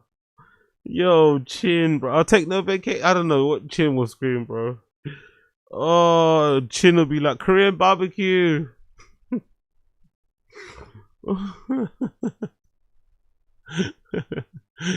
Blacked out Tesla Cybertruck. Oh. I would too. If I was a guy, I'd be like, guys, I'm pregnant. I'm trans. Don't shock my baby. God, I don't want to be grabbed by with electric gloves. Yeah. I'd love to fucking... Look how quiet Brendan is, bro. You pay Brendan, he will really toe the line. This guy talks a big talk about being anti-cancel culture. Oh, look at Brian's face, by the way. Fucking hell. Is he imagining getting shocked by electric? Brian's into that BDSM shit, innit? He's really imagining what it'd be like to get shocked by the electric. He wants a girl to grab his junk while she's got those gloves on, innit? That's what he wants. He wants one of those little jobs, you know, with the hands while they've got electric gloves on. That's what Brian's imagining. But look at Brendan. Look at Brendan next to him. The guy that's anti-culture, that says what you mean what you say. Look at how quiet he is. I know it's approaching the end of the show, right, on T5K. This clip was taken towards the end. So maybe just tired and ready to go home. But that's not lost on me by how lazy these motherfuckers are. Look at Brendan. Nothing to add. I just got my podcast one deal. I'm not fucking up that deal. It's the only deal I'm going to get. Fuck that shit. Look how quiet he is, bro. Not saying a peep. Fucking hell, bro. Love to wrestle you with electric gloves. That'd be tough. That might be your only chance. It would be my chance. I would fuck you up with my electric gloves. Even then, you're fucked. No, I wouldn't. A little T-Rex look like this. Dave, you'd be like that, and then I fucking I go like that. Just claw you, and you'd be like, fuck. That would be a problem. It'd be a problem. That's still fun. Remember, it's tough. It'd be fuck you up. You ever see somebody who gets electrocuted? Oh yeah, it's horrible. They just go, oh man. For some people, but some people don't react some people at all are to immune to it, huh? Yeah. Well, they don't. Chin definitely educated himself at home, innit? But some people, Chin's definitely gave himself electrocution at home a couple of times. Chin's definitely be at home and just played around with electrocuting himself with a cattle prod. You know for sure Chin stuck a cattle prod up his ass. Chin's that type of person that's definitely going to see what it felt like and stuck a cattle prod up his fucking nose just for the bants. Just for the fucking bants of it, you can tell that Chin has definitely stuck up, you know, or slid it down his trap. You can definitely tell Chin has done some freak ball shit with that fucking, you know, with that electrifier. He doesn't play when it comes to that electrifier. He does not play. Oh, one more time. Actually, we've done it already, right? We finished that electric thing, innit? Right? I think so. Ace now has electric gloves. Yeah. I'd love to wrestle you with electric gloves. That'd be tough. That might be your only chance. It would be my chance. I would fuck you up with my electric gloves. Even then, you're fucked. No, I wouldn't. A little T-Rex look like this. Dave, you'd be like that, and then I fucking I go like that. Just claw you, and you'd be like, fuck. That would be a problem. It'd be a problem. That's still Remember it's tough. It'd be fuck you up. You ever see somebody who gets electrocuted? Oh yeah, it's horrible. They just go, oh man. For some people, but some people don't react some people at all are to immune to it, huh? Yeah. Well, they don't make noise. They just go. Yeah, but they fall. They'll face plant. It's but really even bad. you know that stupid thing we brought in has like 10,000 volts, whatever. It hurt some people, but obviously it didn't hurt me. Or it hurt, but it wasn't like it's going to drop you. Ace now has Big up Chin, man. Big up Chin. Tough guy Chin doesn't get dropped by electric shocks. Tough guy Chin has taken so many electric shots to the fucking dick. It doesn't work anymore. It doesn't work on Chin anymore. Big up Chin. Big up Chin. Big up Chin. Cool. One last one from that one. T-Fat, is that for service? Yeah, T-Fat Kill and Hayden Panettiere. Deaf, right? Baba knew her personally very loosely, and very surprisingly, he doesn't use her death as an excuse to expose something negative about her personal life. Yeah, I'm not gonna lie, I was very shocked by this.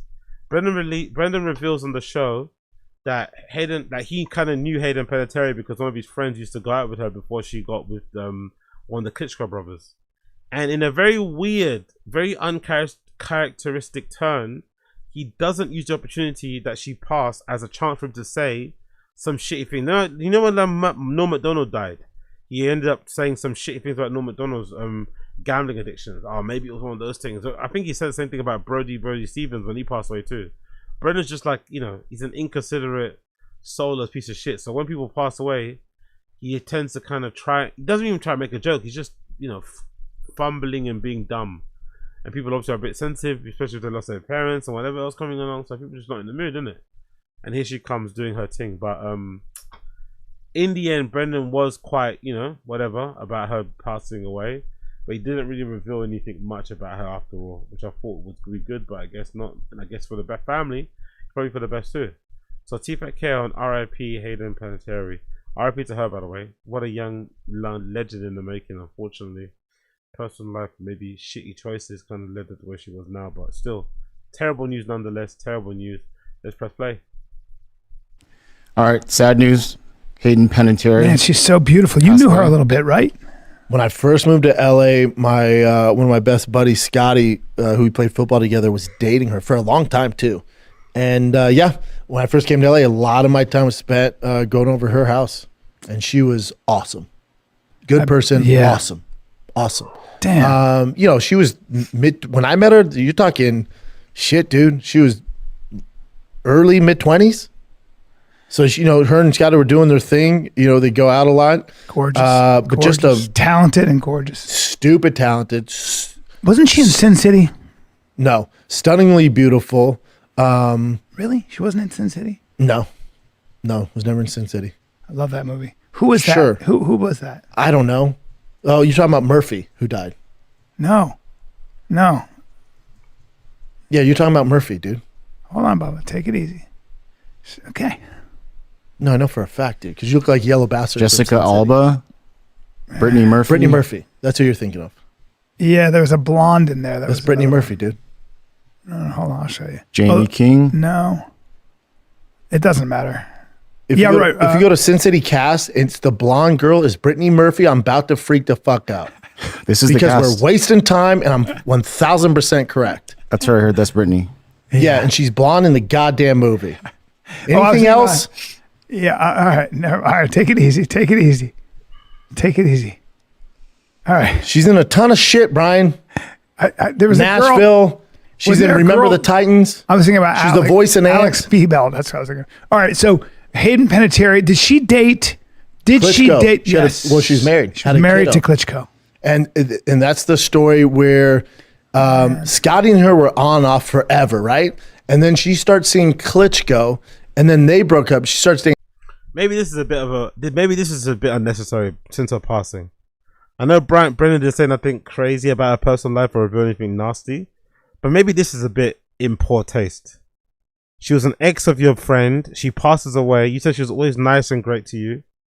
Is it really necessary to kind of talk about this overlap that she may have had with this other guy in Klitschko, who's the father of her child? Like, is it really necessary? You know? Maybe I spoke too soon, because I remember clipping this. I was very surprised that he didn't immediately go in and say something about her having drug problem or something, and him maybe telling his guy not to date her. I'm not too sure, but on reflection, maybe him even saying all this stuff is kind of shitty. You know, like why does the public need to know this? Why does the public need to know this? Unless they were aware, why do they need to know this? It's a bit shitty. And Scotty, then Scotty calls me and goes, "Hey, I think the Russians are following me with Klitschko." Also, they're not Russians, they're Ukrainian. They're very proud Ukrainians too, by the way. They're not Russians, they're Ukrainian, and they're very proud Ukrainians. So it's very interesting that he would refer to them as Russians. I need you to come over. Buddy, that's not my fight. That's not my fight. No, I'm not going to fight a bunch Because, real quick, because I'm with Klitschko. Are they together and you're still fucking around? What am I fighting for? Yeah. I don't want to fight these Russians. Are you out of your mind? Take a shot. Russians, you know, they're Ukrainian, not Russians. Also, isn't that meant to be your friend? Why aren't you backing your friend then? Back then, Brendan was always cheating. Why is he acting like he was Muslim morality back then? Back then, Brendan was always cheating. That was a fun sport for him. Now he's trying to act like, oh, I was the best guy. I never told him to just like, shut up.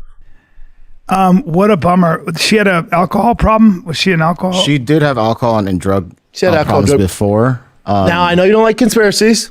I know nobody. Oh, I know. Hold on. I know you don't like conspiracies, but she did do a podcast with it, and that guy's very good. You can probably find it, Chin. She was talking about how Hollywood press would do all this stuff, and you know, and the pedophilia and stuff like that. A month later, she's dead. I'm not saying that's the case, but it's very suspicious. Again, maybe I spoke too soon.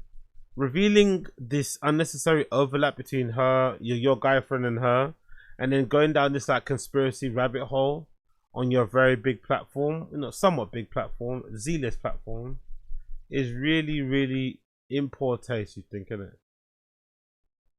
Really done in poor taste. Really done in poor. Because I think the majority of readers out there, even one that hates the guy, will probably be like, you know what, RIP to him. He left to be in a family. Da, da, da, da. But once the fucking morning is done, the jokes are gonna be flying. You know they are. Absolutely gonna be flying. Oh yeah. Yeah, she seems crying. She was having a hard time here. What was going on? I worked so hard to. Oh, real quick, pause it. Hold on. Imagine this family. Her mother and father, right? Her younger brother died years ago, and now she's dead. No kids left. No. Imagine being that family. Dude, you hit it, Chin. I like how Brendan feels like because he has kids, everything that happens to kids, he feels deeper because he has kids. Nobody else can have empathy or sympathy for people who lose children if they don't have children. He's like a special case.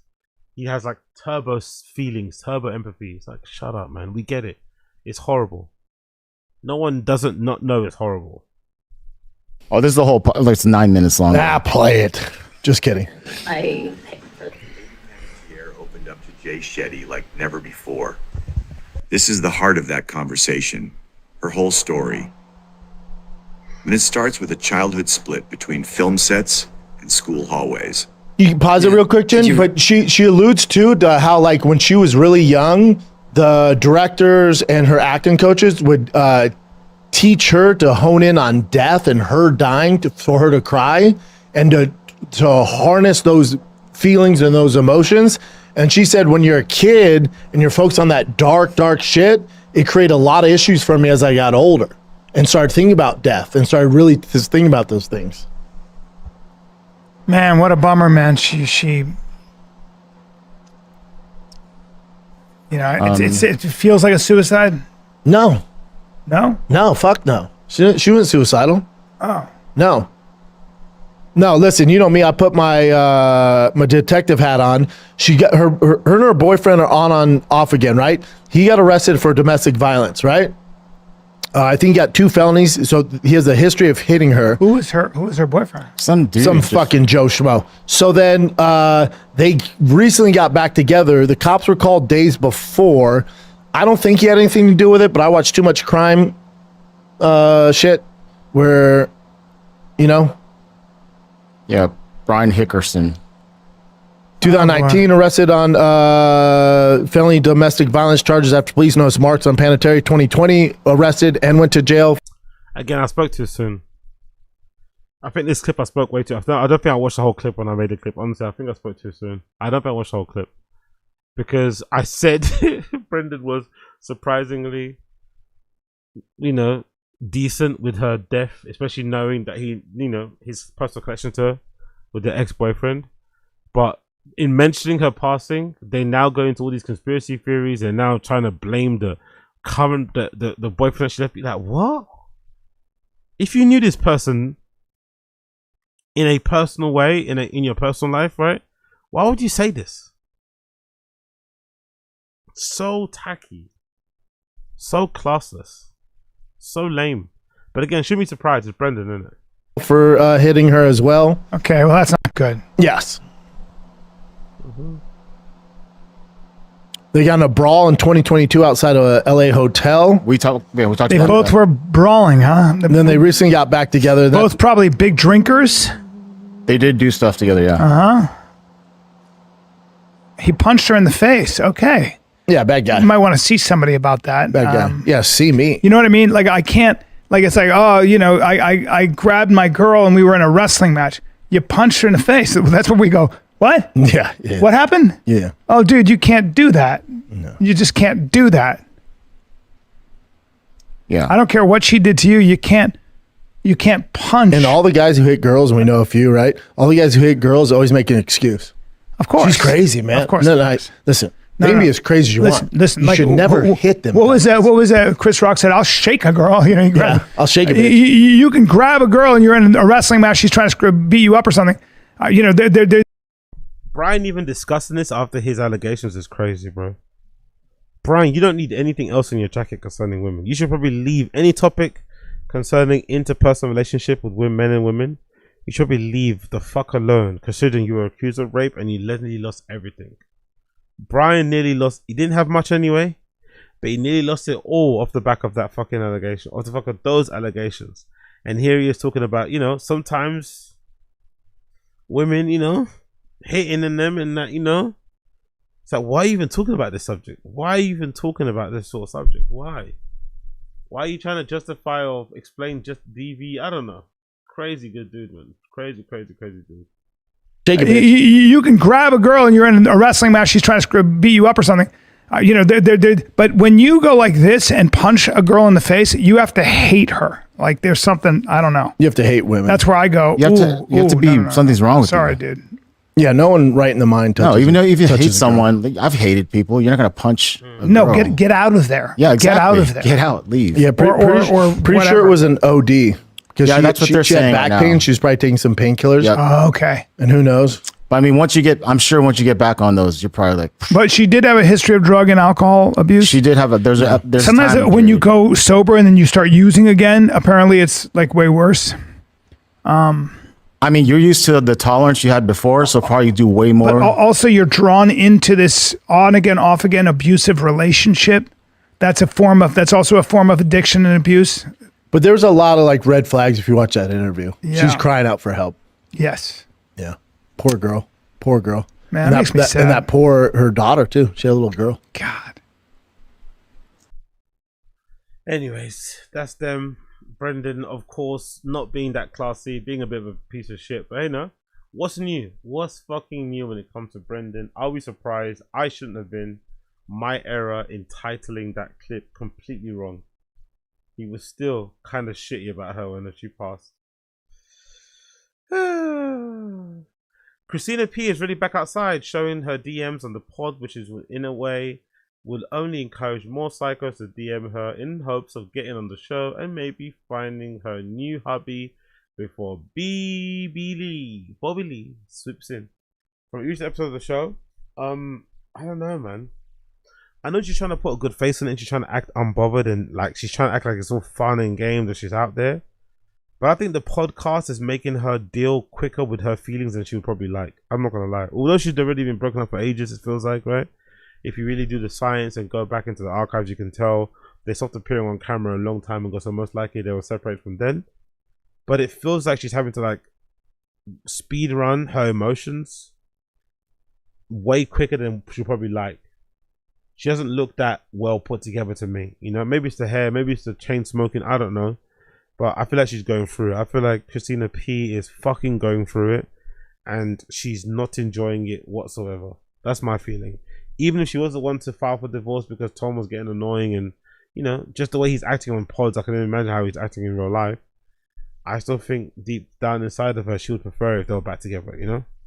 But, you know, it is what it is. So this is her on the show with Joe DeRosa, talking about how it is to be single and all the DMs she's getting from random guys on Instagram. And they showed some of them on the screen, which are funny to read out. Let's check it. At the time, Yeah, they I were didn't married. know that. Yeah, that's why I said it, because they just said the picture of the two Sarah of them. Gilbert's so cool. Well, Yeah. I like her even more now. So, anyway, Okay, well, hold on. I've got something to show you. do I need my headphones? Yes, baby, yes. The only reason I don't wear them is because I get hot. That's okay. Hey, where's the guy who's running for office who's asexual? Oh, here. Hold on. Okay. I know you're into politics, yeah? No. Oh, never mind. Well, I'm into Not at all. politics now that I'm 50 and divorced. Welcome to the manosphere. What do you mean welcome? I've been a part of it for You're complicit in creating it. years. Okay. Interesting. Man's smiling a bit too much to her, I'm not gonna lie. I don't rate Tom too much, but Joe DeRosa will be a big markdown in it.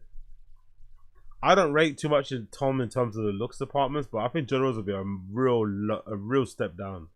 He was smiling with all his teeth looking at her, bro. He was smiling with all his teeth. Joe DeRosa wants to be inside of that.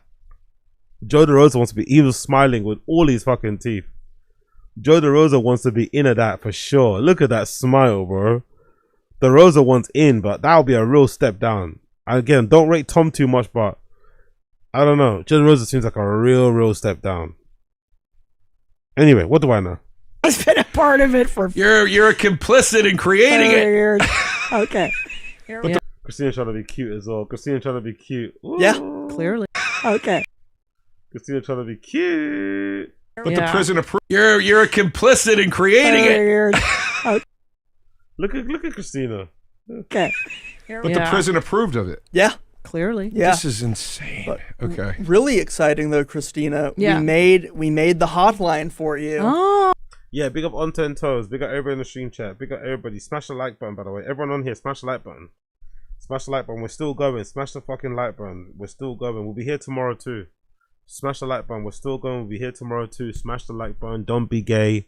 Help me out. Smash the like button. Encourage me to do more streams by smashing the like button. And people are actively calling in. Okay. Trying to pitch themselves to you. So there's a hotline now, Joe, where my Okay. potential suitors can court me. Okay. Can we hear some? Do you Oh boy. Can't wait They're to in hear. the horny hotline. Look, I know what the YMH fans are saying to me, and I'm not even. I can't imagine. What? Joe DeRosa trying to really put himself. What do you mean? What they're saying to you about what?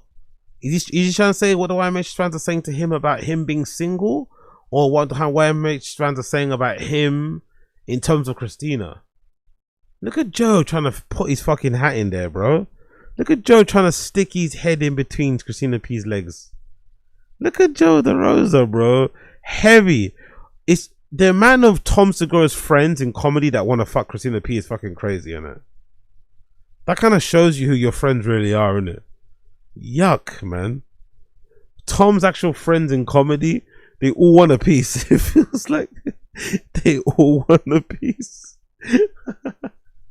I don't know if Tom's will be flattered by that or just kind of annoyed that they all were in the background thinking, you know, Christina's fire and they want a chance. They all want a chance. What they're saying to you. Well, here's the thing. I mean, look, who better to court me than people who are familiar with what a bitch that I can be, what a nice lady I am. Maybe it's best that I date somebody that's familiar. Yeah. Okay? Yeah. I would like to see a round of comedians that you might end up with. I don't know if that's going Just to the happen, next- Joe. Oh, Joe concentrating there in it that you might end up with. Look at Joe. Comedians. Why do they be comedians? Joe really, really wants to be into that. Fucking hell. Joe, man. Come on. Chill. Play it cool, brother. If anything, Joe should be encouraging throwing more names, not being so like this, isn't it? Joe should be like leaning back a bit, not being so forward leaning. He should be leaning it back a bit and playing the like almost a gay best friend, but not really. You know? Just leaning back a bit and just playing into like, yeah, man, what type of what? That guy will be great. Honestly, this guy will be great for you. Come on, he does this, he does that. Just leaning, you know what I mean? Don't need to be so heavy handed. Come on, Joe DeRosa, man. Wind your neck in a bit, Joe DeRosa. Wind your neck in a bit, bruh. I don't know if that's going to happen, Joe. I want to see the next power couple you babe. form the other half of. I've done comedians. I don't think we're going to. One comedian. You know, Tom Segura was the only comedian I ever dated. Yeah. Ever. And we got married and that was it. So I think for now. You made it count. You made it work. I did. It was an awesome ride. 20 years is a miracle in today's society. 20 years with somebody? I mean. It's so beyond what anybody could ever expect. In show business? I'm sorry, but after 20 years, you just have to stick together forever. I don't think it's that much of an accomplishment. After 20 years, you should just stick together forever. Even if you just like have to live in separate houses and sleep in different beds, there's no reason why you should get divorced at that point. It's just 20 years with 2 kids, under 10 or under 15 or something, or whatever. I don't know. Just stick together for the sake of the. I don't know. Just there's nothing else out there for you, man. In my personal opinion. Again, maybe I'm being too harsh, but there's nothing out there for you at that point. Like, just stay together. Just stay together, like how our parents used to make it work back in the day. He does what he has to do on the road and just doesn't bring the shit back home. It's that kind of level of toxicity. I think so. At that stage, I'm just staying together, man. Like, I'm a big believer. If you decide to do that shit, like, it's forever. Like, if you want to, which is why I'm also a believer. If you want to be a fucking whore, you should be allowed to be one. Like, I'm all for the Bonnie Blues and Lee Phillips do their thing. I don't want to watch it. I'm all for the Bonnie Blues and Lee Phillips do their thing because I think they are very adamant in that they want to live that type of lifestyle. If you want to settle down and have kids, make sure the person you pick to have kids with and settle down with the person that you want to be with. For real. Like, actually like them as a human, like them as a friend. Like, you know what I mean? Just like them. Outside of the sexual attraction, the romantic attraction, all this love and stuff. Just love them as a person. And then decide you want to be with them, cool. But it has to be forever. If it's forever, it's forever. And at a certain age, I think you just need to grow up and decide to just swallow it and just, for the sake of the family, stay together. Because I think those type of things can sometimes be seen as somewhat selfish. Oh, I want to choose my own happiness. And happiness to do what? What are you going to do with this new person you found? What are you actually going to do? Like, happiness? Like, huh? Shouldn't happiness come from raising your children, right? Put something back into, I don't know. It happens a point where, I don't know. Maybe I'm being too dark about this shit, but hey, it should also be, I just think it's exhausting when you're young to date. I can't imagine how exhausting it must be when you're their age. And you're as famous as they are. With as much money as they have. Oh! With all the news covering your breakup and every step, it must be so exhausting. I can't imagine how exhausting it must be to date when they're, at their stage of life. Fuck that. Are you kidding me? By the way, not just in show business, in biology. We're not supposed to be monogamous. Like, we're just not supposed to be. And hey, Joe DeRosa trying to get Christina P into polyamory. I don't think that's going to work, bro. I don't think that's gonna work. Part of the problem maybe was the fact that Tom was so distracted, maybe, who knows? All those conversations they're having about a second wife kind of annoyed her, I don't know. But, Christina's like old school. She's like Central European, right? Hungarian or something. Eastern, they don't play that game. Europeans in that sort of regions don't play the whole polyamory thing. You have to go, you have to go places like Germany and shit to get that, if you want it. But I don't think Hungarians and Bulgarians, all that shit, I don't think they play the polyamory game. I don't think so. I think those motherfuckers are very traditional, very old school. We all fight against that for obvious reasons. So for you to put in 20 years, the two of you, and then also have it be as fun and beautiful and the kids and successful. Yeah. And work together and all this. I can't make it 4 weeks with somebody I barely know. No. I know, but that's why I feel it was a good time. Okay, but now it's time for me to look at potential new people. Here we go. All right, let's listen to our first. Sorry. Okay. I'm scared. Yeah, I am too. I wanna kiss you all over and over again. I wanna kiss you all over. Dun, dun, dun. Okay. To the night closes in. To the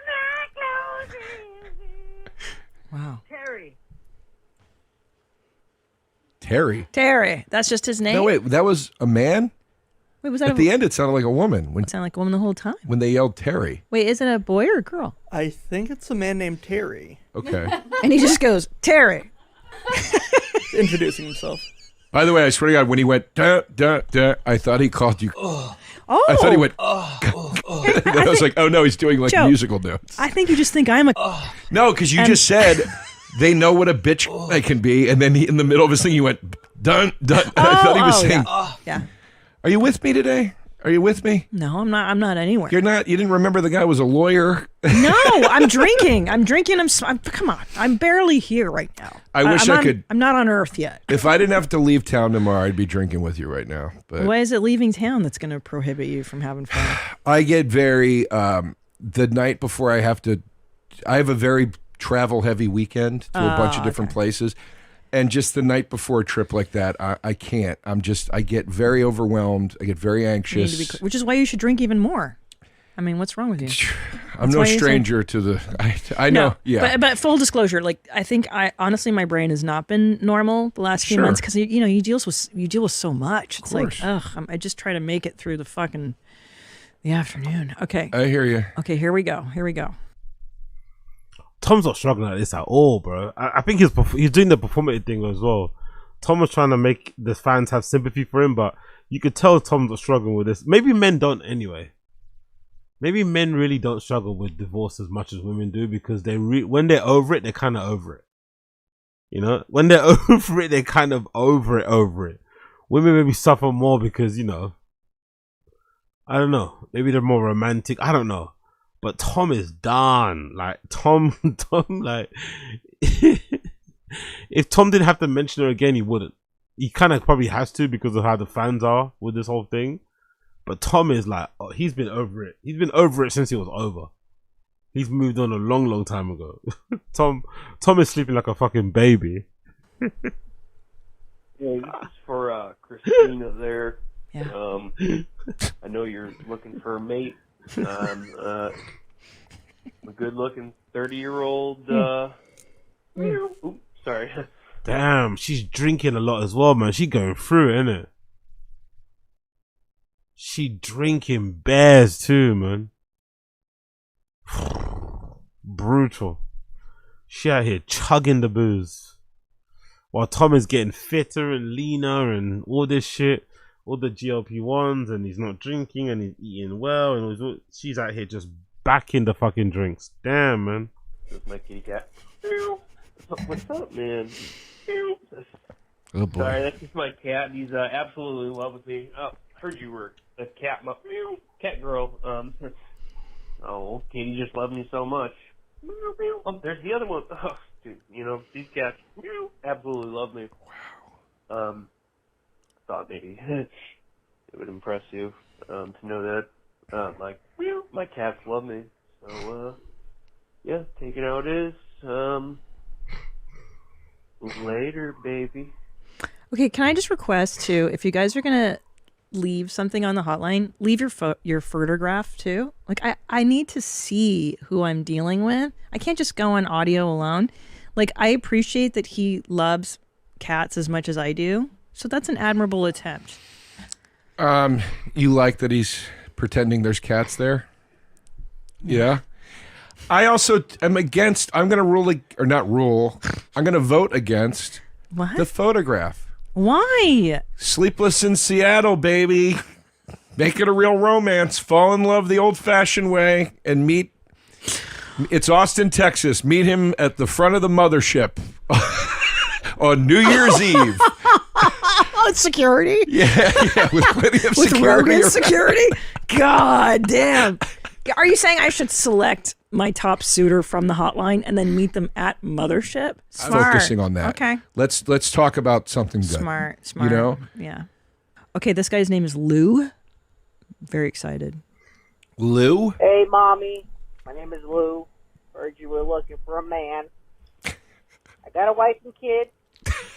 Might be fine with it. A little bit about me. No. 4 inches. Rock hard. No, Lou. You know what the deal is. Okay, I'm stopping it. Yeah. I'll hear him out, but like I'm not Call gonna. me, babe. Call me, babe. I've got a wife and kids, but I'm hard. Yeah. Why would I ruin this man's family? Yeah. Because he's got a hard dick. So does everybody. Well, he was saying he's 4 inches hard. He's saying he has a small dick. Oh, I don't want 4 inches hard. Yeah. I'm sorry, I didn't hear that. He was doing this. Well, today, there's a few things. No, I know, Joe. Look, I'm just joking. I'm just teasing you. I'm I sorry. know, but like, I don't. I'm not as savvy with like dude chatter because I haven't engaged in it for like 20 years. So you do need to help me decode. I don't hear it because I'm like, this is insane. Well, there wasn't really anything to decode. He said, I'm 4 inches hard, which was not really a code. No, I'm just teasing you. That guy is a guy making a funny message that wanted to get played, and it worked. He got played. Okay. You know what I mean? Got it. So far, the only candidate is the poem guy. Love the poem guy. What was his name? John. I have it written here. There we go. John Ross is doing a much better job now. If you want to get in, do this stuff. Act nonchalant, act like you're not really in it to win it. You're just talking about. I mean, this is a much better way to actually get in. If you want to get in, who knows? Maybe just doing it for the bit. But yeah, this is a much better way. Big up John DeRosa. You're John the poet. Okay, here we go. Okay, here's my next one. Hello, Christina. This is your president. This is your president, Donald. I seen what happened, and I said, wow, I can't believe that happened. But quite frankly, it seems like a problem. But I see it more as an opportunity for growth. Wow, what a scumbag. Probably uses washcloth now. I've loved you, quite frankly, since Road Rules 98. He knows You that. know where to find me. I Keep 'em don't. high and tight. Actually, I don't know where to find you. Everybody does a Trump. I know, and I feel like Tim Dillon's is better than. Well, obviously it's Tim Dillon. Oh, she's removed her wedding ring too, man. It's actually over, man. Our mommies and daddies finally got divorced. Even her wedding ring is gone. Sad times, man. Sad times. He knows You that. know where to find me. I Keep 'em don't. high and tight. Actually, I don't know where to find you. Everybody does a Trump. I know, and I feel like Tim Dillon's is better than. Well, obviously it's Tim Dillon. Yeah, they're Anybody's better than that. That wasn't good. You've got Shane and Matt Friend who have nailed, and then Matt Richards. They've nailed the impression. Like Joe Rose trying to shoehorn his friends. Who the fuck is Matt Friend and Matt? Who are these guys? We don't know these people, bro. Yeah, it's That's hard it. to Nobody else do. should do it anymore. Yeah. Those are the Okay. three. Well, that being Matt said, Friend, I'm Matt not Richards. a fan of like. I see what he was doing there. I like that he approached it with humor. It just didn't resonate with me. It's not my thing, but admirable attempt. Thank you so much. And but I need pictures.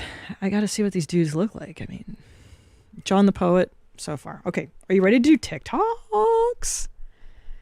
Wait, you have just regular TikTok. I think Oh you meant wait, we haven't even read my DMs.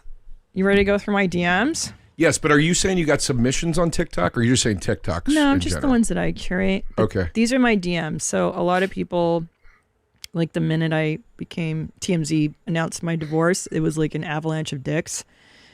And I just thought I'd share some of the highlights. Dick pics you got? I don't know, because I haven't honestly gone through them. This is a cursory look at my DMs. I'm still afraid.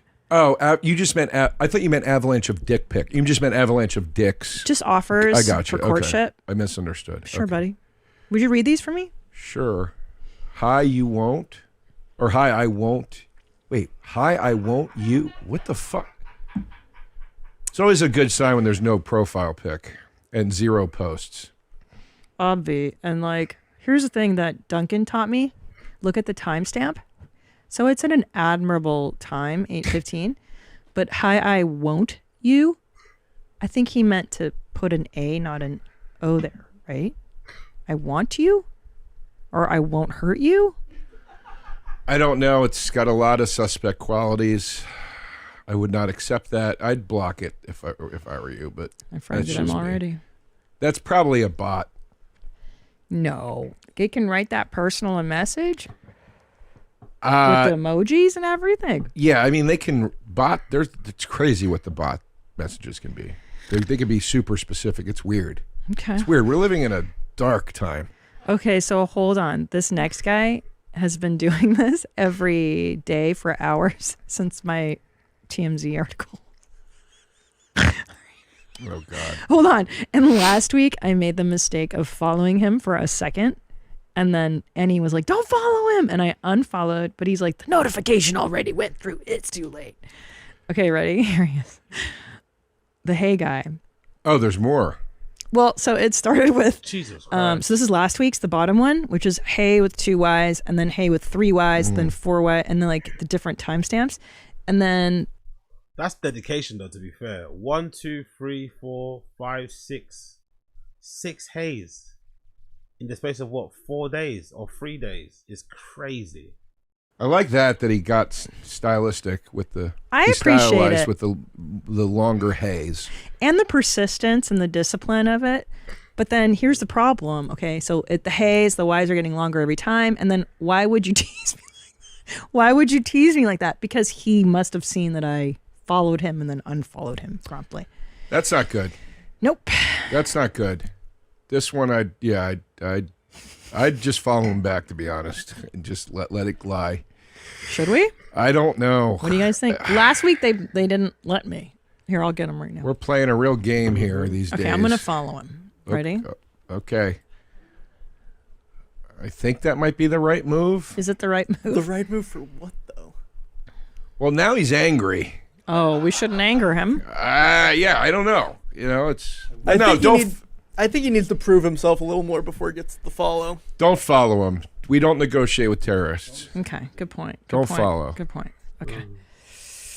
Okay. All right. Here we go.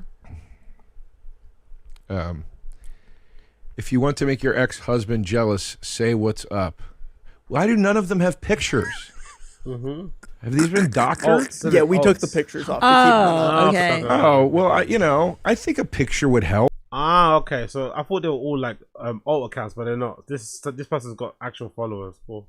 To get some frame of reference here, but that's all right. This one is no. Well, because I don't know anything about you. It's like you want to make him jealous. Okay, well, tell me how to make him jealous. What do you have that's going to make Tom Segura jealous? You're not even telling me. Fucking hell, mate. She kind of wants some action, isn't it? I know this might be a bit of a bit, but she's being very outward, isn't it? Christina P is being very. She wants some action. She wants some action. This is Scott Aukerman. This is a man that owns a different podcast network. Trying to make. This is Joe. Jesus. This is Joe Rogan. No, my God. I have another podcast. Make your husband jealous. No, I mean, I don't know. This is it. It's a bad approach. Say what's up. It's a bad approach to start with. Let's try to make your ex-husband jealous. So you tell me. You're a single gent. What should be the approach to a newly divorced? You tell me. You tell me. If you wanted to fuck me, what do you think would work? Woman. Don't bite, Joe. Don't bite. And that you're interested. Don't bite. In. How would you even begin? I'll tell you. You're not going to like what I have to say. I don't care. It should be nothing. Nobody should be approaching a freshly divorced person. It's craziness. There was a woman that I was friends with. Oh, he's doing it. He's doing it. He couldn't help himself.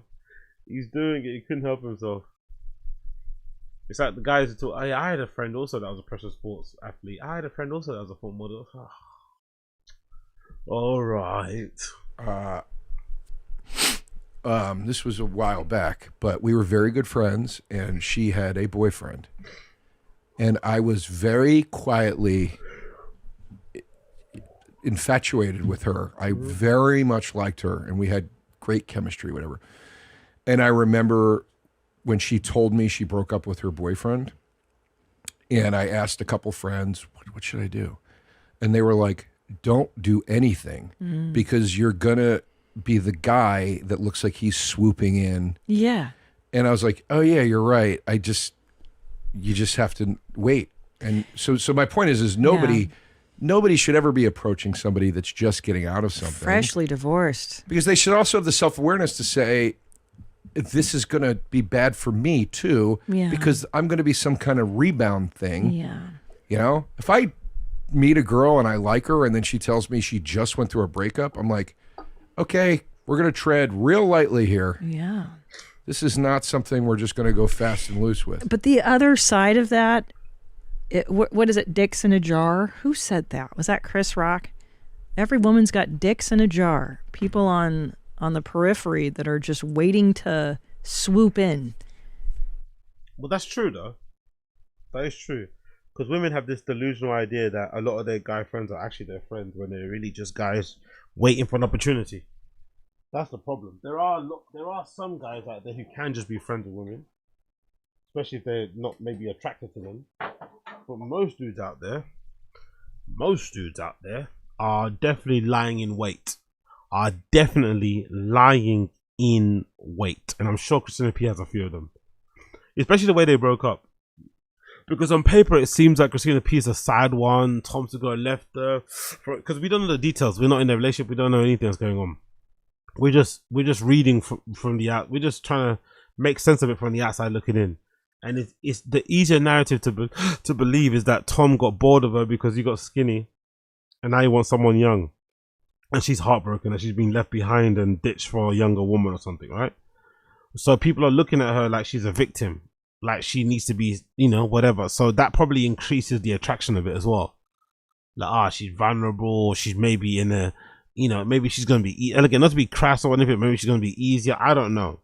I'm sure that kind of increases it, and maybe there's also just been some guys around them who probably, have seen them interact in real life and seen the way Tom talks about her privately, who just think maybe they can do a better job.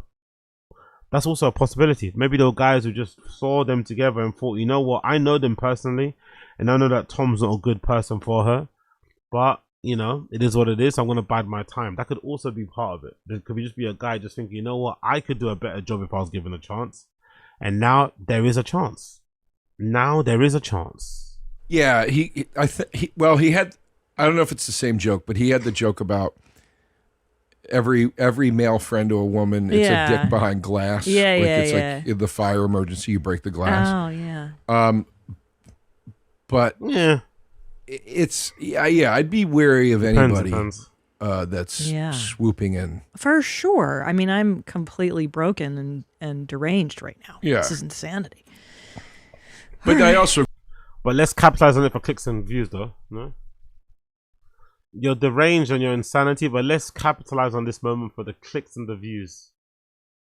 Let's also encourage more of this nonsense by talking about it on our show, platforming it on our show, joking about it on our show. I'm deranged and broken, but let's talk about it on our show. Makes sense. Yeah. If you're going to approach, pitch a little bit. You got to pitch a little bit here. Well, yeah. What are you offering? It's like, okay, then send me a pic or something. Here's some more suitors. Huh. Oh, sorry. Yeah, go ahead. Tit cancer, huh? That sucks. You'll be good, homie. That was from 2024. Oh. So he wrote to me 2 years prior. Okay. Now this one is new. Yeah. If you fix my teeth, I'll stay with you forever and 3 more kids if you want. No, that's an absolute no. Why? Because he's asking you for something. I mean, fixing his teeth is a nothing burger. Like, I mean, if he's a good guy and he wants to be a stepdad and he's got kids, I mean, what's the big problem? I feel like you and I are going to have to do like that movie Hitch, where I train you on how to get back out into dating.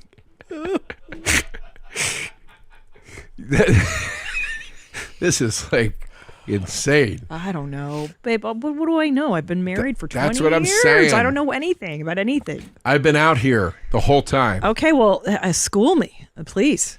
I've been on the outside. On the outside. Yeah. I've been outside the glass looking in. Fucking hell, Joe DeRosa wants a piece of that fucking Bulgarian. Joe DeRosa wants in. He wants in. Tom who? He's not even my friend. I'm not even called him like that. I'm known Bert Moore. Bert's more my guy. I don't even know Tom like that. I don't even know Tom like that. Bert's more my guy. Oh, Joe DeRosa, man. Be a little bit more, I don't know, man. Be a little bit more subtle, bro. Joe DeRosa wants inner. I've been It's on like the prison. inside, babe. I'm like the guy in Shawshank. Yeah, I know. If you put me on the outside, I'm going to hang myself. I've been on the inside for too long. It's all I know. It's all I know. So this is okay. So I need your help because I don't know. I don't know up from down, left from right. Yeah, I you don't fucking know. You don't accept. Yeah, you don't know anybody. Don't do asking, anything for anybody. Yeah, I didn't say that, but somebody starting out with "do this for me." Yeah, it's a barter. That sucks. Yeah, I don't like that. You're right. It's also very different. There's certain kind of barters that make sense. Okay, like one barter that would make sense is if, for instance, you're an older man and you're pretty well off and you very much want to have a child, but you don't necessarily want to be married. Oh. I think an acceptable barter is if you meet a woman who might be interested or whatever to say, hey, here's my situation. Would you want to have a kid? And That's I'll take true. care of you. I'll make sure that you're taken care of.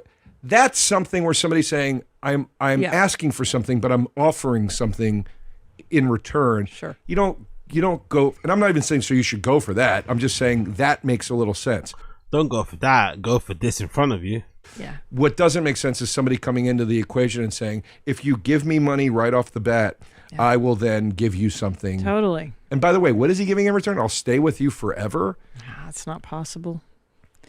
And All right. 3 more kids? I don't want 3 more kids. I've already. You have 3 now? I have 2. I thought you had, okay. It's enough. It's enough.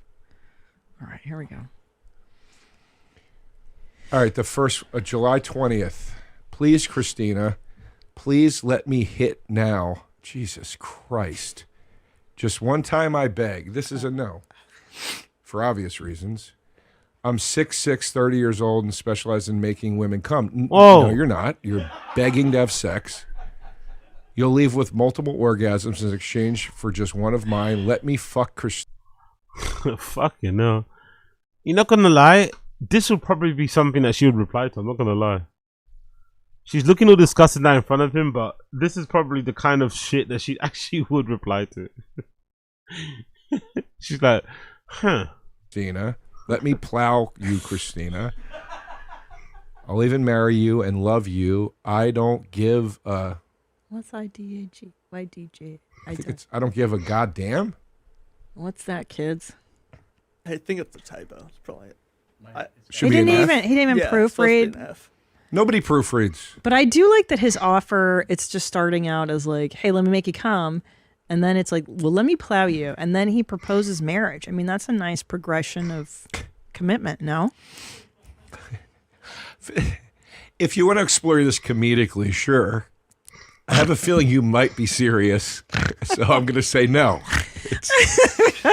He's proposing. Anybody, he's proposing to me, Joe. Anybody using the word come and plow I know. in their initial pitch. And like women are not, we don't use the same vernacular. Like, I mean, at least Niana, I mean, if a guy's like, I'll make you come. Like, well, yeah, I can make myself come. It's not a selling point. Yeah, I'm gonna leave it there. I don't want to imagine Christina P coming. Not gonna lie. Big up Christina P, but that was a bit too much for me.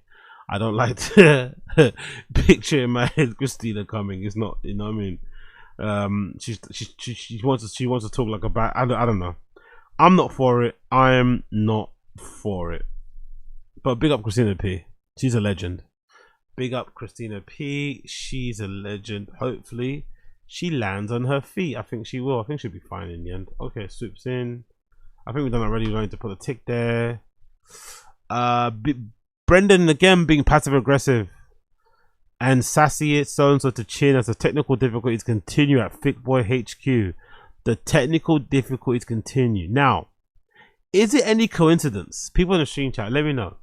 Is it any coincidence in the technical difficulties have now suddenly increased in their level of frequency ever since Chin has made it very clear by some of his, let's say, micro actions, right? That he is somewhat soft quitting. Am I the only one that feels like Chin is soft quitting? Am I the only one that feels like Chin is sending some very obvious signals that he's not happy, that he's disgruntled, that he's exhausted, that he probably, maybe he doesn't need to quit. Maybe Chin just needs a real 2-week vacation. Maybe Chin needs Brendan to step in like a real boss and give him 2 weeks off from work just so he can go and recharge his batteries, refine his inspiration, get grounded again, run out of money and realize, oh shit, this job actually pays for my Korean barbecues. It pays for my addiction of buying fucking multiple microphones and GoPros and tripods and fucking flashlights and lampposts I can do when I go camping and all this shit, and pays the bills for my Tesla Cybertruck. Maybe he needs to just recenter himself that way. Maybe to get re-inspired again. Maybe he just needs to be away from Brendan and that fucking storage unit for a couple of weeks. But that's what I would do if I was Brendan. If I noticed one of my employees, like fucking Chin, who's a major part of what he does, who's usually pretty reliable, who usually doesn't really have any technical difficulty. Let's be honest. Like usually T5K's, you know, the worst probably you could say about it was sometimes the framing or the loudness of the microphones, right? Really and truly. Everything else is pretty spot on. But ever since they've moved to this live streaming thing, or just generally just what they're doing now, it just doesn't feel as polished as it once was, you know? It just does not feel as polished. Now he will never admit it, of course, but it just doesn't feel as polished as it once was. So, does Brendan know? Does Brendan care? I don't know. I don't get it from this clip, by the way. I feel like from this clip in particular, Brendan doesn't give a fuck and just keeps sending these little passive aggressive shots at Chin because of the lack of, you know, professionalism or just working when it comes to the fucking pod.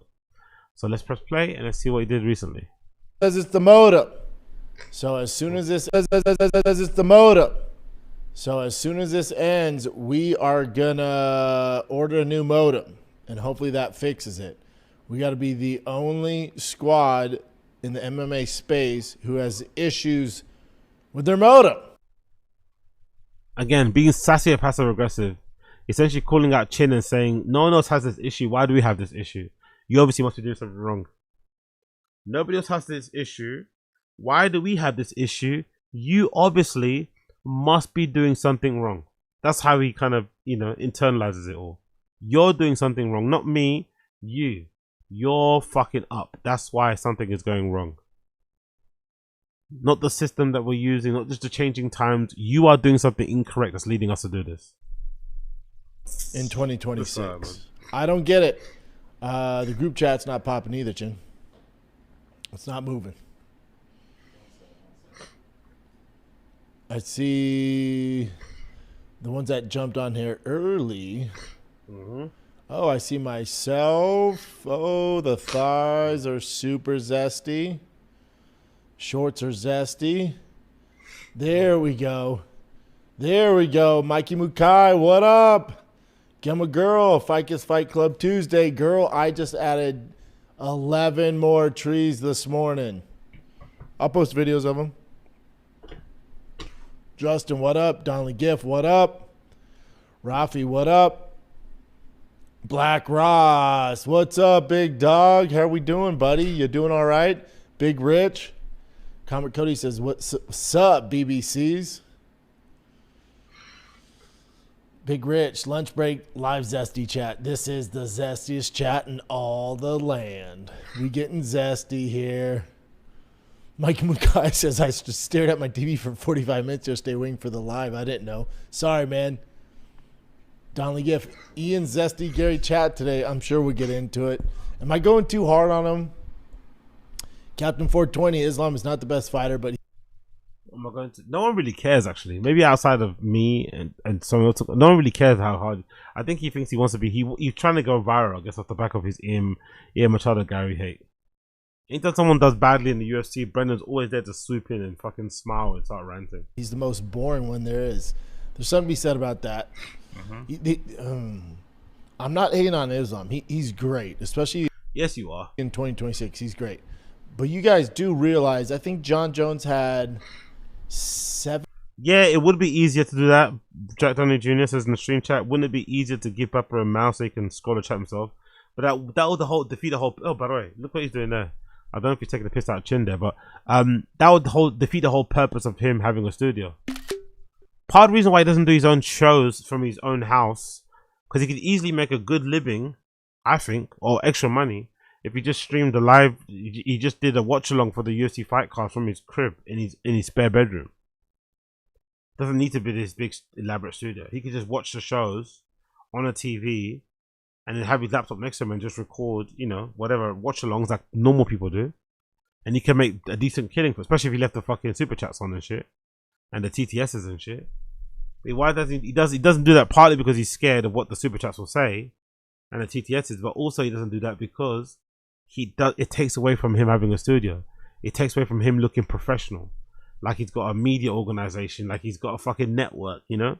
He likes that. He likes to have that fucking thing. So Chin doing it for him makes him feel like that guy, you know. He's got an employee that handles the chat, that puts the stream up, that records the show. You know what I mean? Like, so, and he's the talent, you know, all that sort of stuff. That's what he wants. So yes, the other way is easier and better and would work better, but this way just, you know, helps his fucking stupid mind, I guess.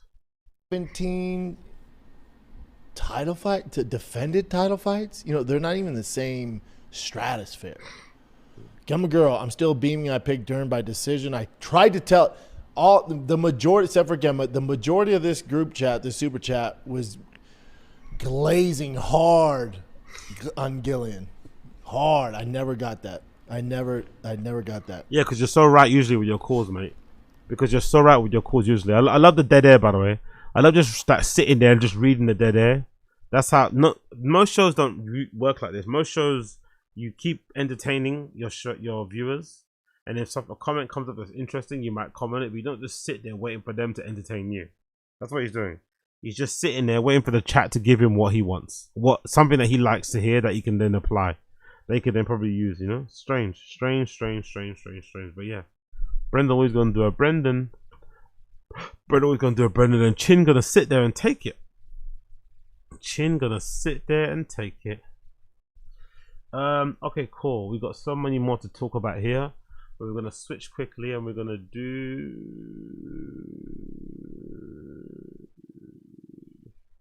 making Brendan answer difficult questions.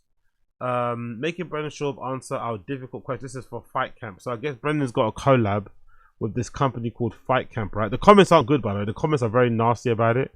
The comments are not happy about Brendan doing this Fight Camp collab thing. They do not like it. They're not happy whatsoever. Let me actually see if I can get up properly. But these people are not happy. They are not happy at all. They say this is a miss. They don't like it.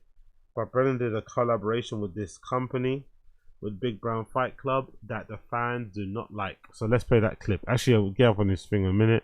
Let's play the clip. Though, making Brendan Schaub answer on macking. Let's hear what to say. What a question. You guys are messed up. What's up, guys? I'm Brendan Schaub. This is This or That with Fight Camp. We know. Prime Mike Tyson or Prime Fedor, bare knuckle in a garage. Of course he's going to say fucking Fedor because he hates Mike Tyson. Because Mike Tyson punked him that time on that show. So he hates Mike Tyson. He then glazed him when actually he always hated him. Then he glazed him when he came on Tiger Bet, when he came on for a Thick Boy. I don't think Tyson saw what Brendan said about him prior, but then he was told. It's quite clear that Mike Tyson didn't know who Brendan was before he went on the fucking Food Truck Diaries. I think he was doing that when his podcast was really popping off, right? But then he was probably told by his team the things Brendan said about him. Then the next time Brendan and him were in a room during that fight stream, Tyson made it very clear, obvious, to come over and do that whole like mean mugging thing, and Brendan had nothing to say. Brendan was doing everything to avoid eye contact. Looking at the sun, the moon. Brendan was doing everything everything. It was fucking crazy. He was doing everything to avoid eye contact, man. Oh my god. Prime Fedor all day, not even close. Octagon in Rio or the Comedy Store on open mic night. Again, not even close. Making the walk to the Octagon in Brazil, as they're all. He would have definitely said differently when he was trying to be a comedian. When he was trying to be a stand-up comedian, he would have definitely said something different. Now he's not trying to be a stand-up comedian anymore. Look at this guy laughing at Brendan as he walks out. Now he's trying not to be a stand-up comedian anymore, and now he's obviously in this like, I'm a food truck, I'm a pickup truck guy. I'm just, you know, whatever he's on, he's obviously not gonna, you know, he's gonna try and shield that side of things. But it's just funny how his answers changed based on what he's currently into. But there was a time where he was really trying to pretend like he was this comedy guy. He never wanted to do sports. He only did sports because his dad forced him into it. He always wanted to be a silly goose and do comedy and do drama and act. And it's like, brother. Now all of a sudden, he wants to beat up people that disagree with him. You know what I mean? He's offering to fight people here and there. He's saying who's alpha, who's not. He's calling people zesty. You know? He's anti-electric, all this sort of like nonsense stuff he's trying to do to make himself seem hard. It's like, okay, cool, we get it. Chanting "You're gonna die," facing their legend. 2010 fight camp, Brendan. Or right now, Brendan. Who's in better shape? He was fast, man. He's in shape. Did a lot more training. The current Brendan's only in shape because of GLP-1s. He's never going to admit that, but that's the truth. If he didn't have GLP-1s, he still would look the same way he did prior. Because he never really had that discipline. Imagine the only time he replicated the discipline or the aesthetic, the look that he had in 2010 was when GLP-1s got fucking invented. Think about that. The only way he ever looked close to what he looked like in 2010s in UFC was when GLP-1s suddenly became readily available on the market. Suddenly, by coincidence, he ends up looking similar to what he looked like in the UFC. I don't think that's a coincidence. I think that's because he only did it because Ozempic and Mounjaro exist. I'd say I'm healthier now, but I was probably faster and in better shape back then. Broken nose from Crow Cobb. Or reading the Fighter in the Kid Reddit page. The fake laugh is interesting, by the way. The fake laugh is interesting. Look at him trying to be like, I'm really cool with all this stuff. He's suing people in court. You know what I mean? He's trying to take the fucking Reddit page down. This is someone trying to be like cool and everything, bruh. If he could actually act like this, really, like authentically, about the Reddit page, he'd be so well off. He'd be so, not well off. He'd be in a much better place. I won't say he'd be well off because, whatever. But he'd be in a much better place. But the fact that he doesn't react like this, actually, and instead tries to sue, take down, counsel, silence, is probably the justice the world deserves. He deserves this. He deserves what he gets, basically. For many years, he tried to shit on them, make it seem like, oh, there wasn't insignificant, try to, call them homeless cats. Like, they simply do not matter. No criticism that they say on there is ever true. There can never be nothing honest. There can never be no constructive feedback. It's all hate. They're jealous. They're this, they're that. They're basement dwellers. Cheeto covered dust fingers and shit. Or no, Cheeto dust covered fingers and shit, right? They're all fat. That probably angered some people. I'm not gonna lie. Knowing how unhinged people are on the internet, that probably angers some people. Like, how dare you, bro? How you gonna dare call me all these things? I'm just some regular guy that's got an accounting job and just likes to troll online. And now you want to make it seem like I ain't got shit. I'm some fucking bum. I bet you that angered some people. I bet you that angered them and made me think, you know what? If you think I'm a bum, I'm gonna destroy your life. I'm gonna ruin your life. So if only he could react this way in actual real life and not actually be a complete hypocrite when he goes in real life and didn't try and sue and silence people. It would have really helped him in his career, man. Really, really helped him.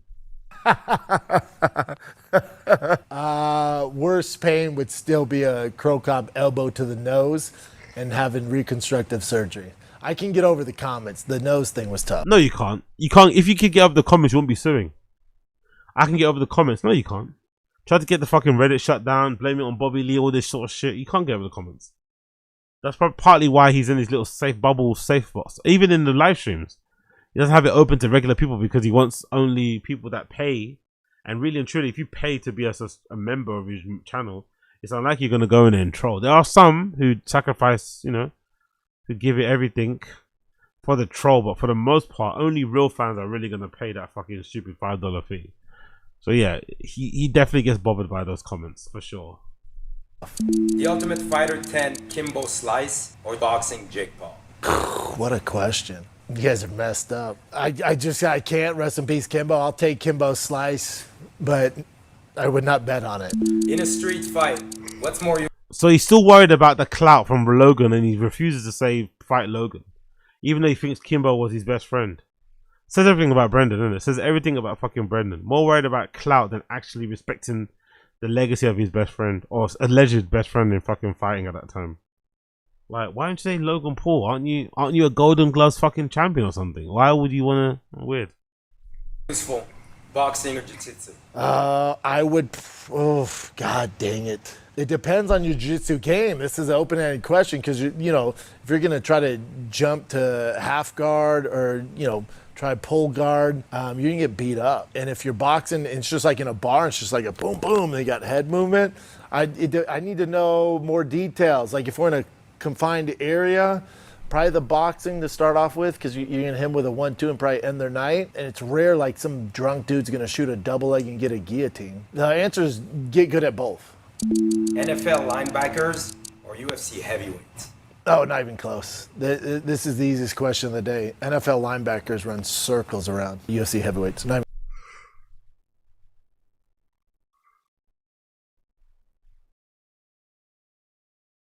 He's only saying that because he was a former football player and he's trying to make it seem like he was a level above when really you retired without being. If you were such a level above in an era where there wasn't many like skilled fighters. No, let's say not skilled. Let's take that back. In an era maybe when the standards were lower, I said not skilled, like the barrier of entry was lower. Why couldn't you then become a champion? If you were the hybrid and you had this experience of playing football, right? Of allegedly being a Golden Glove champion and also having this UFC experience, why couldn't you become a champion? If it's so easy. Oh, it's linebackers for sure. Really? Why didn't you make it? Close. They're not even the same breed almost. NFL training camp or UFC fight camp? God, these are loaded questions. They're not really. You think they are because you think he has some sort of like, bro, you never made it in the NFL. No one remembers who you are, really, for the most of it. He's trying to act like he's like part of the fucking, what do you call it? Yeah, he's trying to make it like he's like part of the history of like no one like, huh? Just say the UFC and be done with it if you want to really suck up to Dana. A UFC fight camp is tougher, especially if it's like 12 weeks and you're fighting at a high level, bringing the right training partners. It should be super tough because the camps are set up to put you in worse spots. So if you're bringing the right training partners, you're losing a lot. The only difference is the NFL training camp, especially if you're vying for a job, it's so cutthroat. And those guys. Rather than Jet Downey Jr., he's not saying that to be honest. He's only saying this now because he's quit. If he was still doing stand-up, he would have definitely said UFC fighter heavyweights over NFL. But because now he's kind of back into the kind of watching of football and basketball and stuff and not really much of the UFC, he's now might be trying to side more with the UFC thing. He would never said that a few years ago. Now he probably even considers baseball athletes or baseball players to be somewhat top tier athletes, and you wouldn't probably heard a lot of that by him too. He probably would have said some fucked up shit about baseball players, I'm sure of it. So yeah, it's maybe a right message, wrong messenger, but overall I think he's wrong. Guys are damn good at football. If you're not like a big draft pick or a well-known veteran, you're not getting a lot of reps. So it's tough. I'll say UFC fight camp for sure. Who would you rather fight for? Dana White or Eddie Hearn? I like both of them, but the way Zuffa Boxing paid Conor Benn $15 million, I feel like I like both of them. Of course you'd say that, man. He's the fakest kind of. Just say you hate Dana, man. God damn, the fakery is disgusting. Like, you have every right to hate Dana, in a way. Brendan has every right to hate Dana. Every right. He gave him horrible matchups. He like Dana White put him against fucking Travis Brown for his final fight.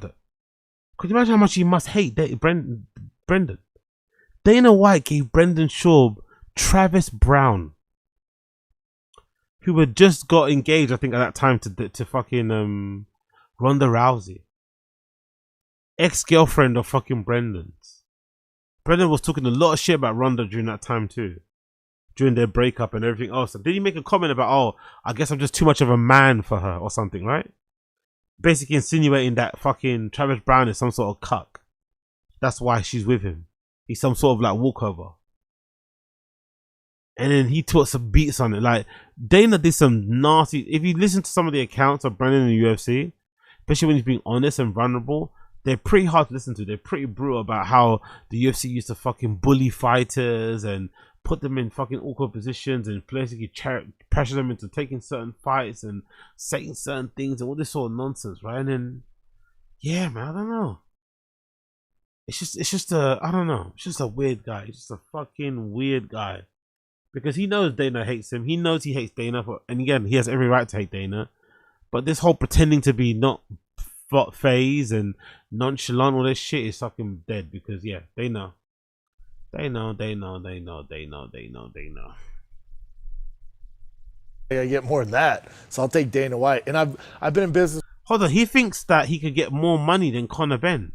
And I've been in business with him, so I'll take Dana White. Mill, I feel like I get more than that, so I'll take Dana White. And I've paid Conor Benn $15 million. I feel like. Why does he think he could get more money than Conor Benn? What justifies him getting more? Like, why does he think that? Does he think he's more famous than Conor Benn? Does Brendan Schaub actually think he's more famous than Conor Benn? I don't. Maybe not the podcasting world. Maybe in the podcasting world outside of America. Maybe not inside America. Maybe.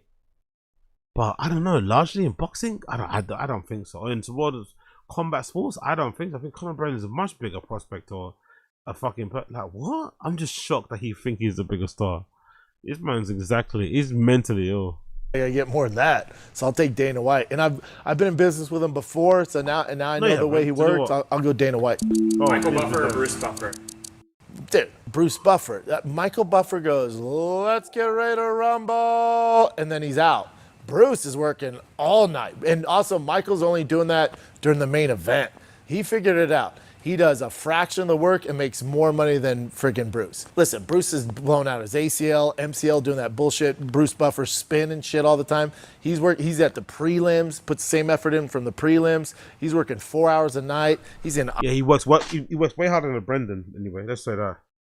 He works way harder than Brendan. He actually watches the prelims too. Brendan doesn't even watch the prelims. Abu Dhabi, he's in freaking Nashville, he's in Oklahoma City. Like, Bruce has a tough gig, dude. Bruce all day. Conor McGregor or Tony Hinchcliffe? Oh my God. Conor 2016, 2017, pretty epic. The best we've ever seen. Conor in his prime, I'd go with Conor. Tony's great, but different, right? Again, you can look at the fucking sucking up. If he was doing his stand-up comedy days and he needed comedians, he'd definitely say fucking Tony. Now all of a sudden he's like pickup truck guy. He's fucking back to you talking about the UFC solely.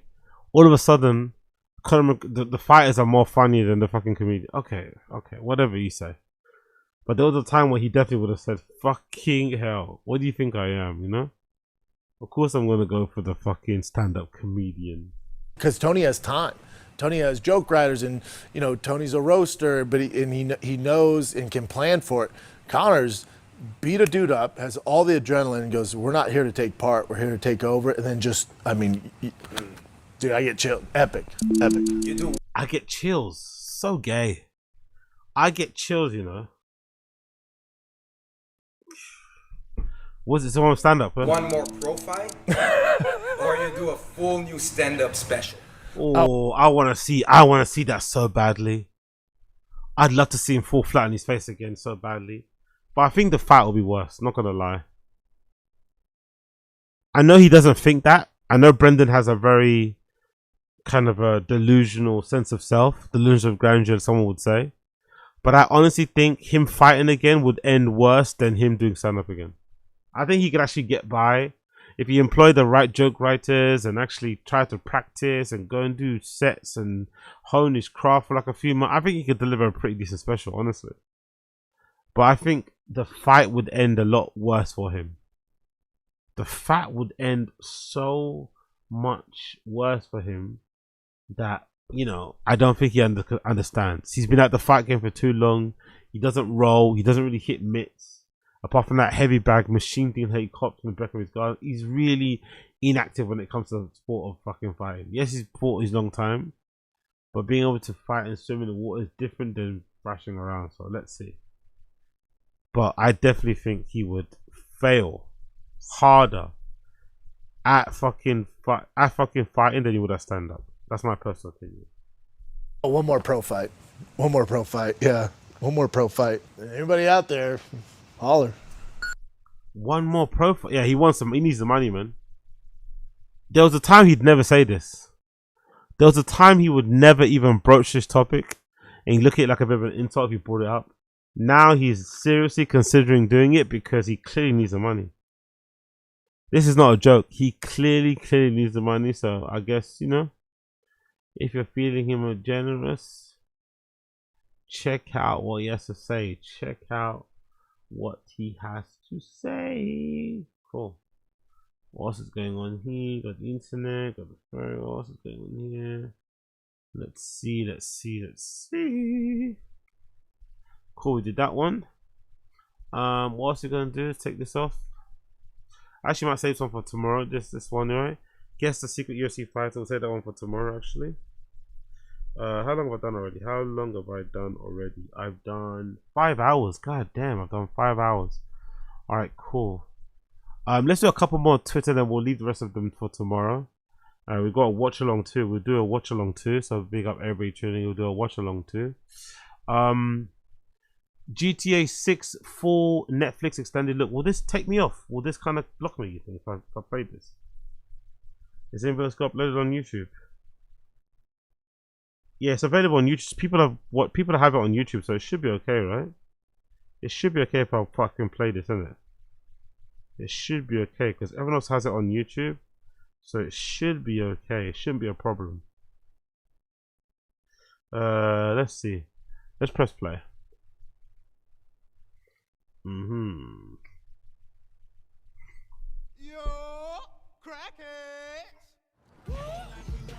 I guess they know we're coming.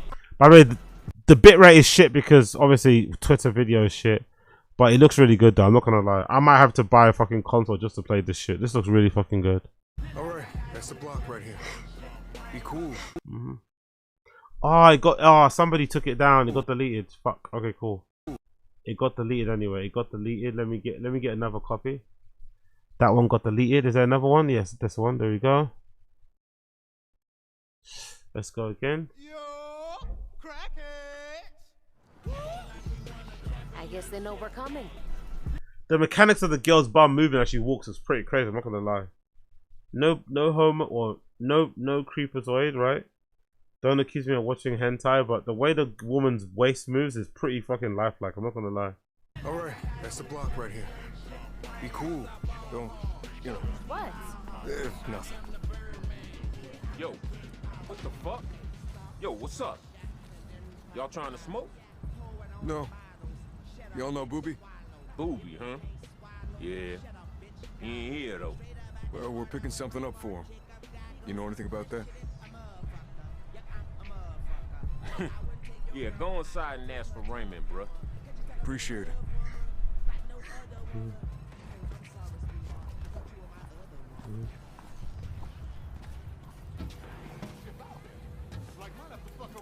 Shake some shit, know what I'm saying? Yeah, for sure. Man. This is really good, man. Wow. I don't even want to hear that shit. Hold up, bro. That's really good. Y'all need something? Raymond? Nah. What you want? Booby sent us for a pickup. Alright. Yo, we going up. This looks really good, man. This looks really freaking good. I'm not gonna lie, I kind of like this. Right inside.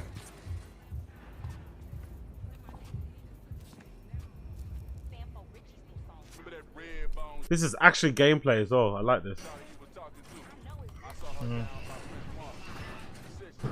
The pressing of the finger is very realistic too, by the way. The double pressing of the list. Everyone does that. Said you was here for a pickup or a drop off. Pickup. Nice. Let's see what I'm going. Straight up, first door on the right. Yep.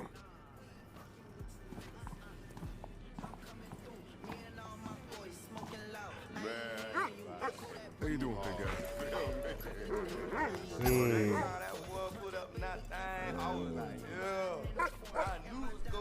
That's pretty cool. This has got to be the door, right? Looks like it.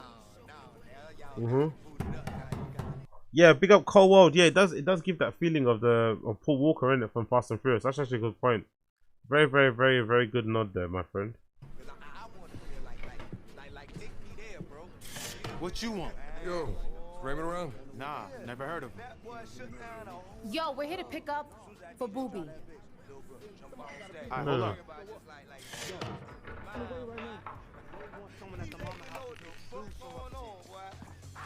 You know why they're there. Come on, man. These God two say damn. they for Booby? Already told that motherfucker what the fuck going on, man. He seriously sent y'all over here right now. We're just here to collect, man. Why he ain't come collect? You ain't asked yourself that. No. Look, we could go back empty-handed. My partner's off the grid right now, you feel me? Until I figure out where the fuck he at and what the fuck going on, we in a holding pattern right here. So Booby knows all this, right? Yeah, he fucking knows. Problem is, he only worried about himself. Yo, phone. Let me tell y'all something. At this point, I really don't give a fuck. Hey, pack that shit up. Yo, Ray, it's him. Ernesto. Put on speakerphone. Raymond. Yo, Nesto. Raymond. Where the fuck you at? Óyeme, mi hermano. We got a situation happening. Our friends on the task force are on their way. They say they're paying you a visit, so just let them take whatever they want, okay? The fuck you talking Jesus Christ. about? You know I got a nigga outside your mama house, right? Raymond, listen very closely, cabrón. Raymond. The fuck is that? Hey, yo, Ray, it's 12. They tooled up and everything. Raymond. Let's get these workers out of here, man. Go away this way. Oh, come on. Hey, move. I've always been there for you. But this what I get? Please, don't fucking move. Jesus Christ, headshots, you know. They got no guns and they're getting headshotted by the police as they come. It's gonna be a good one. I wonder if there's a scenario where you can avoid this. I wonder if there's a scenario where you come in and there's an alternative storyline where you can kind of get them safe into safety, and maybe you can then form an alliance with that guy. I wonder. It is what it is, my friend. Holy shit. Stay down. Yeah, I know.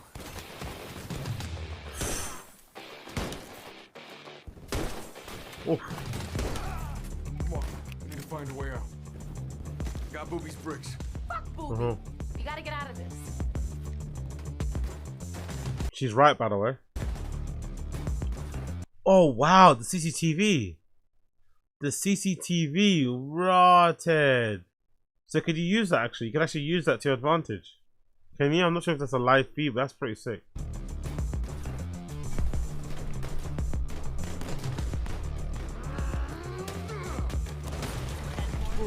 Yeah, it's like a big up Colwell, sold, buying a PS5, exactly, sold, exactly. Big up Garcia, reminds me of the Need for Speed games. Yep. Stay with me. Fucking hell.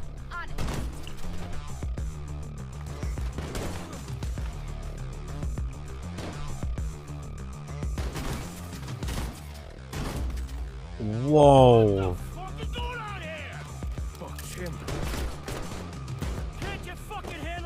Damn. Hey, man, this ain't even loaded. Oh, too bad. Damn. Clean this shit out. Holy shit. It's fucking Mendes. Yep. You think he saw us? So the drug dealer is obviously using the police to clear out his rivals, right? By giving them money or telling them to take whatever at the stash. That's basically, you know, that classic trope. That classic trope. No, he couldn't have. Oh, coño. They got more cops coming in from downstairs. Get in here before they get your ass. Thanks, man. What the fuck going on? What the fuck y'all doing in here? You hear all that Shut outside? up. Just hold on a minute. Hold on. You got motherfuckers running up in my house? You are not allowed to just come in here. Ma'am, shut up. And that's my fault.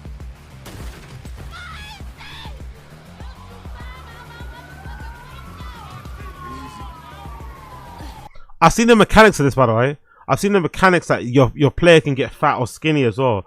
I wonder if the fatness and the weight will affect how you complete missions. I'm not sure if that's true, but I did see this tweet go viral of like showing the different weights you can have, like be skinny, normal. I mean, I wonder if that will actually affect the way you do things like this, where she's being lowered down outside of a window.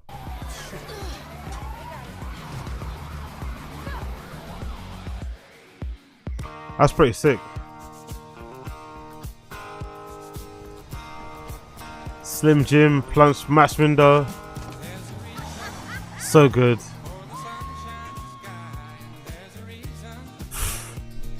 Yo, if you're a girl this summer, you're gonna be pissed, man. If you're a girl this summer, you're gonna be pissed, bro. There's gonna be so many. No, this summer, this winter, not this summer. Probably this winter. The timing of this game is fucking perfect, by the way. The release date of this game coming out is gonna be perfect because it's gonna coincide with winter season, and people are just gonna be indoors playing this shit. After work, just playing this shit. Before work, just playing this shit. During work, thinking about playing this shit. If you're a lady or if you're a fella out there, oof, you're gonna be pissed off, man. Your boyfriends or husbands are gonna be nowhere to be found.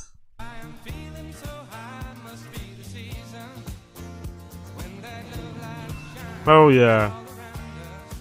Hey, Hey Jay, I bought these. What do you think? I can't buy my own clothes, you know. Sure you can. But would they look that good? Yeah. Nice. Okay. You know, Brian wants us there for cocktails. Uh-huh. You know what you're gonna wear yet? Relax, Jay. Okay. Damn. What do you think? Sequins? Sequins? Okay. The other one. You know what you're wearing right now looks pretty good, so you wanna head out? I don't wanna be late. Yeah, all right. Just give me a few seconds.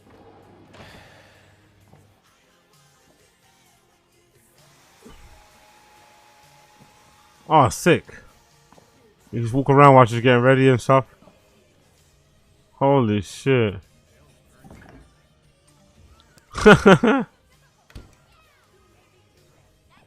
So cool. You can watch TV. Feel hopeless? Are you constantly searching for a way out?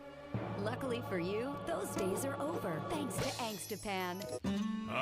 Exaphone. Great outdoors, nature's playground, a carnival of infinite possibilities. Wow. Overflowing with creatures great and small, magnificent and proud. Hungry? Not anymore. Mouth-watering meats from the open range, topped off with our world-famous buns. Jeez, it one advert.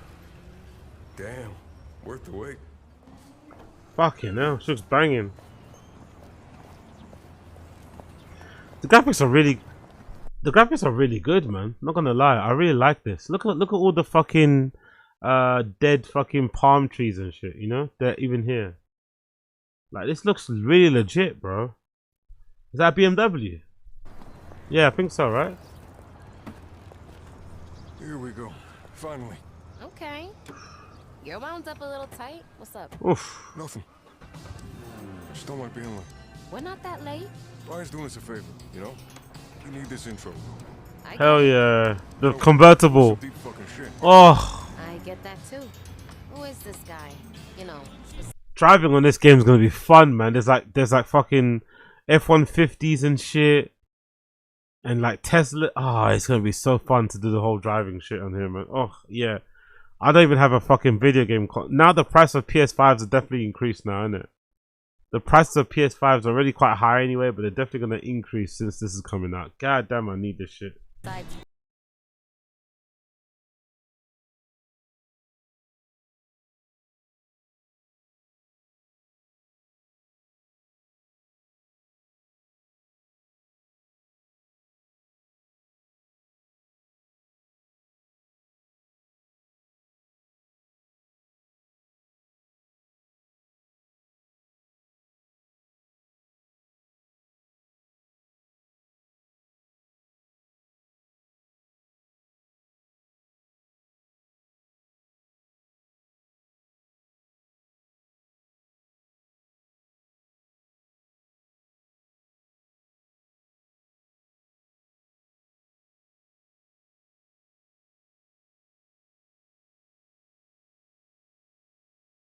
Fucking UFC, what you call it? I guess bare knuckle fights in the back garden too.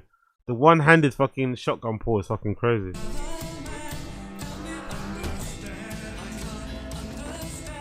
Wow, bank robbery jobs, rooftop parties. What? Sometimes I'm just more comfortable when I have to use a gun. you know? Just be charming, okay? Yeah. And don't worry about Brian. Dude's retired. I mean, look at Lori Snap. Big up the Robert Henry Poet. Joe Diaz will be playing this pretending he's killing the cocksucker Red Bar. Joe Diaz will also be playing this pretending that girl is fucking Slojo. Don't get it misunderstood. Joe Diaz definitely be playing this pretending the protagonist, right? The girl in this is fucking Slojo. He's definitely gonna try and whatever scenes that you can fuck this girl, he's definitely gonna be in there. Dramatic. Looks like they're loving it. Oh. Here they are at the bar. Wow. The ass is crazy. Oh my Mhm. God, as I live and breathe, look at the two of you. Oh yeah. It's good to see you, Brian. Uh-huh. Y'all come here, give us a hug. So good. I told Brian I thought you two were both dead for sure. Now what have you gotten yourselves into? I want to know everything. Jesus Christ. I don't know what this is. Yeah. I was just What's wrong with the sound? Yeah. Did tourists carry these? So if there's any feedback, by the way, it's not me. I think it's a video. Jesus Christ. This is so fucked. Brian was Oh. quite the stud back in the day. Wait. What's up? That job, it has to be done tonight. Tonight. Nice. He wants it on the quiet, huh? He only wants Hmm. one of Well, And you know, I don't mind. I mean, Well, if you wanted to. I'm gonna go. Enjoy your dinner, guys. I'll be back for dessert. Well, I'll walk you out. I need the ladies. Yeah, let's take in the view. Jesus Christ. I never get to smoke in front of Lori. Great mechanics, Ever tell man. you about the fairground rolled into my hometown when I was a kid? I don't think so. They had bale mazes and Ferris wheel. Hell, it was the highlight of the goddamn Shit looks good. summer for us kids. Everybody, here so we can see that. And they had this beautiful carousel. One night we snuck in, and a buddy of mine, he got it working. Look what the law chased in. Nice. What will the fight be? Leonardo, baby. And he cranked the speed up so fast that we thought we was flying. Wow. I started going faster and faster, and it's getting harder Yes, to hold please. on. And I said, well, shit, that ain't good. And I fucking jumped. Jimmy Canto stayed on, cracked his head Mhm. over and died that night. You got a point? Yeah. You gotta know when to get off, Jason. Mm-mm. What's this warning? Let's head back. What's this warning about? Smells fishy. Oof. Hey, got this road guy's car. Another, Heading to the yeah, address sick again. car. Nice. On my way. Yo, so I've been thinking, and I don't think we should tell him about, our troubles. Not just yet. Well, that was the whole point of this. Look, he could sell us out, or put a bullet through our heads. I mean, seriously, what reason do we have to trust this guy? All right. So how do you want to play it? Slow play. Just say. I wonder what they're gonna have on the radio, but I wonder what they're gonna have on the radio. Would they have like DJ mixes again? Because that was quite fun. Having all the DJ mixes on the fucking game was quite fun. I wonder if they'll have it. Hi, nice to meet you. Here's your car. Where's our payment? Please let us know about any further criminal opportunities. Okay. See you there. Yep, You miss me? I've been busy. Hmm. You gonna text this guy? The dude could be a cop for all we know. And he's not a cop, all right? He's just cautious. That's probably why he survived so long. We could learn something. Maybe you could. Yeah. You're the perfect criminal. Jason, Lucia, Yeah. Yeah, we gotta go. go. Yeah, go. Like right fucking now. What you think I needed to live for? Shit, yeah, he's cautious, right? Vamos, vamos, maldita loca el diablo. Enséñame clase de chofer a tu vez. Sick. Hey, bro. You have a gun? Get your ass back here, man. Boss, you should do some gameplay streaming when this comes out. Yeah, for sure. I need to get the PS5 first. I don't have any console, don't even have a fucking TV. So we have to build it up little by little. But I'll have time before the game comes out. I have time to build that shop little by little. And obviously, I don't know how do you capture. And I'll figure it all out. But I think the capturing is with like a stream deck. No, what's that thing called? Forgot. But I'll figure it out. But yeah, we'll do all that. We'll do all that. It'll be fucking fun. I'll definitely need to do some. Maybe it's what I'll do on Kick or something. You know what I mean? Leave that solid for the Kick streams. Just start playing GTA on there. That'll be fun. Come on, you gotta hold these fuckers off. Got a little something for your plate. Here, you take this. Wow. That looks so cool, leaning out of the car, just shooting like that. That looks so fucking cool. I'm gonna punch through to the freeway. Negative. Stay low.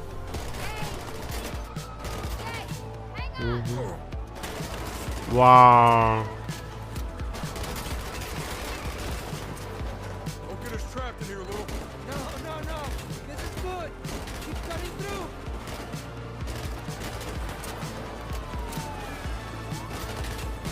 Back up into this alley here. Okay. So cool. That's it. Good. I wonder we just chill here for a minute. Fucking shit show. You want me to take the wheel? What? No. Look, you think everything always goes as planned, huh? No, mommy, no. There will always be some kind of bullshit. A professional adapts. Are you a professional, Lucia? Huh? Of course. Good. Adapt. We need a professional. Oh, I see him. I think he saw us too. Let's go.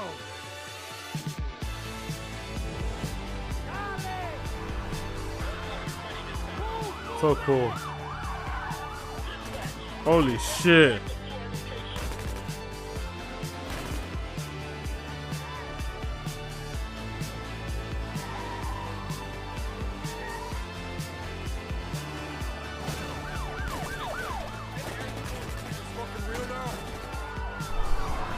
That looks so fucking good. That looks so fucking good.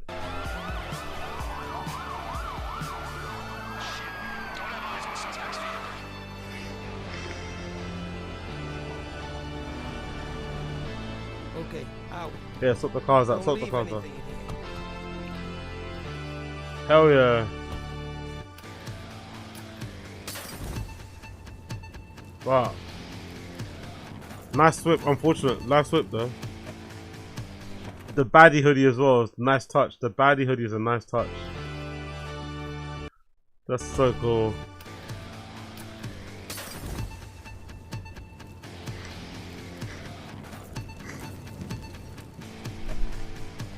Oh, the minivan, nice. We're cargo. Copy. No. Maybe some warning next time? What should I tell you to put in your calendar? Friday morning, bank robbery. Come on. So good. We passed the test? You did fine. We're still alive. I wonder if there's a possibility to when you swap the cars, is there a possibility you can still fuck it up if you like drive too fast? I wonder. This could be the start of something good. Keep your phones on. Oh, mamita. Dichoso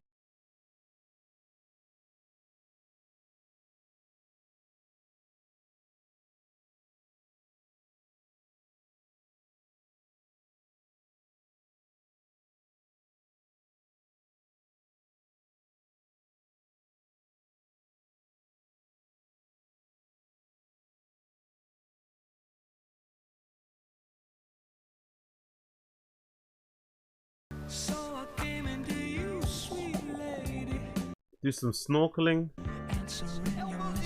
go in the gym, pump some weights, gains, Eleco gym weights is fucking crazy.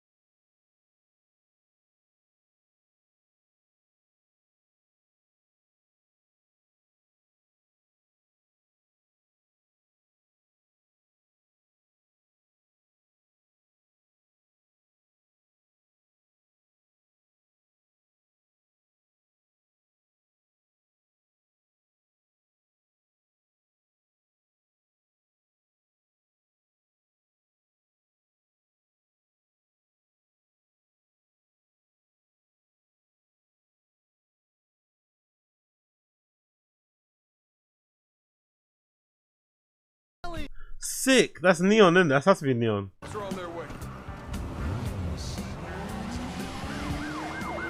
You just flick, give them the fucking middle finger. That's fucking sick. Oh shit! Who the fuck are you? What the fuck is this? Oh, the drug challenge! Wait, did you steal my friend's car?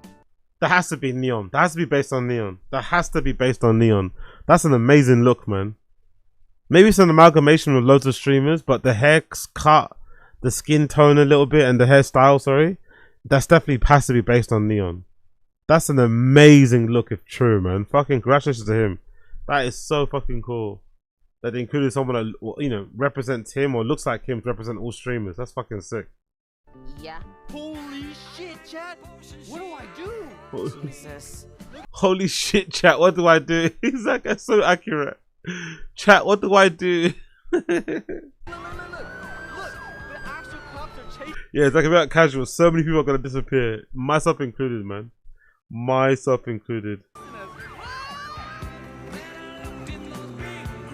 What's that? Why 69 when you can 919? It's crazy. Ah, shoot! You go to a shooting range. That's pretty cool. You can go to a shooting range to improve your skills too. Whoa! You can go dirt bike racing. Oh, the nighttime. Oh, it looks good. Driving at night looks good.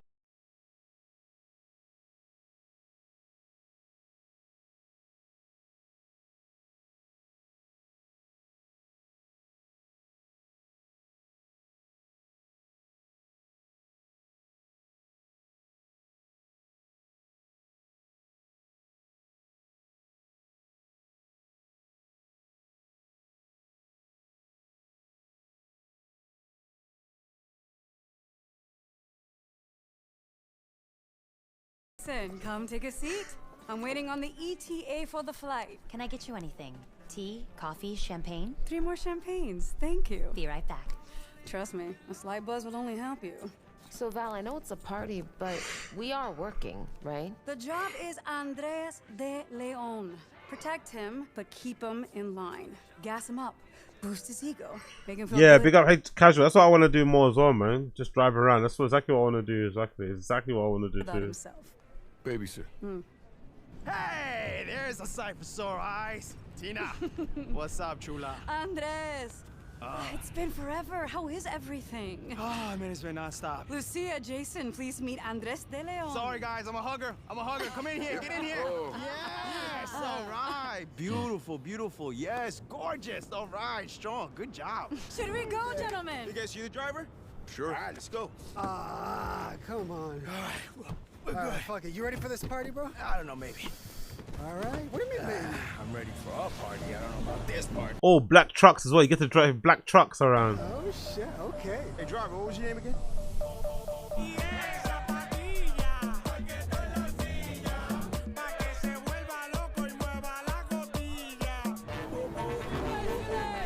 Is that drifting?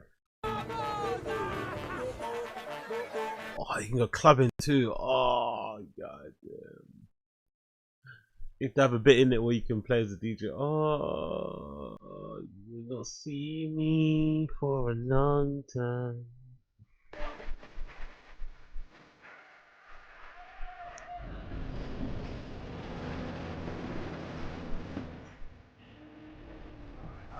Here we go.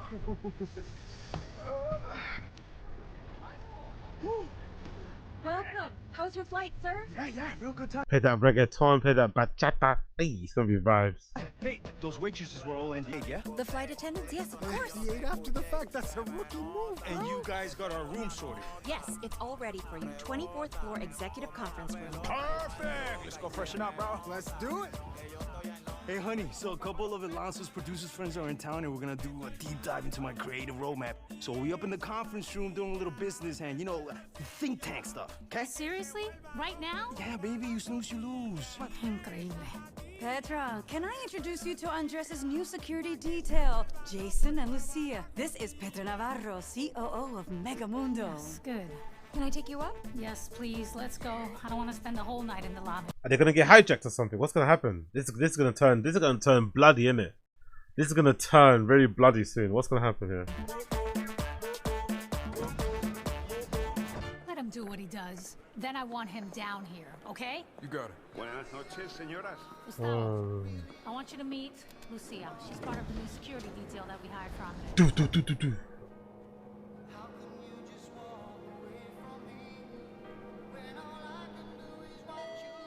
What's gonna happen here?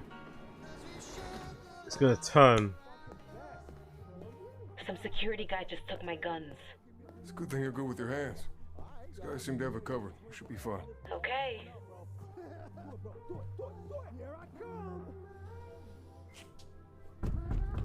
Private meeting, don't come in.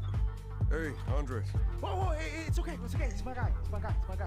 Hey, buddy. Just christening the new building. Hey, man. Doing lines off the fucking this. I wonder how often this actually happens. Doing line off of the fucking what you call it, of the fucking building that I guess they got. I wonder how often this actually happens in real life. This is kind of lame, but that's it anyway. Sorry to interrupt. Hey, man, can you run and get us a bottle of tequila, some sparkling water, a few beers, you know, just a selection of shit to drink, yeah? Thanks, buddy. Yeah. Yeah, so they just called and asked me to bring you down to the party now? Petra wants you. There's some big speech happening. No, fuck that shit. Fuck yeah, sorry, hard pass, man. We're on a roll here, Frontal cortex is in overdrive. I mean, how many ideas did I just have in the last 5 minutes, bro? So many, bro. So fucking many. It's like the band's back together and I just met these fucking guys. Come on, guys. Nice.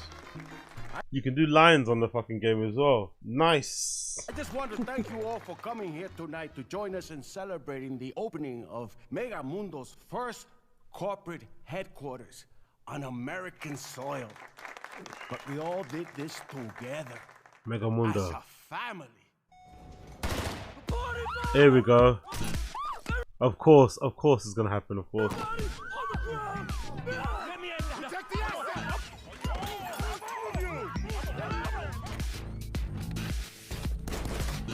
Oof. But I like how he's got the modern style of shooting in it. Have you seen that? Where they like, and he's got that is it I think it's modern, that kind of like, army SAS kind of style, that fucking Navy SEALs where they, and it comes back, that kind of shit where they keep it close to the chest. He's got that style of shooting. That's pretty sick. How they copied those mechanics. Again, I don't know what it means because I'm fucking from London. Okay, don't fucking kill me. I don't know what that style is called, if it's a thing or if it's old, but I do like how they've done that. Fate does that shit.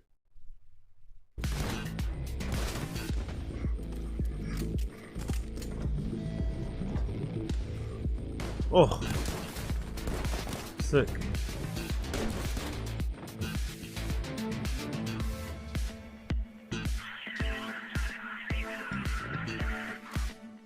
Guys everywhere. Let's see you. Move! Hey! Give me the phone. Who am I gonna call? I'm not stupid. Hi, guys. How's it going down there? Who the fuck is this? We'll talk more later, okay? ¿Qué carajo? Tenemos un problema. Mierda, granada! Jesus.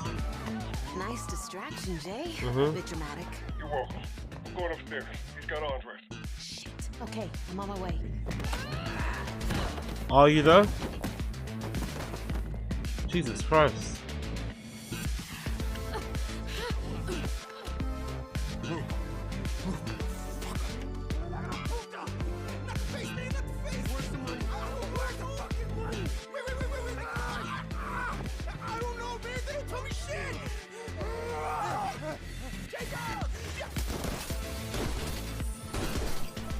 Wow.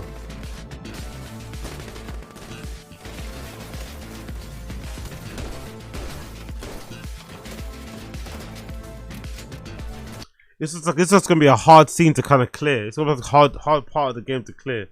So many different variables, all the different floors in the building. It's gonna be a hard one to clear.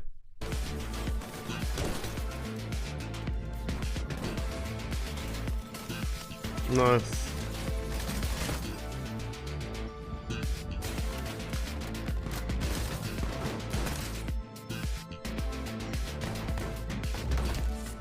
Oof.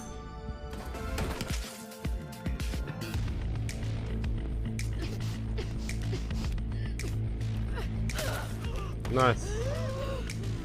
Hurts, right? Try wearing a bitch.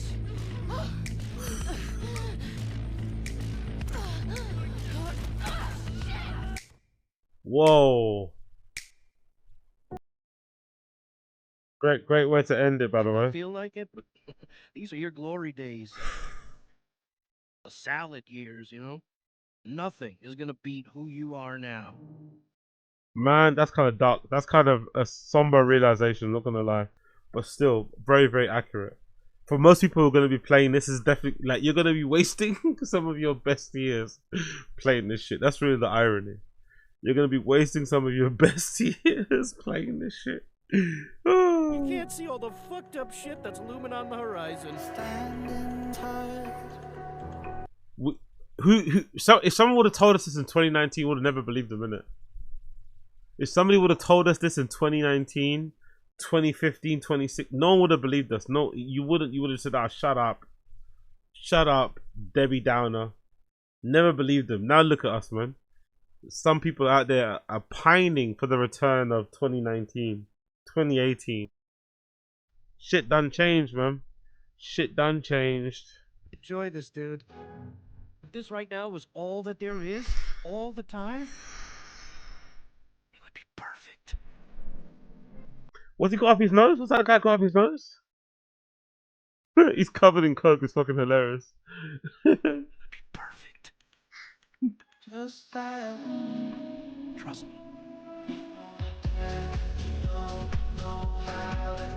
Yeah, there's definitely going to be kind of music, I think, and Innovision are definitely going to be back again. I have a feeling kind of music and Innovision are definitely going to be back again. This sounds like it's going to be perfect music for them lot. Or maybe they'll switch it up. Maybe they'll switch it up and just have different. I don't know. But I think kind of music and Innovision will be perfect for this type of music.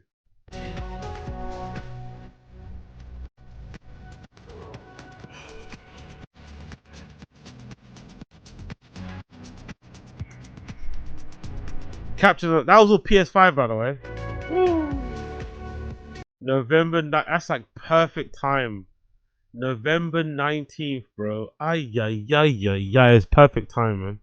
It's gonna be nice and cold, nice and toasty. So the season's already changing in the UK. We have all the time in the world to play this.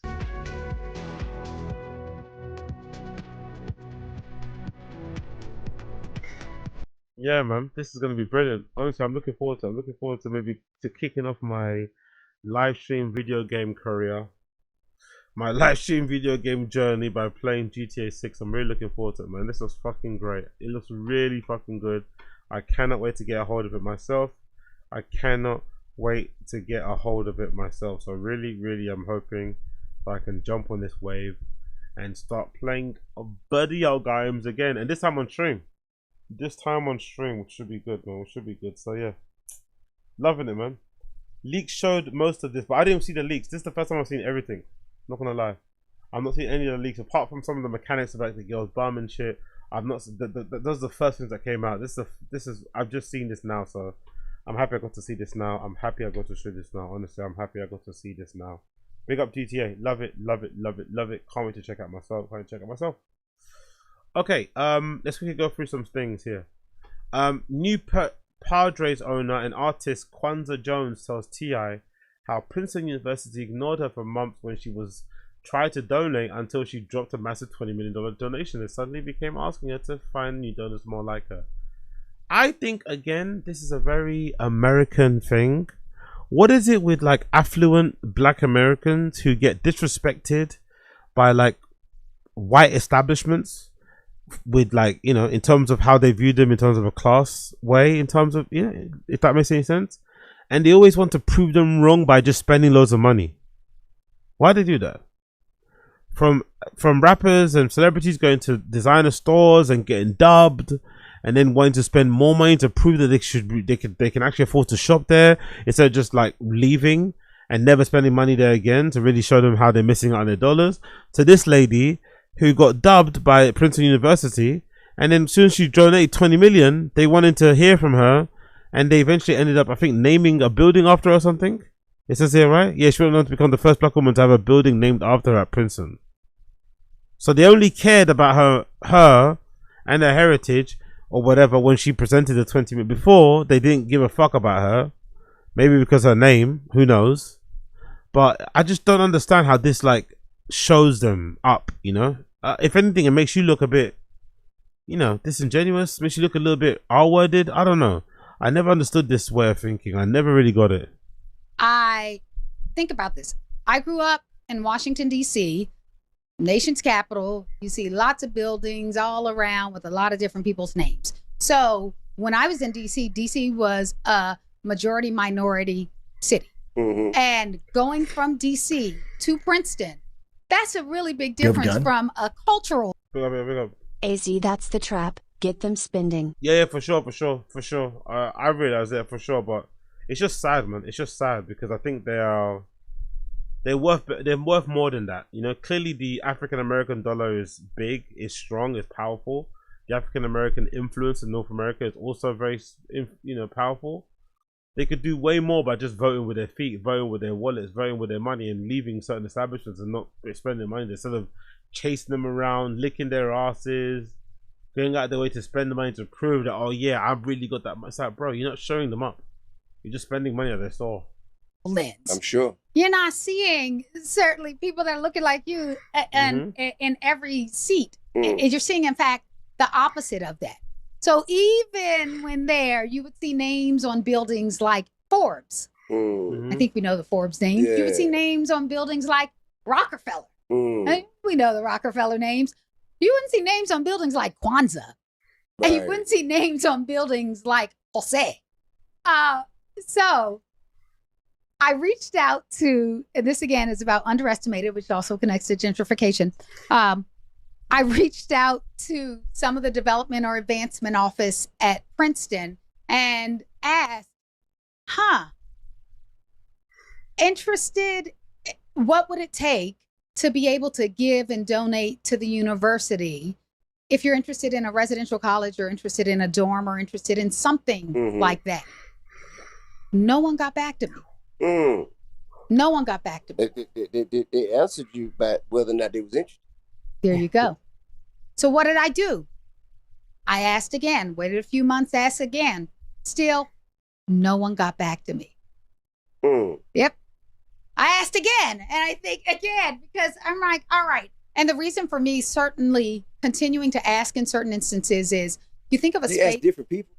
Or you ask the same person? Well, both. Okay. Both, because part of it is sometimes, and I'm sure you know this from some of your journeys, sometimes you don't have the right person who you're asking, and you need to just find and identify who that is. From my lens, I did have the right people because I do my homework and I do my research, but I'll just say maybe they were busy. Who knows? Okay. Long story short, let's fast forward to, we did a donation to Princeton, and it was a gift to help increase the student body and the population. I'll give the numbers because it's publicly out there. Okay. It's out there. I wasn't even going to ask. Well, I'll do it now because it was $20 million.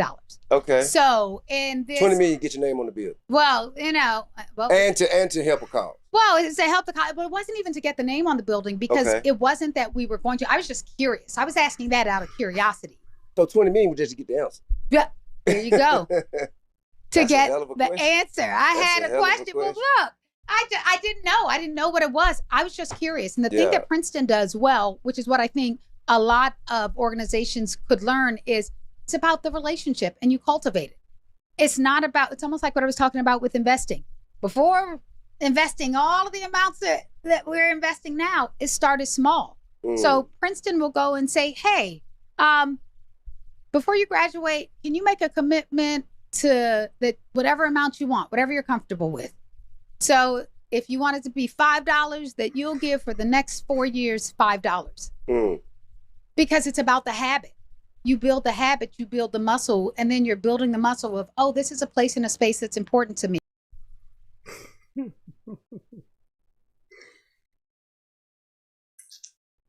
You have to laugh, innit? You have to laugh. So I'm going to give to it. So long story short, had been giving and then earned a little more, made a little more, grew a little more, investments did well, would give a little bit more. Well, it took them so long to get back, and by the time I'm like, okay, here's this, they reached out and then said, okay, how do we find essentially more folks like you? And I said, that's where the underestimation comes from. Started DC.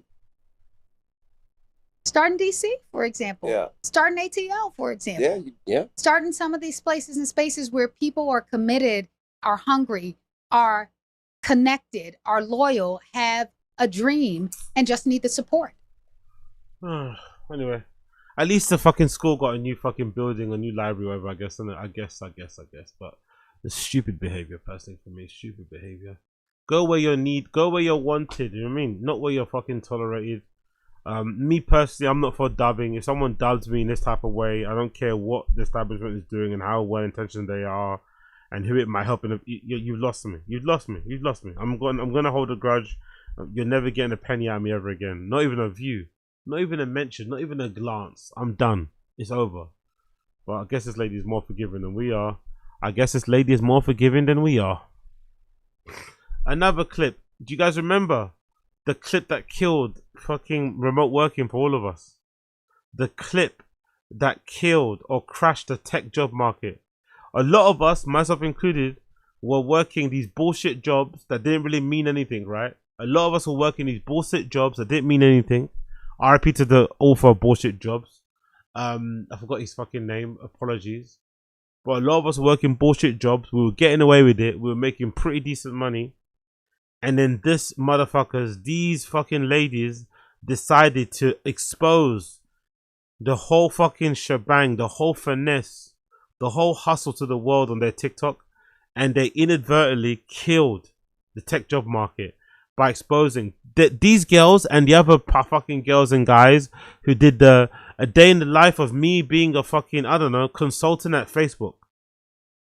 Those people who just vlog their day in the lives where they just ate, they just treated work like fucking adult daycare, and all they did was just eat loads of really good fresh food and hardly do any work and sit in the fucking quiet area or the fucking meditation room in their workplace or do this and do that. They're the ones that killed the tech job market, man. They spoke too much, they yapped too much, and they killed it for all of us. My coworkers keep saying I need to make it like a tech TikTok, because if you look at my TikTok, you'd never guess I have a job. So that's the point, you stupid girl. That's the fucking point. You're never meant to guess what job someone has based on their fucking social media. Especially if you're trying to be an influencer, you're not even trying to look like you have a job. You're trying to make it look like you're getting paid just from the social, even though everyone knows you're not yet based on the views, right? People can kind of tell, okay, your views aren't really there. You shouldn't, you know what I mean? They know.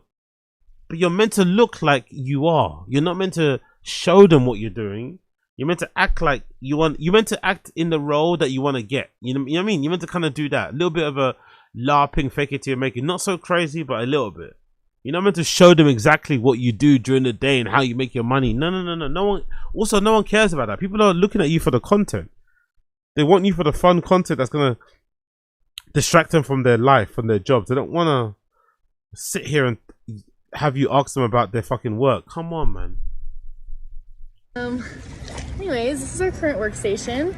Callie and I are what you call product managers. There was a time that I thought this role was like technical, you know.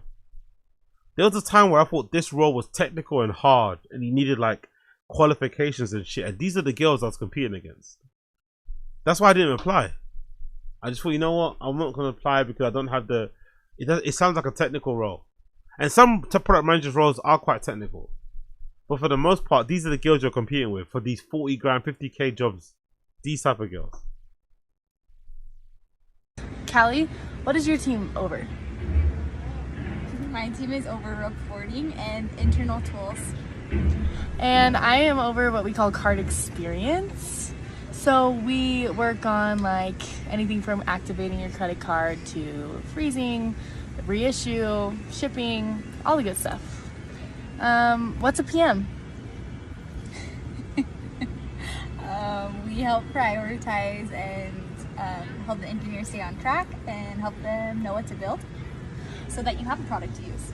Yeah, exactly. So you might have a team, like the engineers actually do the developing, the coding, which is the impressive part. Designers also do the impressive part, which is everything you see when you're in a software. Product manager. What we do absolutely none of the impressive things, but we also get to work while we're swimming in our pools. We have a completely stress-free job, really, for the most part, while all the actual hard workers are busy somewhat slaving away at their jobs. Great advertisement, girls. Essentially decide what the team's going to work on, do competitive research, prioritize bugs, keep everyone focused, motivated, and driving towards business outcomes. So that's what we do. And we work from home, which means you work from the internet.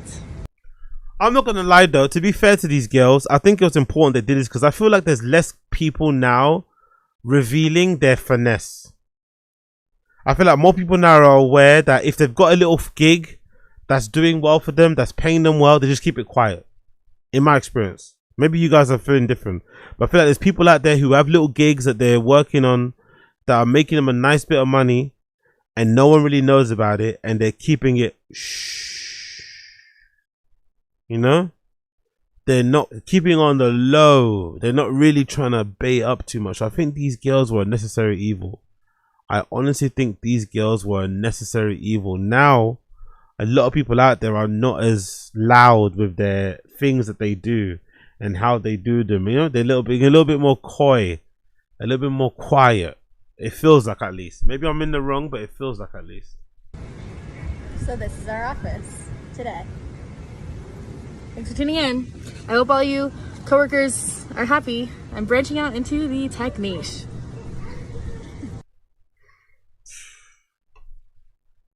Fuck you, no.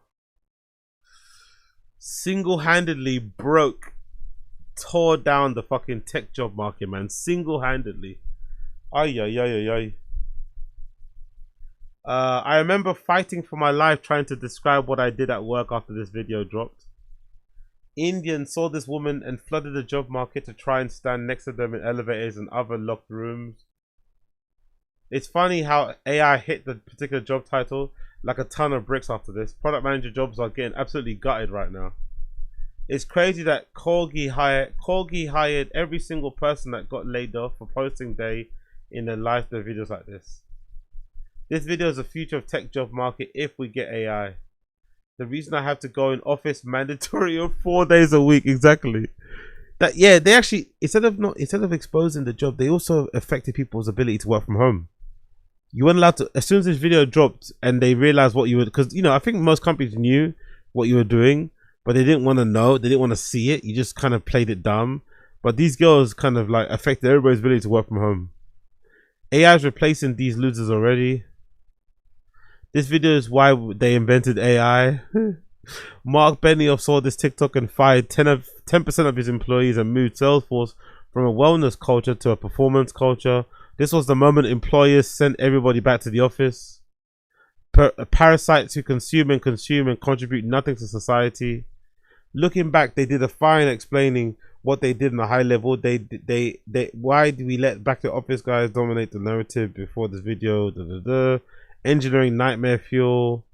The amount of black pillars who prostrated themselves over these women as generic overlords was pathetic.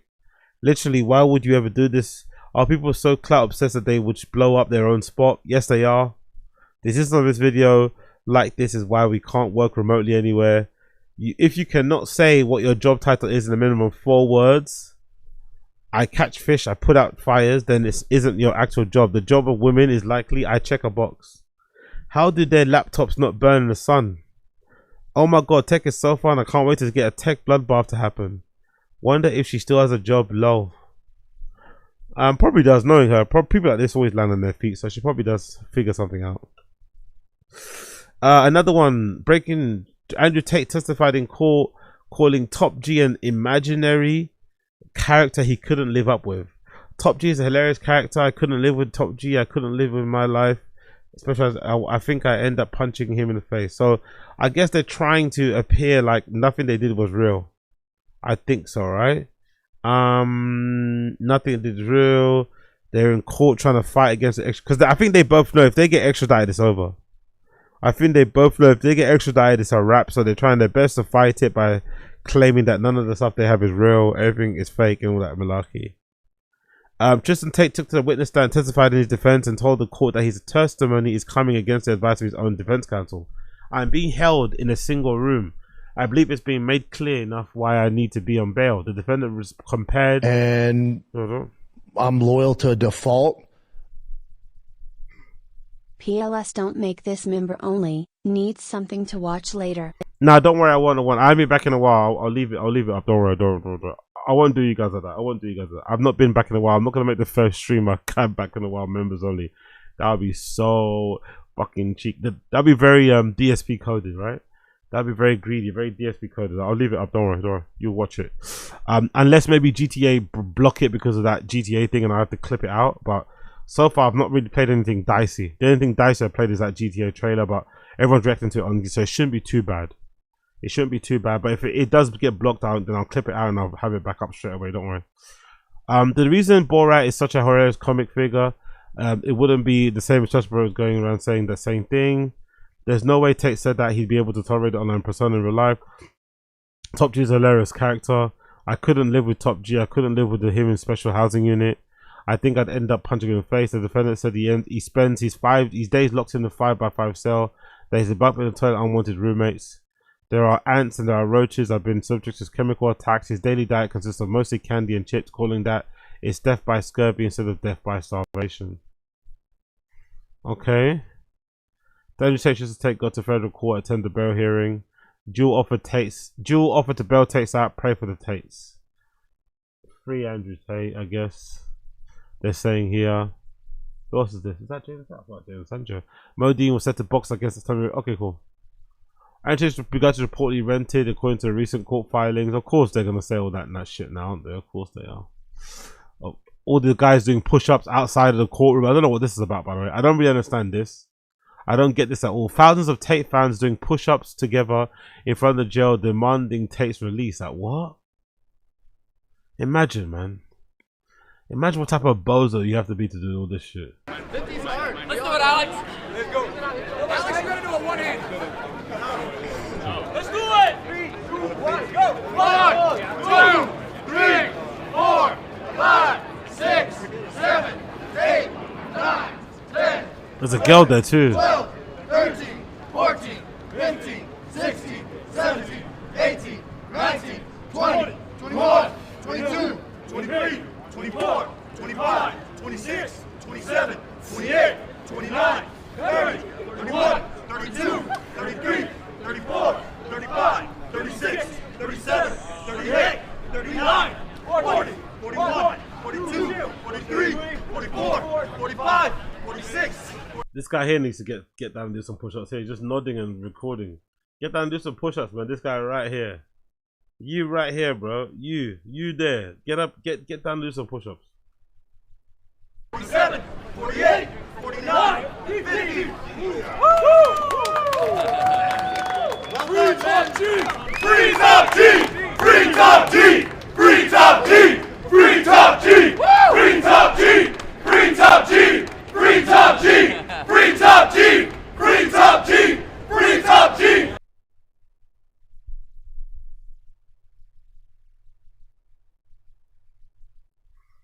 Cool. Fair play, fair play, fair play. They got dorks for fans, they got fans for dorks. By the way, have you guys seen this? Have you guys seen Ninja have made their own water filtration thing? Similar to a Brita filter, but even better. It's called the HydroSense. It's called the HydroSense. Big up Ninja. They've created a new machine called the HydroSense. It's an intelligent water filtration system built to clean tap water faster, track filter life automatically, and keep the minerals that make water taste better. And it's so good, people are pouring pickle juice into it, and they're filtering pickle juice into drinkable water. They're filtering pickle juice and other such things into drinkable water. Yo, this shit is gonna sell like hotcakes if it actually works the way these people are saying it works. God damn. Filters 80 plus contaminants including PFAS, lead and microplastics, and pharmaceuticals. Dispenses filtered water 6 times faster than the Brita standard filter. Touchscreen tracks water usage and filter life. Preserves natural minerals and electrolytes instead of stripping everything out. 120-gallon filter lasts about 6 months, and 96-ounce countertop reservoir requires no plumbing or installation. Priced at $199, $200. I guess £200 here in the UK. Everybody drinks water. Everybody deserves clean water. Clean water you can. Not everybody drinks water. Slow Joe does not drink water. I always drink water. I'm sure some of you guys drink water, but Slow Joe clearly does not drink water. Hence why she's in and out of the ER every single fucking week. Trust. Ninja HydroSense is an instant one-touch dispensing water filter. The next generation filtration media. My name's Nathan. I'm an R&D manager. I'm Liz Pellegrini. I am a director of product development. My name is Isboho, and I'm a product developer on Ninja. Ninja HydroSense, we have a multi-layer nanofiber filter. It catches 99% and 80 plus contaminants. Chlorine, heavy metals, lead, microplastic, PFAS. We set out to build a product that gave the consumer confidence that what they were drinking was clean and safe. The next level of filtration. Now we've got green soda, and you can see it'll come out perfectly clear. It does just taste like water. So this is the Ninja. So what they got? Is that fucking Baja Blast? Was that Baja Blast soda that they turned into fucking water? This shit can't be good for you, no? This shit can't be legit, no? You could turn fizzy juice into fizzy. Don't get me wrong. The amount of people out there who are going to be turning their fizzy soda into water is going to be very minute, right? You're not going to take a perfectly filled bottle of Baja fucking Blast and pour and you don't want to want that. You're going to want the fucking Baja Blast, but god damn. If that works the way they're saying it works, god damn. Ninja HydroSense 6-month 120-gallon filter, and it has multiple layers, better filtration performance, super high flow rate out. It's a completely on-demand system, so as soon as you want your water, you can get it. The user interface is unique, so we can tell people a lot more. We can send them reminders and QR codes. Most people almost never change their filter. Our user interface tells you exactly when you need to replace it. Wow. This product's really for everyone. You know, your minerals that are in your water, the good stuff, those are what are healthy for you. They hydrate you. It's what tastes good. We decided not to try to remove any of those minerals. Filters out the bad, keeps the good, so you can still enjoy the water taste and the water flavor that you know and love. I think I'm an honorary water sommelier. Who would have thought that that's like a thing? I'm definitely a little bit of a water snob now. If this works the way they say it's working, this is gonna kill. It's gonna kill. Look at this guy with the pickle juice. Look at this guy with the pickle juice. Look at this guy Ninja's with the pickle juice. Look at this guy with the pickle juice. Supposedly, Ninja's new water filter can turn pickle juice clear. Okay, that is crazy. You can even add ice to the tank if you want it extra refreshing. That's some high quality H2O. This is the Ninja HydroSense, and it can filter over 9. Works, dude. I am buying out their whole freaking stock. Oh, no way. Look, literally orange Sunny D to freaking water. Are you kidding me? Okay, the real test is, does it actually taste like water? Is it orange scented? Stop! From Sunny D to freaking purified freaking water. That is freaking insane. Imagine all the stuff that comes out of your tap water. From carcinogens to microplastics, and now you... Supposedly Ninja's... That's fucking crazy, man. That's fucking crazy, but it's... I don't know. That's fucking crazy, but it's also... It kind of feels a bit dark. I don't know. There's something about it that feels a bit dark. I don't know what. But there's also something about it that feels kind of dark. Kind of darky. I don't know what it is, but it feels a bit darky. But yeah, if this works the way they're saying it's working, ooh wee. Invest your stocks. Invest your stocks into Ninja if it's available. If it's available. Because that looks fucking crazy. But yeah, big up them. Big up Ninja. Big up Ninja. Pikachu, golf creator that got Drake barking, shocks 2 goons hosting host by after revealing 2 goons. She's actually a virgin despite I wouldn't be surprised by this, by the way. This is like a thing on the internet. It's kind of very common, to be fair. a lot of people laugh. A lot of people like to talk about the stuff that they do online, but they're not really about that action. So it wouldn't surprise me. I'm not gonna lie. It wouldn't surprise me to know that she's actually a virgin. I don't believe her. Don't lie. I don't actually believe her, but it wouldn't surprise me if this was actually true. Because a lot of people do a lot of talking on the internet, but in real life, maybe the way that they kind of like, you know, present themselves is not as the way that they live. Let's just say they don't live their raps. So it wouldn't surprise me if this is true, but I do think she's lying. It's all the role play. It's all the role play. Yeah. But I don't ever like talk about stuff really, because I've never like actually done it. Wait, you're a virgin? Yes. But it's like, you know, even in past relationships that I don't want to talk about. I never did it. You are a virgin? I've never like. I've done other things. But you've never like had penetrative sex. Like, I kid you not, 5,000 hours in VR chat. Did not leave my room. Yeah. That was gooning with people doing horny stuff. But like, and so trust me, I get made fun of sometimes on my contents, like, cause like I tried to like one time like do something with like a dildo, and they're like, dude, is she like a truck driver? Like, why is she driving like that? And I'm like, I'm trying to figure it out. Like, all right, I've seen. So you how that made him so much hornier, especially this guy. Look how he's looking at her. Whatever this podcast is, it's called Jerkmate. I guess it's sponsored. That made these guys so much horny. I don't think she understands what she did here. Maybe she does, maybe she didn't. But yeah, that made the guy on the right so much hornier. Look at him. Look at the way he's looking at her. Is he even looking at her? At least this guy is kind of looking at her, right? He's kind of looking at her. But he's just thinking, God. Like, look at he's locked in. This guy right here is fucking the focus is crazy. Okay, no, I'm blown away. Yeah, because it's weird. I'm blown away. He said, yeah. Look at him. It's weird. I'm blown away. Yeah, because it's weird because like I don't ever talk about it because I have the not aesthetic, but like I'm trying to be a dommy mommy, and it's like, how are you a dommy mommy when you play Magic the Gathering, like anime, you know, we're gaming, and then because you're not in it, because you're just faking it, obviously for the extra money.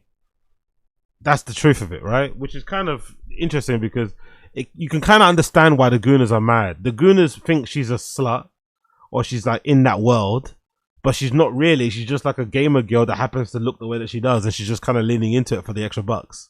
That's the truth of it, right? The truth of it is that she's not really about that life. She's just in it for the extra bucks, but you know, if she didn't have her assets, maybe she would just be a regular gamer girl. But she has them, so she's using them to her advantage, which is obviously great. But she's not really about that life. Which again, I would believe. Now you're out in the real world. Yeah. And I'm like, I'm just autistic. I don't know what to say. It kind of works though. It's a really good fake thing because at her core she's probably just a geek. Just a regular geeky white girl. But in order to kind of add more layers and to get her to make more money, you add the goth shit, which a lot of guys like, and then you also add the fact that she's, you know, maybe into all the sex play stuff. She's gonna kill it, man. She's gonna kill it. So she was very smart in her approach, very, very smart. In terms of just going, let's just not go for the I'm a hot girl that plays anime, or I'm a hot girl that watches anime, or I'm a hot girl that likes Magic of the Gathering. No, let's just add more layers onto it by saying I'm goth, and also that I'm into all this dominatrix shit, I'm into all this BDSM shit, you know what I mean? And it kind of gives people an extra reason to kind of be fans of you. So I rate her. I rate the creativity. I rate the approach, knowing that this is going to be a thing, and then, you know, getting on it. So big up her. Big up her, but also this is not some. I don't believe her in the slightest. I think she's definitely not a virgin, but I would also believe her if it was true, because I think everyone kind of lies about their thing, you know. Viking Barbie reveals a Snapchat premium girl reveals the blueprint of making 60k a month before OnlyFans existed. Let's hear about this actually. 60k a month before OnlyFans existed. What the fuck? What was she doing? I started out in Snapchat. I was like the on the front lines, the first one of the OG I banged myself so they could run, you know what I mean? Like it was like, I was also this is like one of those porn podcasts, I guess, right? the first like Snapchat premium girl. Wow. How much were you making? Not the first, there was like 2 others. It was like me, Karma RX, and then like some of the Bay Snaps girls. Okay, wow. But you're at the front nobody lines. was doing, in fact, wasn't doing that yet. And the girls, when we would try and get them on Snapchat, would be like, oh, every woman you see now doing has turned us down. Wow. Because they were too good for that. Oh. And then everyone and their mom's doing it. So it's kind of funny. But like, now, correct me if I'm wrong, Snapchat really doesn't have that anymore, does it? No, I mean, well, we were selling a private one. So we would have a public one. We would promote it on public, and then we go private. How much money were you making back? Oh, they're called this is kind of a disgusting they're called 2 Goons. Can you guys see this on the screen? They're called 2 Goons, and the podcast logo is 2 fists bumping, and it looks like cum. You can tell these guys are straight, innit? I don't think a gay guy would ever make a logo like this obvious or this blatant or this like. You can tell these 2 guys are straight. Their logo is 2 fists bumping, and it looks like cum or something in the middle, like all this white splat. What the fuck is that? Ew. Ill. In the day, I think I was making like 60,000 a month. Wow, on Snapchat. Yeah. That's pretty fucking. And I was like, wow, this is cool. But I've always been like, sorry, but 60,000. Yeah, but I was a stripper before that, so that was like I was like moving on up. Yeah. Where were you stripping? Where were you stripping? I was doing private shows.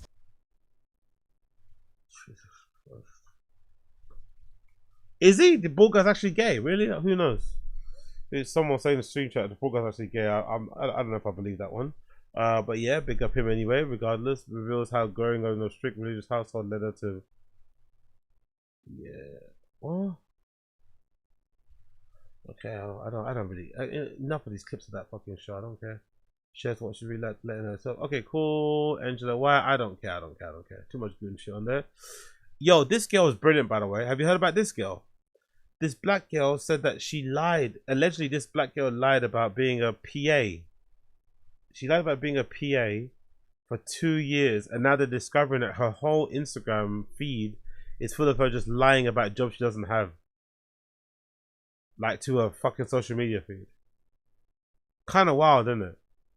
This takes laughing and faking it to make it to a whole nother level.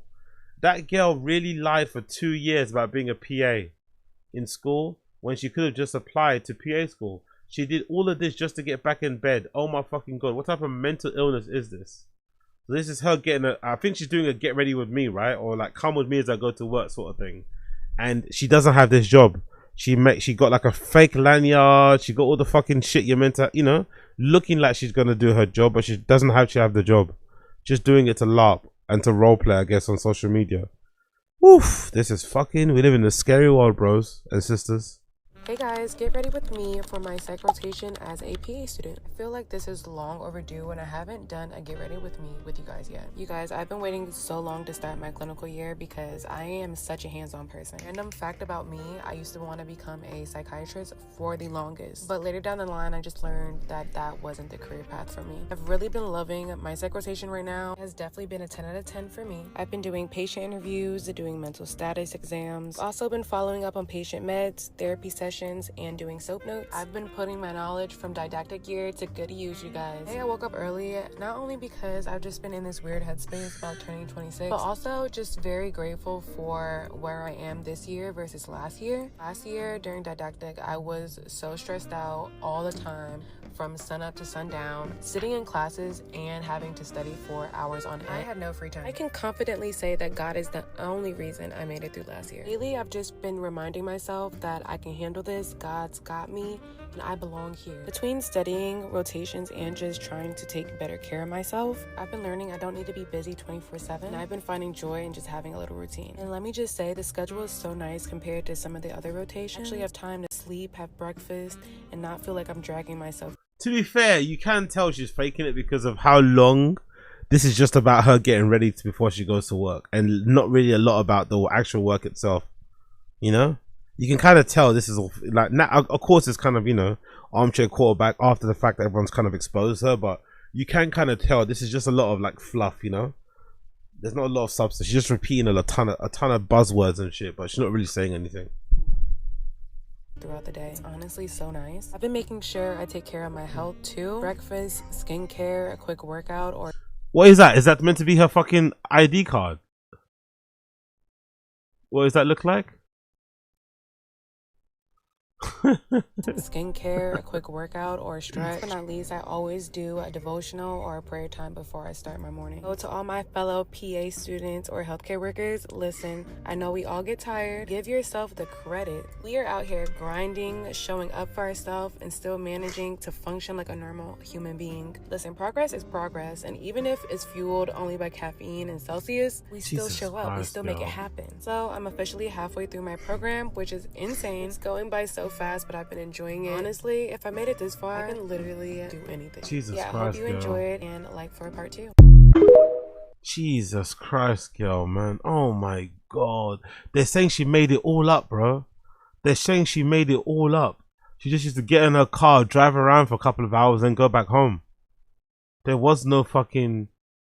There was no school. There was no nothing. She was just faking the whole thing. Look at this one. Angel lying about attending PA school. The rabbit hole is insane. Person who needs to like work for something. So if I take a break, it's because I earned it. It's 7 to 7 today. We're doing this for a reason. We have a plan and we must accomplish it by any means. So let me put my suit on. But yeah, so I'm like 5 minutes away from my job right now. And 5 minutes away from my job is fucking crazy. There is no job. Like, girl, we, you know, Angel talks about stress in PA school. If you have any friends who are in nursing school, in school to be a dentist, in PA school, and let me put on my seatbelt, in school to be a doctor, etc., we are simply not okay. We're tired. We're stressed. This creates a limited comment. Of course she did. Out. We actually need a break. We're overworked and overstimulated at the same time.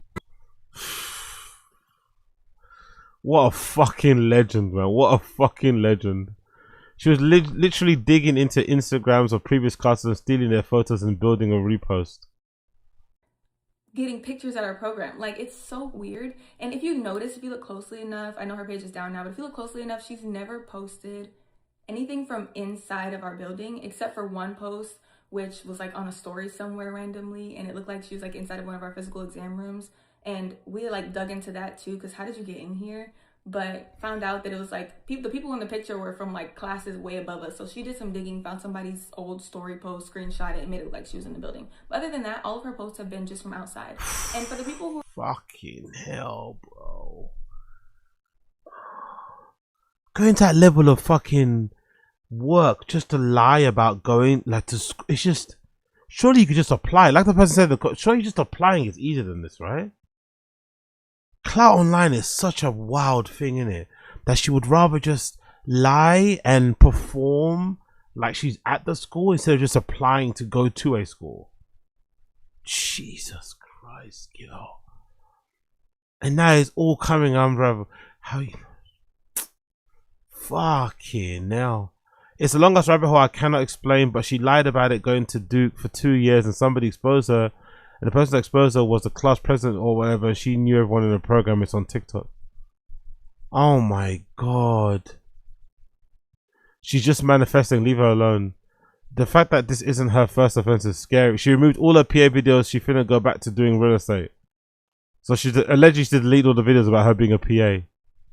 Oh my God, Angel. Oh my God, Angel, man. My nigga, she faked lecture notes. It's fucking crazy. Oh, yeah. Oh. The badges were crazy though. Where was she going? It's crazy. Now my question is, could her lie have lasted longer if she had never mentioned the school she was supposed to be attending? Because what got her busted? Like, whenever she get asked to pull, could not broadcast. I don't know. Yeah, true. She could have just pretended, but I guess she needed a clout of going to a particular school. She couldn't just say it's nothing. She needed a clout. That's why she got busted, basically. Clout is a dangerous drug. God damn it, yo. What the fuck are you doing, man? What the fuck are you? Anyway, last one. Athletes get concussions and lose their minds. Big up Drewski, brother. Big up Drewski. He made the internet, or he made certain people mad again by doing a crazy fucking skit about athletes who get CTE and lose their minds, right? And this could basically be aimed at fucking Brendan Schaub too. MFL, it says here. MFL Network. I love this, by the way. Second down and 10. From going, well, maybe this guy can do it, to know he can do it. 19 in this. Oh, my goodness. Helmet's out, ball's out, and a penalty flag comes flying. It's the fake abs as well, by the way. I love the fake abs. Helmet-to-helmet hits are just part of tackling. Just watch the way he goes to the ground. He doesn't move. That does it, folks. Not sure if Ray Price will remember this. Concussions like that tend to stay with you far into the postseason. This nigga try to angle me in. Fuck you, boy. Hey, take some of that horse speed, boy. Yes, sir. Breaking news, this just in. A gold Ferrari is heading southbound. Gold Ferrari. On I-85. Former running back Ray Price shows no signs of stopping anytime soon as he leads police on a chase of over 10 miles. CTE what, nigga? They try to say I'm crazy, boy. Tell them boy, come give it. They tried to say I'm crazy. They tried to say I'm crazy. See? This is like an Antonio Brown diss as well a little bit, I feel like. CTE what up? And I got shot. Sold my shit up. All praise to the Most High. All praise to the Most High. What the fuck is this? Honestly, Drewski's too much. Ray Price 23. Fuck! Bitch! I just want to talk. I just want to talk, man. No, get away from my door. Leo! Fuck! I swear to God, I just want to talk. What the fuck are you doing? I just want to talk. I just want to talk, and he's trying to bust her door down. I just want to talk, and he's trying to bust her door. Oh my God, this is so good. Open this fucking door! Get my shit! Get my shit! Get my shit! Get my fucking shit!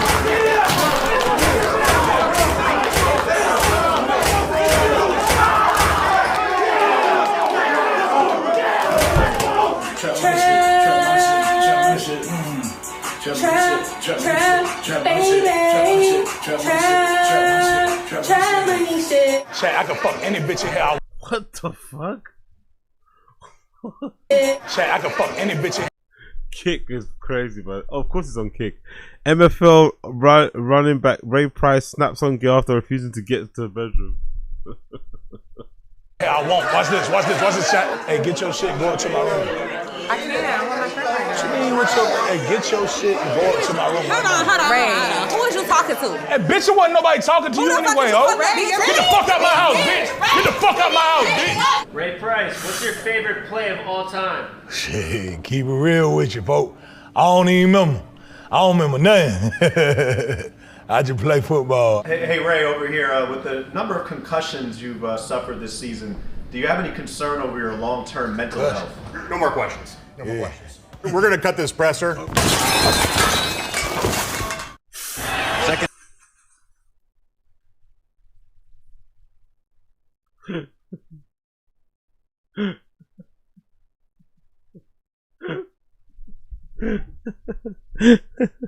That's really good. I love the Dean DeGray, Antonio Brown, Adrian Broner, sorry, fucking references, Antonio Brown references. I love that shit, man. I love that shit. There's some other stuff, probably some deep cuts there that I don't really know about because I'm not really plugged into American football like that.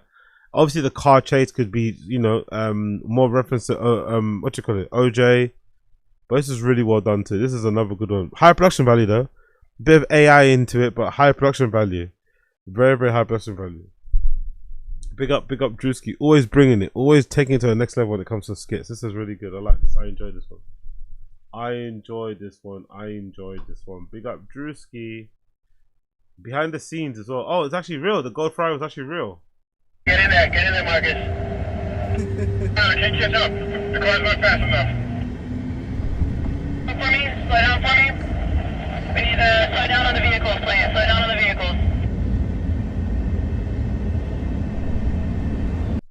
Yeah, man.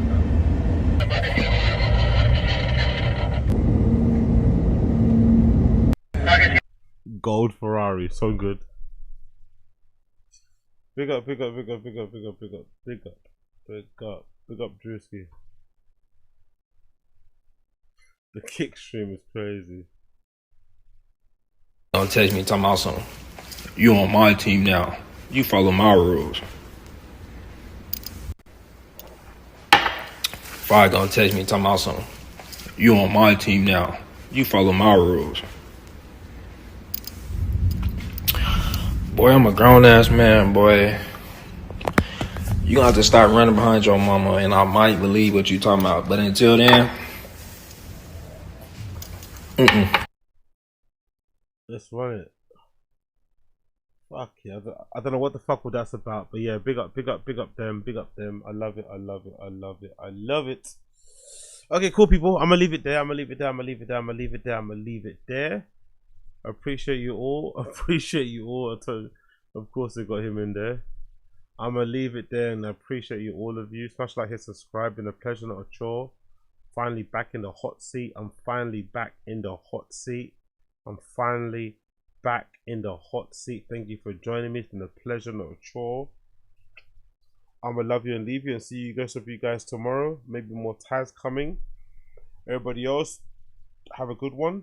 Take care. Like the stream, subscribe to the stream chat, subscribe to the channel, become a member if you can. And I'll see you guys later. Yo, big up Casual. Appreciate you for the membership bomb. Yo, legend. Big up Casual. Yo, G. Big up Casual. Let's add those actually. Let's add those before we end. Let's add those in there. Big up Casual. You're a legend. Appreciate you, bro. Appreciate. Dude, everything they eat, bean cheese, bean cheese, bean cheese, bean cheese. Like, let's put it in there. Big up Blood Clot Casual for the member bomber. For the member bomber. I think that's what 129 in it, right? If I know my maths correctly, that should be. Dude, everything they eat, bean cheese, bean cheese, bean cheese, bean cheese. Like, big up Casual. You're a legend. Appreciate you, brother. Appreciate you. Appreciate you. Appreciate. Everybody gets a membership. Make sure you thank Casual. Make sure you thank Casual. Make sure you thank Casual. Appreciate you, brother. We'll dude, everything they eat, bean cheese, bean cheese, bean cheese, bean cheese. Like, I'll let it ride out and then we'll move. Yeah, I'll let it ride out, then we'll move. I appreciate all of you, though. Thank you for tuning in once again. Thank you for tuning in. Dude, everything they eat, bean cheese, bean cheese, bean cheese, bean cheese. Like, I'll do my hair as well. It's getting way too long. Pick up the hair. Pick up the hair gang. Pick up the hair gang. Pick up the hair. Dude, everything they eat, bean cheese, bean cheese, bean cheese, bean cheese. Like, we got everybody that gets one. Thank him out here. Big up Casual. Appreciate you, brother. Thank you so much. Appreciate you. Take care, people. Take care. Be safe, people. Be safe.